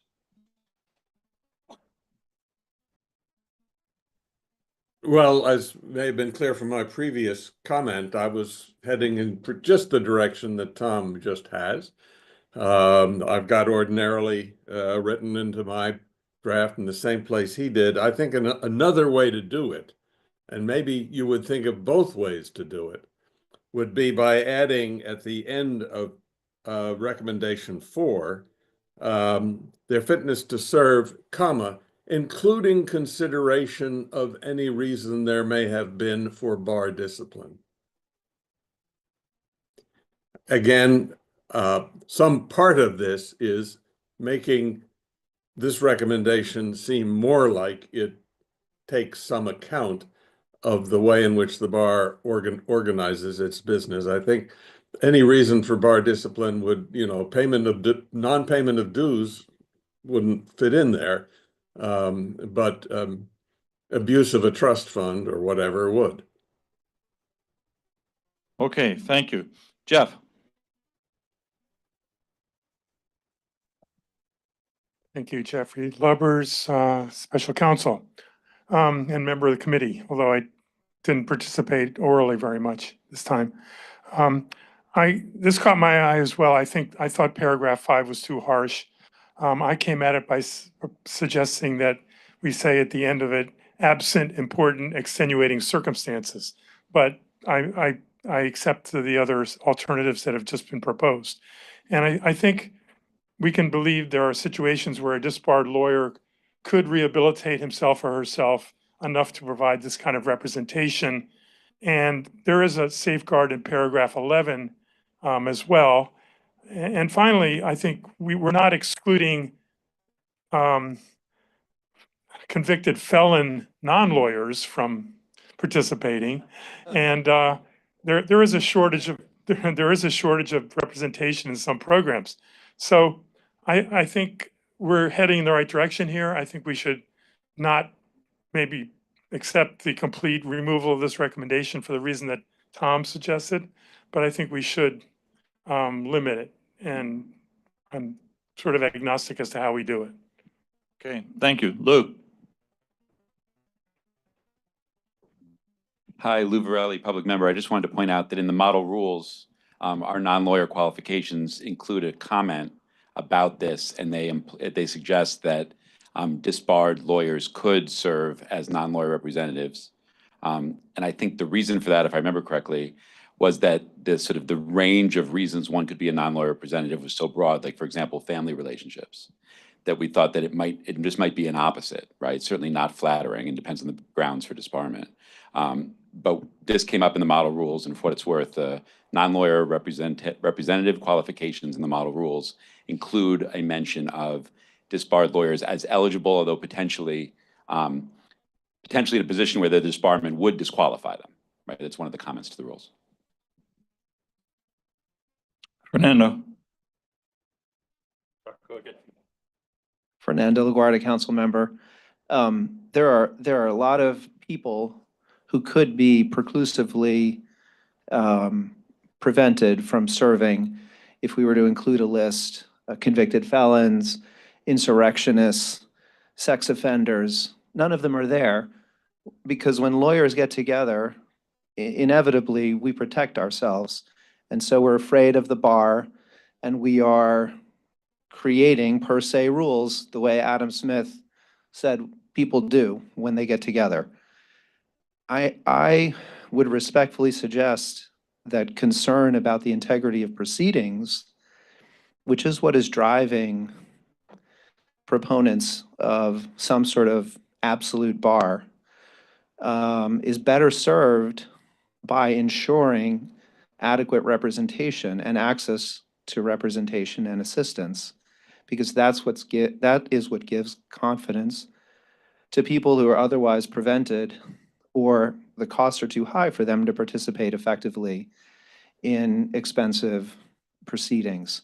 And so I do think, again, that attempting to categorize or paint with a broad brush, using examples, none of which are a per se bar. The Department of Labor, the other agencies cited are not per se precluding disbarred attorneys from representation. They are thinking about it, or they are precluding them on a case-by-case basis. So calling it out and participating in essentially tarring people and not giving them a second chance and raising costs for participating in these proceedings, I think we should look at that skeptically. And I'm speaking for myself now, not for the council. Okay, thank you. Shaku?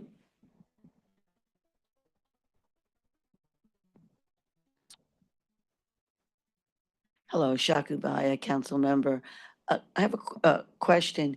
In 4 and 5, was there a contemplation of there being a hearing to determine whether the non-lawyer representative is qualified to represent someone? Like how do you determine they have the experience, expertise, skill, and fitness to serve?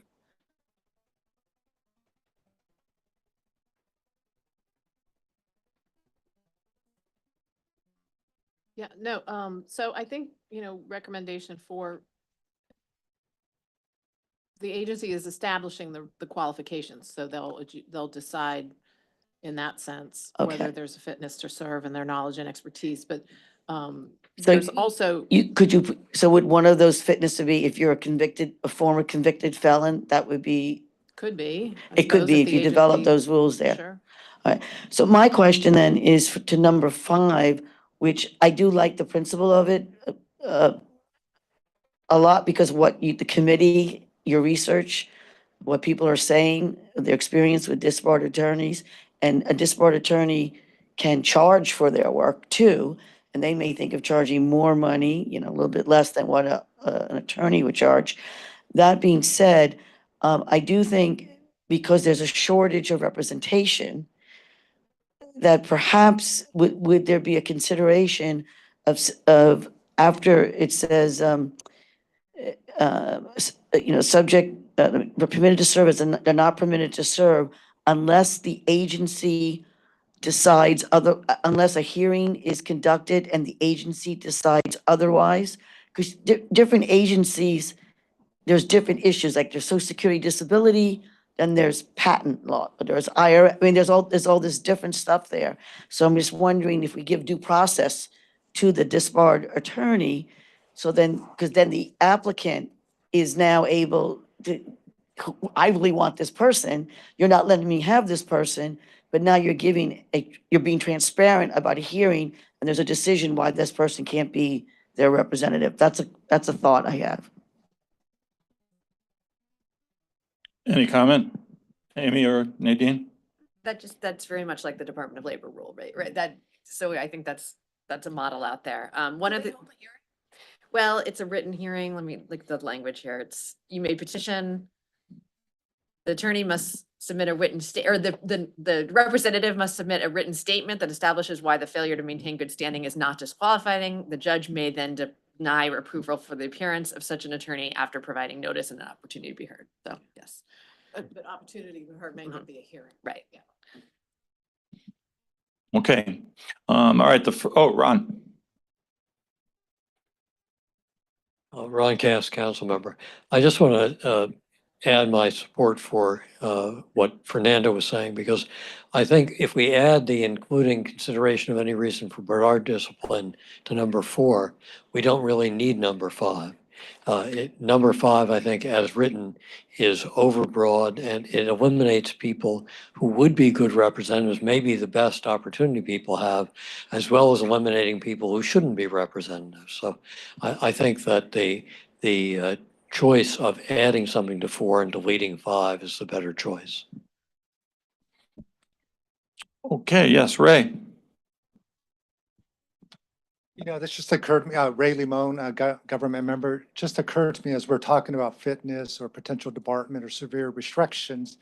I was thinking about the 2 million federal employees who know their agencies, who are more than happy to help, but there are significant ethical restrictions that prevent them from either providing assistance or representing others. Is there something contemplated, maybe a footnote or some kind of reminder that agencies should coordinate with their DAOs and remind, what those restrictions are for non-lawyers? Since this is going to go out to a broader community and many federal employees are going to read this, I just thought that, that obvious restriction probably shouldn't go unnoticed. So I just kind of throw that out there for awareness.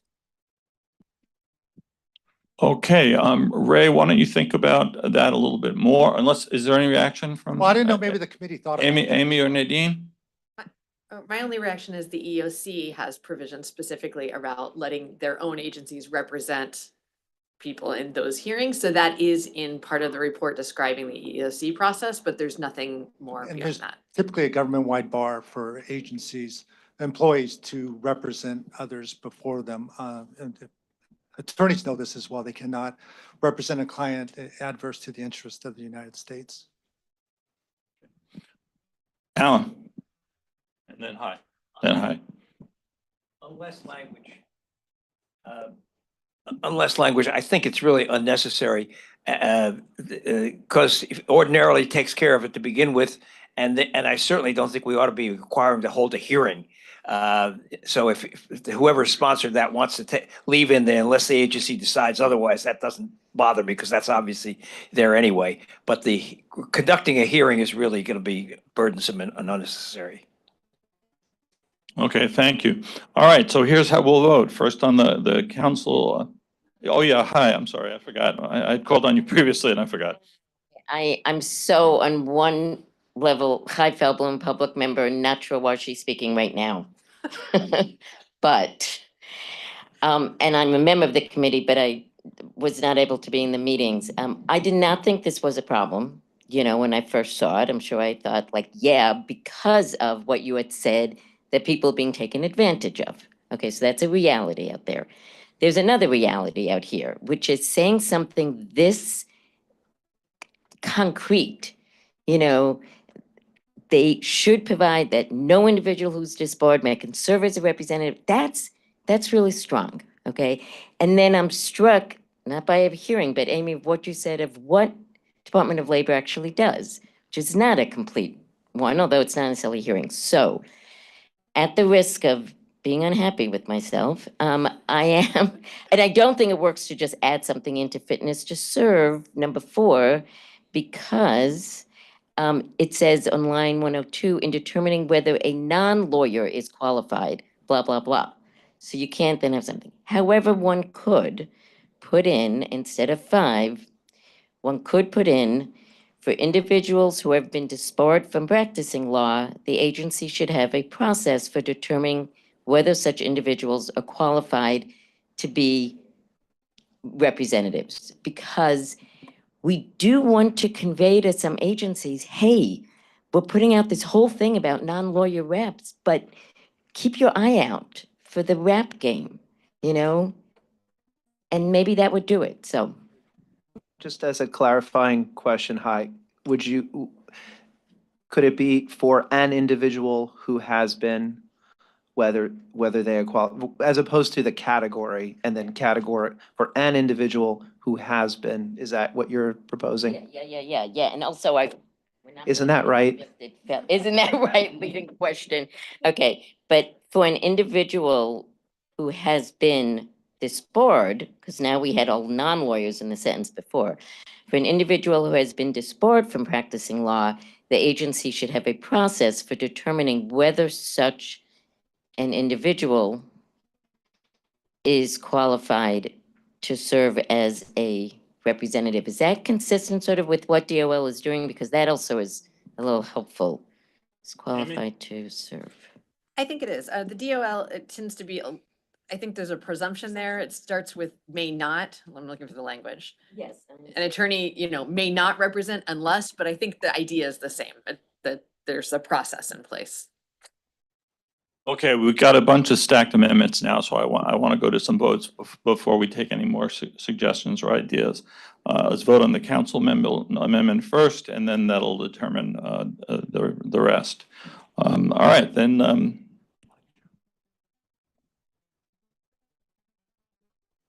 Oh, that's a good idea. Conrad has a good idea. Fernando, what do you think about Hai's suggestions? Mike, please, for Fernando. Am I allowed to withdraw a council amendment? I don't think I am. I think it's a council amendment, so I think we have to vote on it. Yeah, I think that's right too. Yeah, Jeremy, is I think Hai's alternative is a very acceptable alternative. It's a good compromise. Okay. But we should vote on the council amendment. Yeah, and then. yeah. Sean, just to check, can a council member withdraw a council amendment? Did not think so. She's shaking her head like, are you kidding? Yeah, you even have to ask me that. All right, so then let's vote on the council amendment to delete all of 5.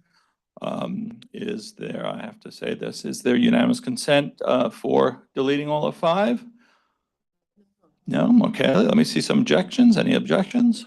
Yes, okay. All right, let's go to voice on it. If you're in favor of the amendment to delete all of 5, say yay. If you're, please yays first. If you're opposed to the amendment to delete all of 5, say nay. Nay. Nay. All right, I think the nays have it there. Yeah, exactly. All right, so let's take them in the order they were offered. The first one came from someone online who I forget, but it was Tom. Okay, thank you. To add the phrase or the clause at the end of recommendation paragraph number 4. Oh, yeah. Tom can't move it. I'm sorry, Tom. Would anyone care to offer this amendment on Tom's behalf? He's the liaison from the federal courts. Andy, as a point of process, could I suggest if the proponents of the two amendments that precede Hy's amendment are willing to withdraw them, we can just move to striking the first sentence in 5 and inserting Hy's proposed language. Otherwise, you'll have to vote on ordinarily, then you'll have to vote on including consideration, then you'll have to vote on Hy's amendment. So maybe ask if the proponents of those two would withdraw them so we can get to the last one. Okay, I think that's a great idea. This is Peter. I'm really happy with Hy's amendment. Okay, thank you, Peter. How about you, Tom? Yes, that's fine. Hy's amendment looks good. Thank you. Okay, all right, then let's have a vote on Hy's amendment, which is to add the sentence in block here to number 5. Is there any objection to that amendment? Yes, please. Leah? Okay, yeah, so it would read, for an individual who has been disbarred from practicing law, the agency should have a process for determining whether such an individual is qualified to serve as a non-lawyer representative. And the first sentence would be gone, yeah. Sorry. Obviously. The first sentence and substitute. Right. Exactly. All right, Lou, that's right. You raised your hand before and I didn't get back to you. I'm Lou Varelli, public member, and I'm sorry. I just wonder, because there is a process for establishing many of the recommendations refer to processes for establishing whether a non-lawyer representative is qualified. I'm wondering if we could say something like determining whether disbarment of such an individual is disqualifying or something, right? Whether we focus on disbarment as opposed to, right? So I read it the first time as saying, well, we already have a process.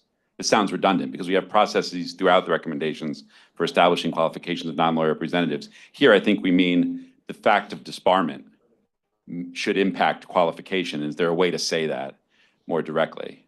Does that make sense? I don't think it's a substantive amendment. I don't mean it to be. I think it's consistent with what Chaim meant. So I was thinking, and I'm having a hard time seeing it too, but it's my fault. Process for determining whether disbarment of such an individual is disqualifies them from serving as.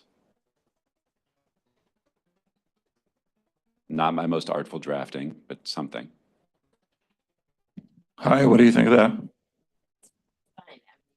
I understand that this is Chai Feldblum. I understand that it's not substantive, so if it makes sense, that's fine with me. But just maybe read it and let's hear it.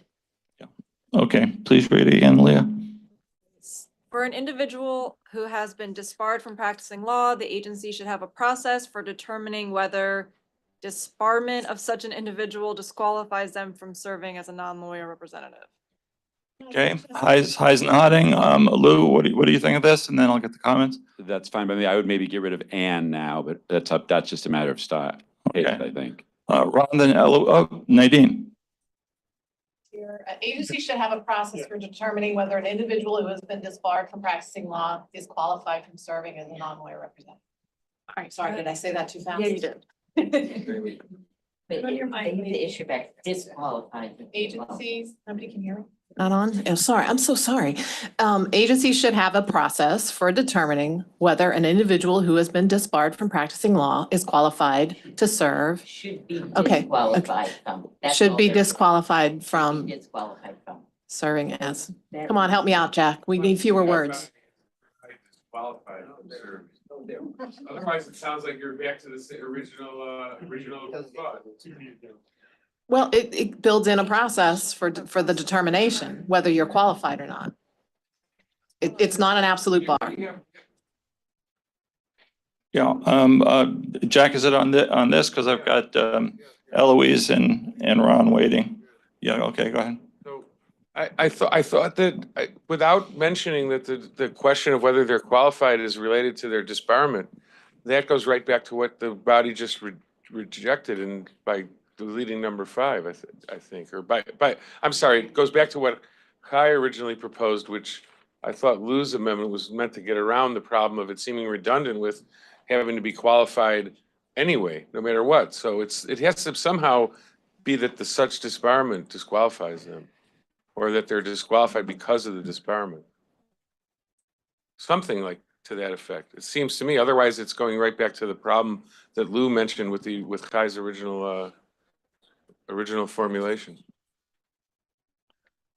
All right, everybody, I just had very distressing news. No, don't worry, nobody died. SBA tells us that we have to be out in 15 minutes. I guess they planned on us being out on schedule at 3:45, and we're going long. So you know, I don't know. Maybe we'll have get as far as we can, and then have a virtual a meeting soon to finish up the rest. Okay. All right. I've got Ron, Eloise, and Jonathan Rose on this. Ron. Ron Gass, council member. I think some version of this is fine.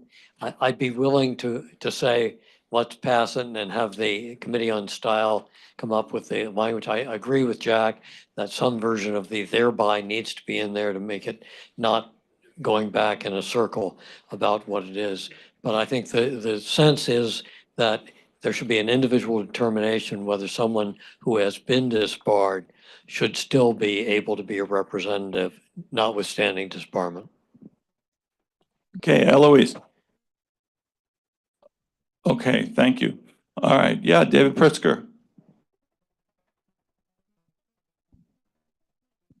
David Pritzker, Special Counsel. Is the intent of this current language that the disbarred attorney, former attorney, be considered acceptable for a particular client or overall? Anyone? Kai, Amy, Nadine? Well, I mean, obviously the prohibition was overall, right? But I'm DOL's. asking about the language being Oh, considered now. Well, DOL's language would be case by case, right? Because you get an opportunity in each case to make your case. So I think that's the direction that the conference is heading. I'm not going to speak for whoever's been making all these amendments, but.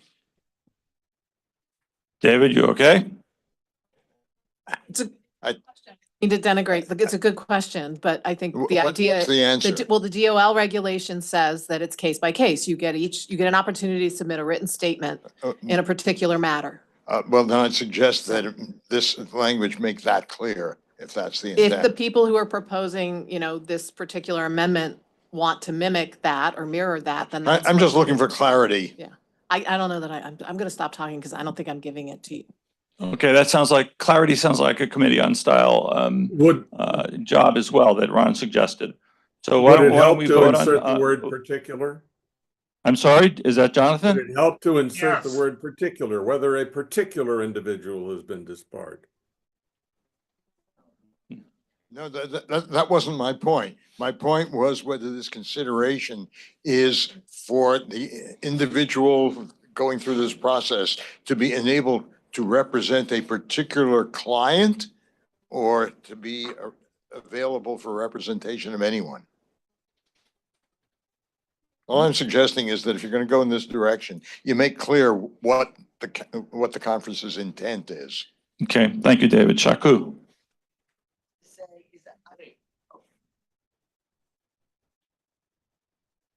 Shakubaya, a council member. When you're working on the style, I mean, the input I'd like to suggest is that you're to kind of follow what the Department of Labor does. It's a system in place and it works. Also, if someone was just disbarred 2 years ago, is different than when someone was disbarred 10 years ago. So it may be a very different analysis. So you may not want that 10-year-old disbarred lawyer being precluded. So you want to be able to give, to look at that. Okay, that sounds a little substantive, guys. Amy, Nadine?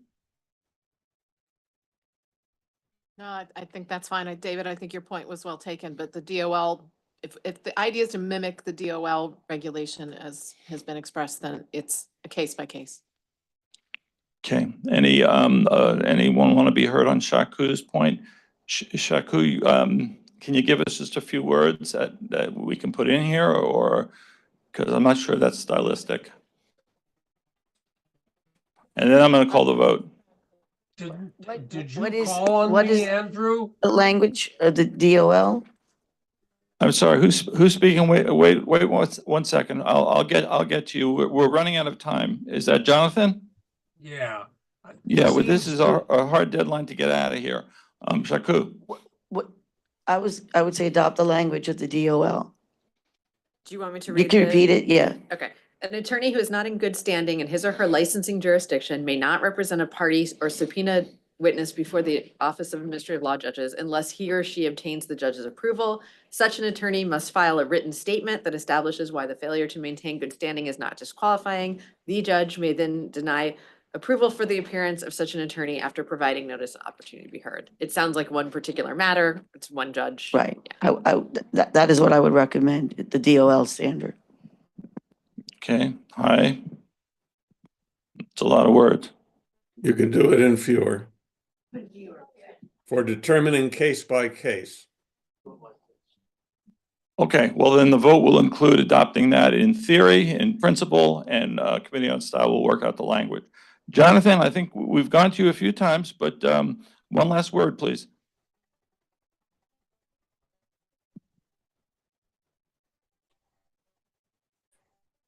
Jonathan, we can't hear you.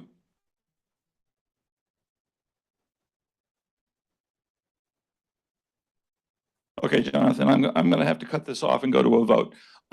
Is there any objection to adopting Hyde's amendment as written with the concept of including the DOL thoughts by the Committee on Style? Any objection to that? Any objection coming from online? All right, without objection, it's adopted under those rules.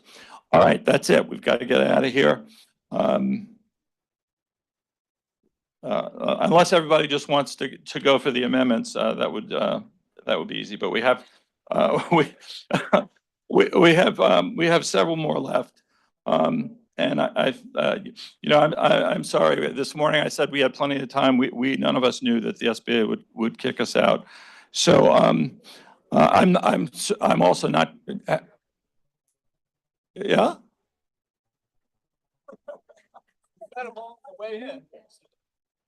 Okay. All right, you guys are pretty gutsy. All right. Yeah. I'm just trying to get back to my book here. All right, Council Amendment number 3 is the next one. Removes the word dedicated from line 125 to clarify that separate insulated funding may not be necessary so long as adequate funding is available for agency programs that accredit, educate, and regulate non-lawyer representatives. Ron, anything more from the council on that? Nadine, would this accurately reflect the committee's intent, or was there any debate? Yeah, the focus was just to make sure there's funding available. And we didn't spend time on this other than to wordsmith it a little, but funding needs to be made available. That was the key. How about you, Amy? There was some concern in the report that the funding be kind of earmarked, but we didn't spend time, the committee didn't really go through it. I think that's where the language came from. Okay. Any discussion on the floor about this? All right, then is the amendment adopted without objection? Any objections? Okay, the amendment will be adopted. Okay, amendment number 4, council amendment number 4. Fourth council amendment removes language in line 128 that agencies should consider adopting in whole or in part ACUS's model rules when establishing rules to govern the conduct and obligations of non-lawyer representatives, and changes the should consider to may wish to use the model rules as a resource in establishing such rules. Just by way of background, the recommendation that the Assembly adopted in 2021 on this subject urged the chair to develop model rules of representative conduct, as you all know, to help agencies implement that 2021 recommendation. A working group was, I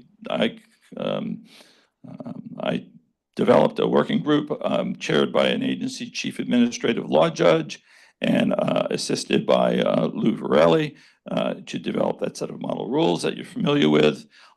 We presented them at the last meeting. The conference had time for reaction and comment and amendment, and those were put in the final draft published just a few months ago. Fernando, this was yours. I turn to you. Yeah, the council amendment is out of respect for the process of the ACUS recommendations that they only require adoption of content that has been adopted by the assembly. Since the model rules were a chair's project, they're advisory in the recommendation. Okay, thank you. Nadine, any reaction from the committee? This was consistent. I mean, we just saw value in directing agencies to this resource. So I think the language here still does that. Any discussion? Lou?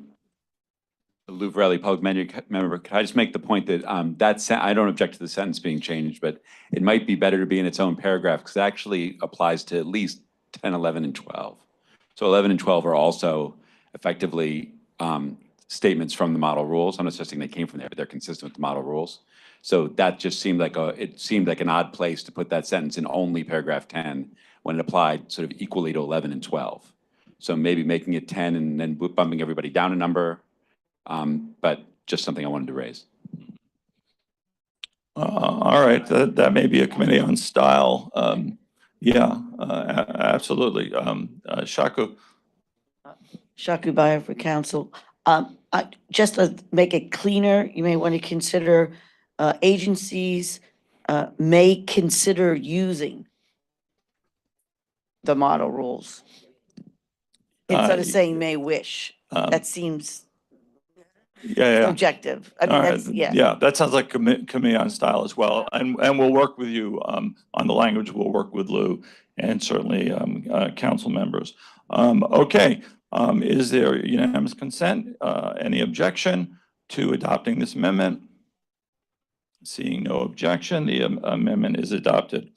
The fifth council amendment adds language to the end of paragraph 15 at 156 to 158 to state that when appropriate, agencies, quote, should consider establishing procedures for removing information about sanctioned representatives from their websites after a certain period of time has elapsed or a sanction is no longer in effect. Ron. Ron Cass, council member.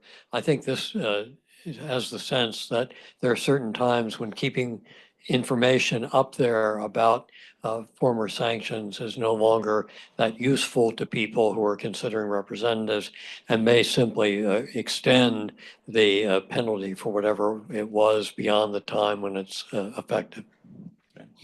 Jeff, let's hear from Nadine first, please. Yeah, so this was discussed extensively by the committee as well as the disbarred attorney point. And the idea was that we felt it was important to be transparent so that applicants have, relevant information about who they might choose to represent them. It allows them to make a fully informed decision. We did add that the second line there to allow agencies to have that flexibility to omit certain information about the violation or the sanction if need be. So that's the sum total of what we discussed. Okay, Jeff.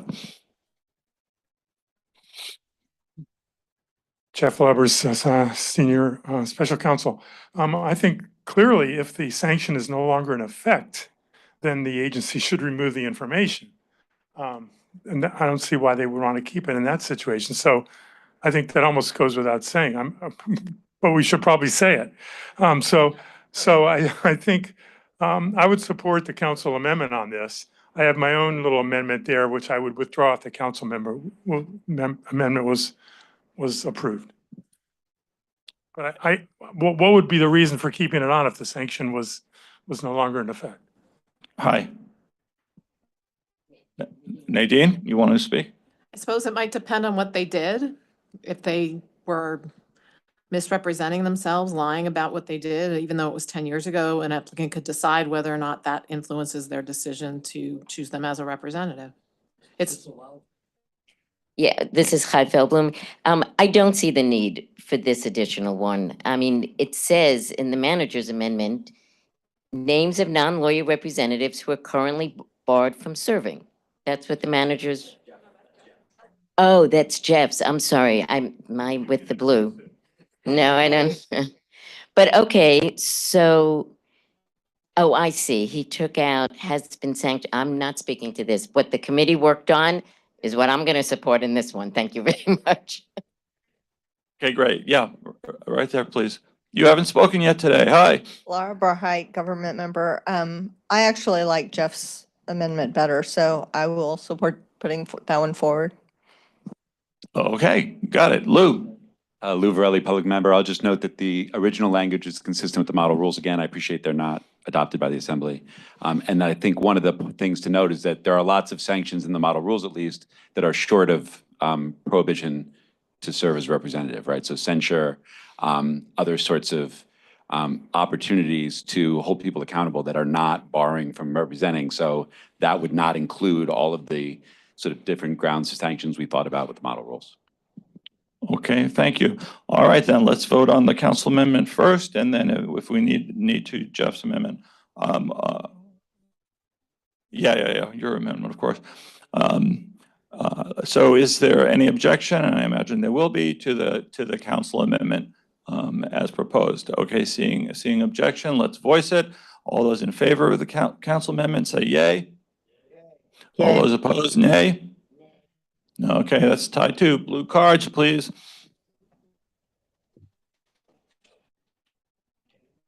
All those in favor, lift their blue cards.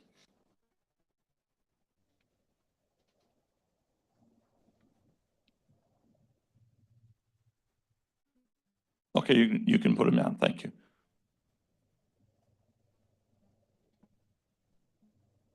Okay, got that. All those opposed, now lift your blue cards. Yeah, that's pretty close.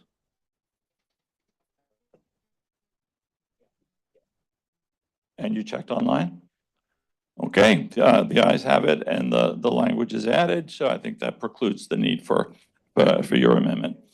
Okay, council amendment number 6, proposed amendment adds, quote, including on their websites to lines 185 and 194, 194 being the conforming from 185, as an example of how agencies should make data regarding representation and assistance publicly available. Is there any discussion on the floor about this? It seems pretty straightforward, so I'll skip any council member explanation.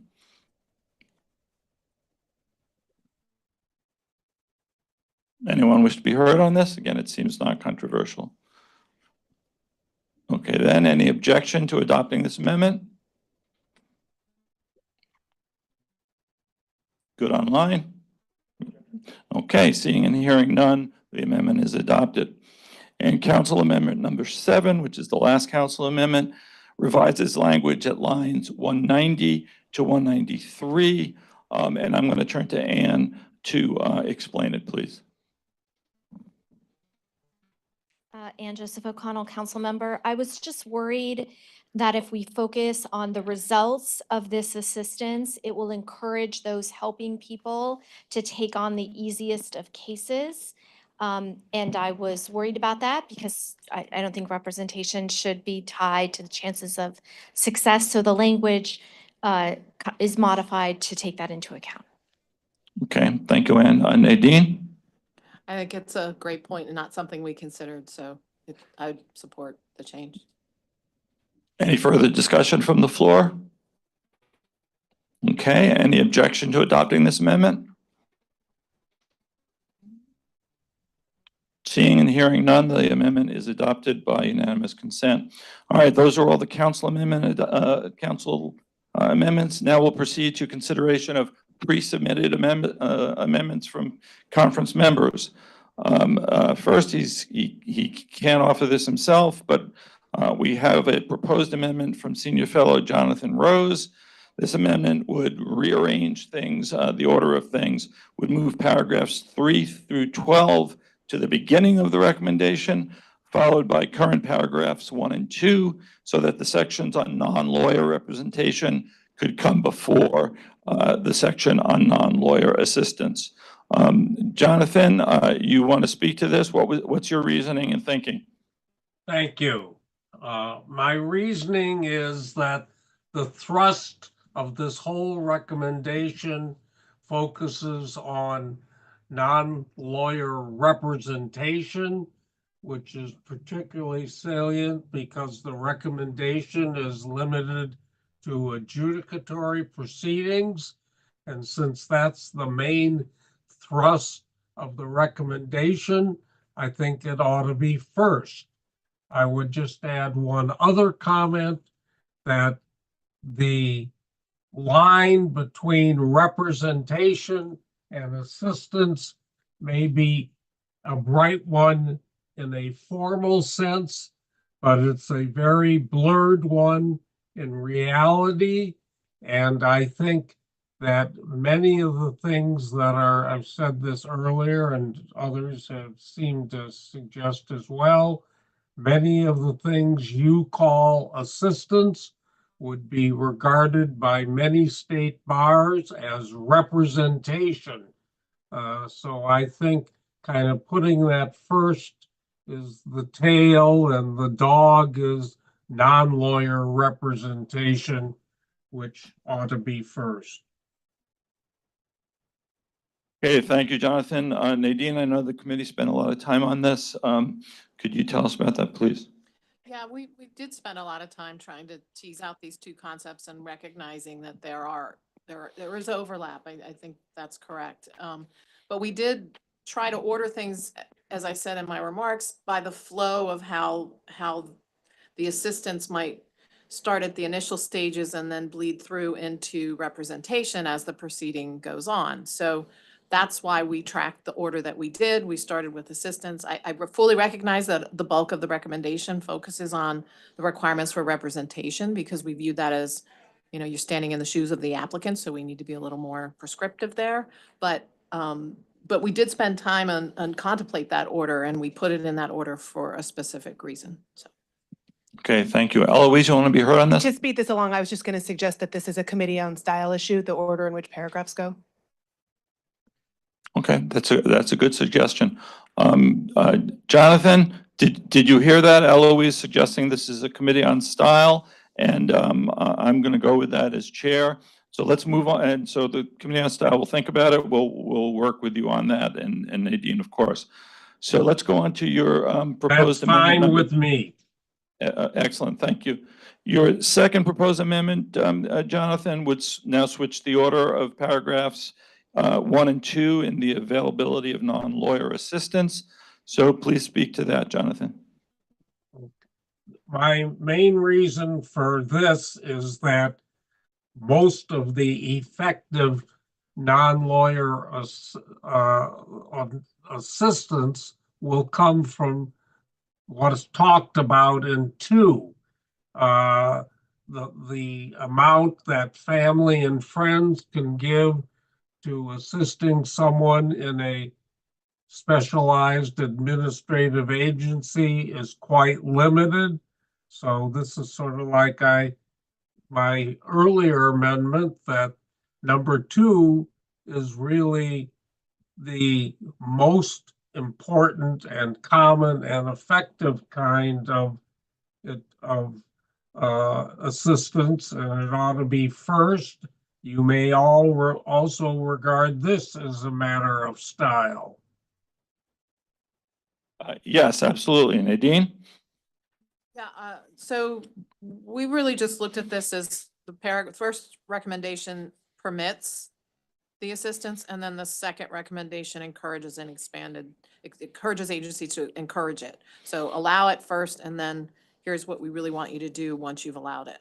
So that's why it's ordered that way. Andrew, if I could add one more comment, I think that whatever you have here, it should parallel what you've done with non-lawyers, that it be done by rule, not just encouragement, because if it occurs without a statutory basis, you're going to run into lots of problems with state bar associations, and many of these activities, particularly with family and friends, will go on in the state where the participant lives and not in Washington, D.C. Okay, Jonathan, understood. All right, consistent with the last, your last proposed amendment on rearranging paragraphs, Jonathan, I'm going to rule that this is a committee on style concern as well. Ann? Fine Councilmember, with me. I like the order of the paragraphs, and I like 1 and 2 in this order. They make logical sense. So I would just also like to urge the Committee on Style to just leave it as is. Okay, thank you. And I see a number of assents to that. All right, Jonathan, I'm going to move on to your third amendment. We're going to do this one real quick. It would just add the word experience to paragraph 4, line 105, as another factor that agencies should consider when determining whether a non-lawyer is qualified. Nadine, on behalf of the committee, adopts this. Is there any objection to adding that word? Seems straightforward enough. And can somebody technically offer it for Jonathan? Hai offers it without objection. It's adopted. Jeff, we've got a proposed amendment from you. Why don't you speak to that, please? Would amend paragraph 15. Oh, that's the same paragraph 15. Right. Okay, I'm sorry. I think we're done. Yes. Unless we go to, I've got to do this technically. There is a time for floor amendments open that have not been pre-submitted. Anyone offering them? No, nope. Okay, let's move to final vote on this recommendation. Is there any objection? We have to, well, they're not here. Voice vote. All those in favor say yay. All those opposed, nay. Okay, the yays obviously have it, and the recommendation is adopted. All right, real quick, my so-called special remarks. A lot of people have been asking me today and previously what the transition means for ACUS and its personnel. The short answer is, as I said in my email to you the day after the election, and again in my report, that is business as usual. We're implementing the responsibilities under our statute, which I summarize as helping the government to work better. And also, as I said, we've got a full program through and into December of 2026. So that's what we're concentrating on. I know a little more about the transition from what I told you in the email the day after the election. Except since then, the transition has officially started. Memorandums between both the transition and the administration have been signed. Landing teams are starting to land at the agencies. Will ACUS have one? We expect not. Have not had one in the last 2 transitions, so don't expect one now. The only thing we've been asked to do is prepare certain materials and documents and question forms and questionnaires. We've done all that, and that was done with the purpose of if they ask for it, we've got it. So we've got it. We're ready. We cooperated so far. We're going to fully cooperate on any requests into the future. Public members will continue. They'll rotate in June. The ones who term out. Government members, it's up to your agency to decide who has the privilege of representing the agency at ACUS. The council, the DC Circuit has ruled clearly for us a couple of years ago that council members, despite their 3-year terms, serve at will of the president. The one wrinkle being, of course, that anyone on the council, and other than Damon, there are 3 other government council members. If they leave their government jobs, then with that, they leave the council.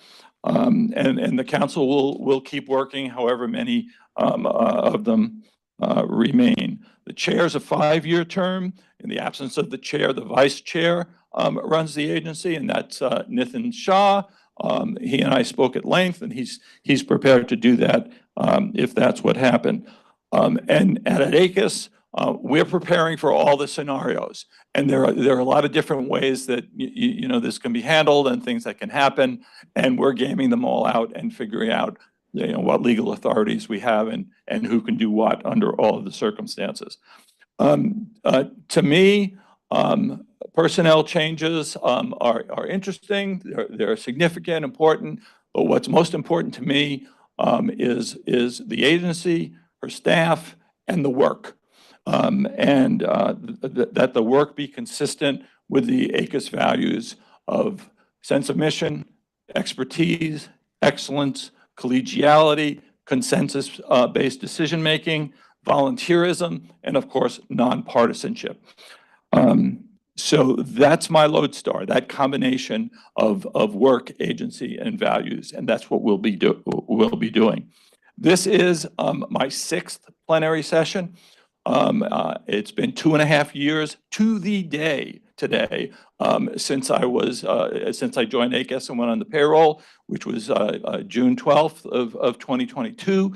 So go figure.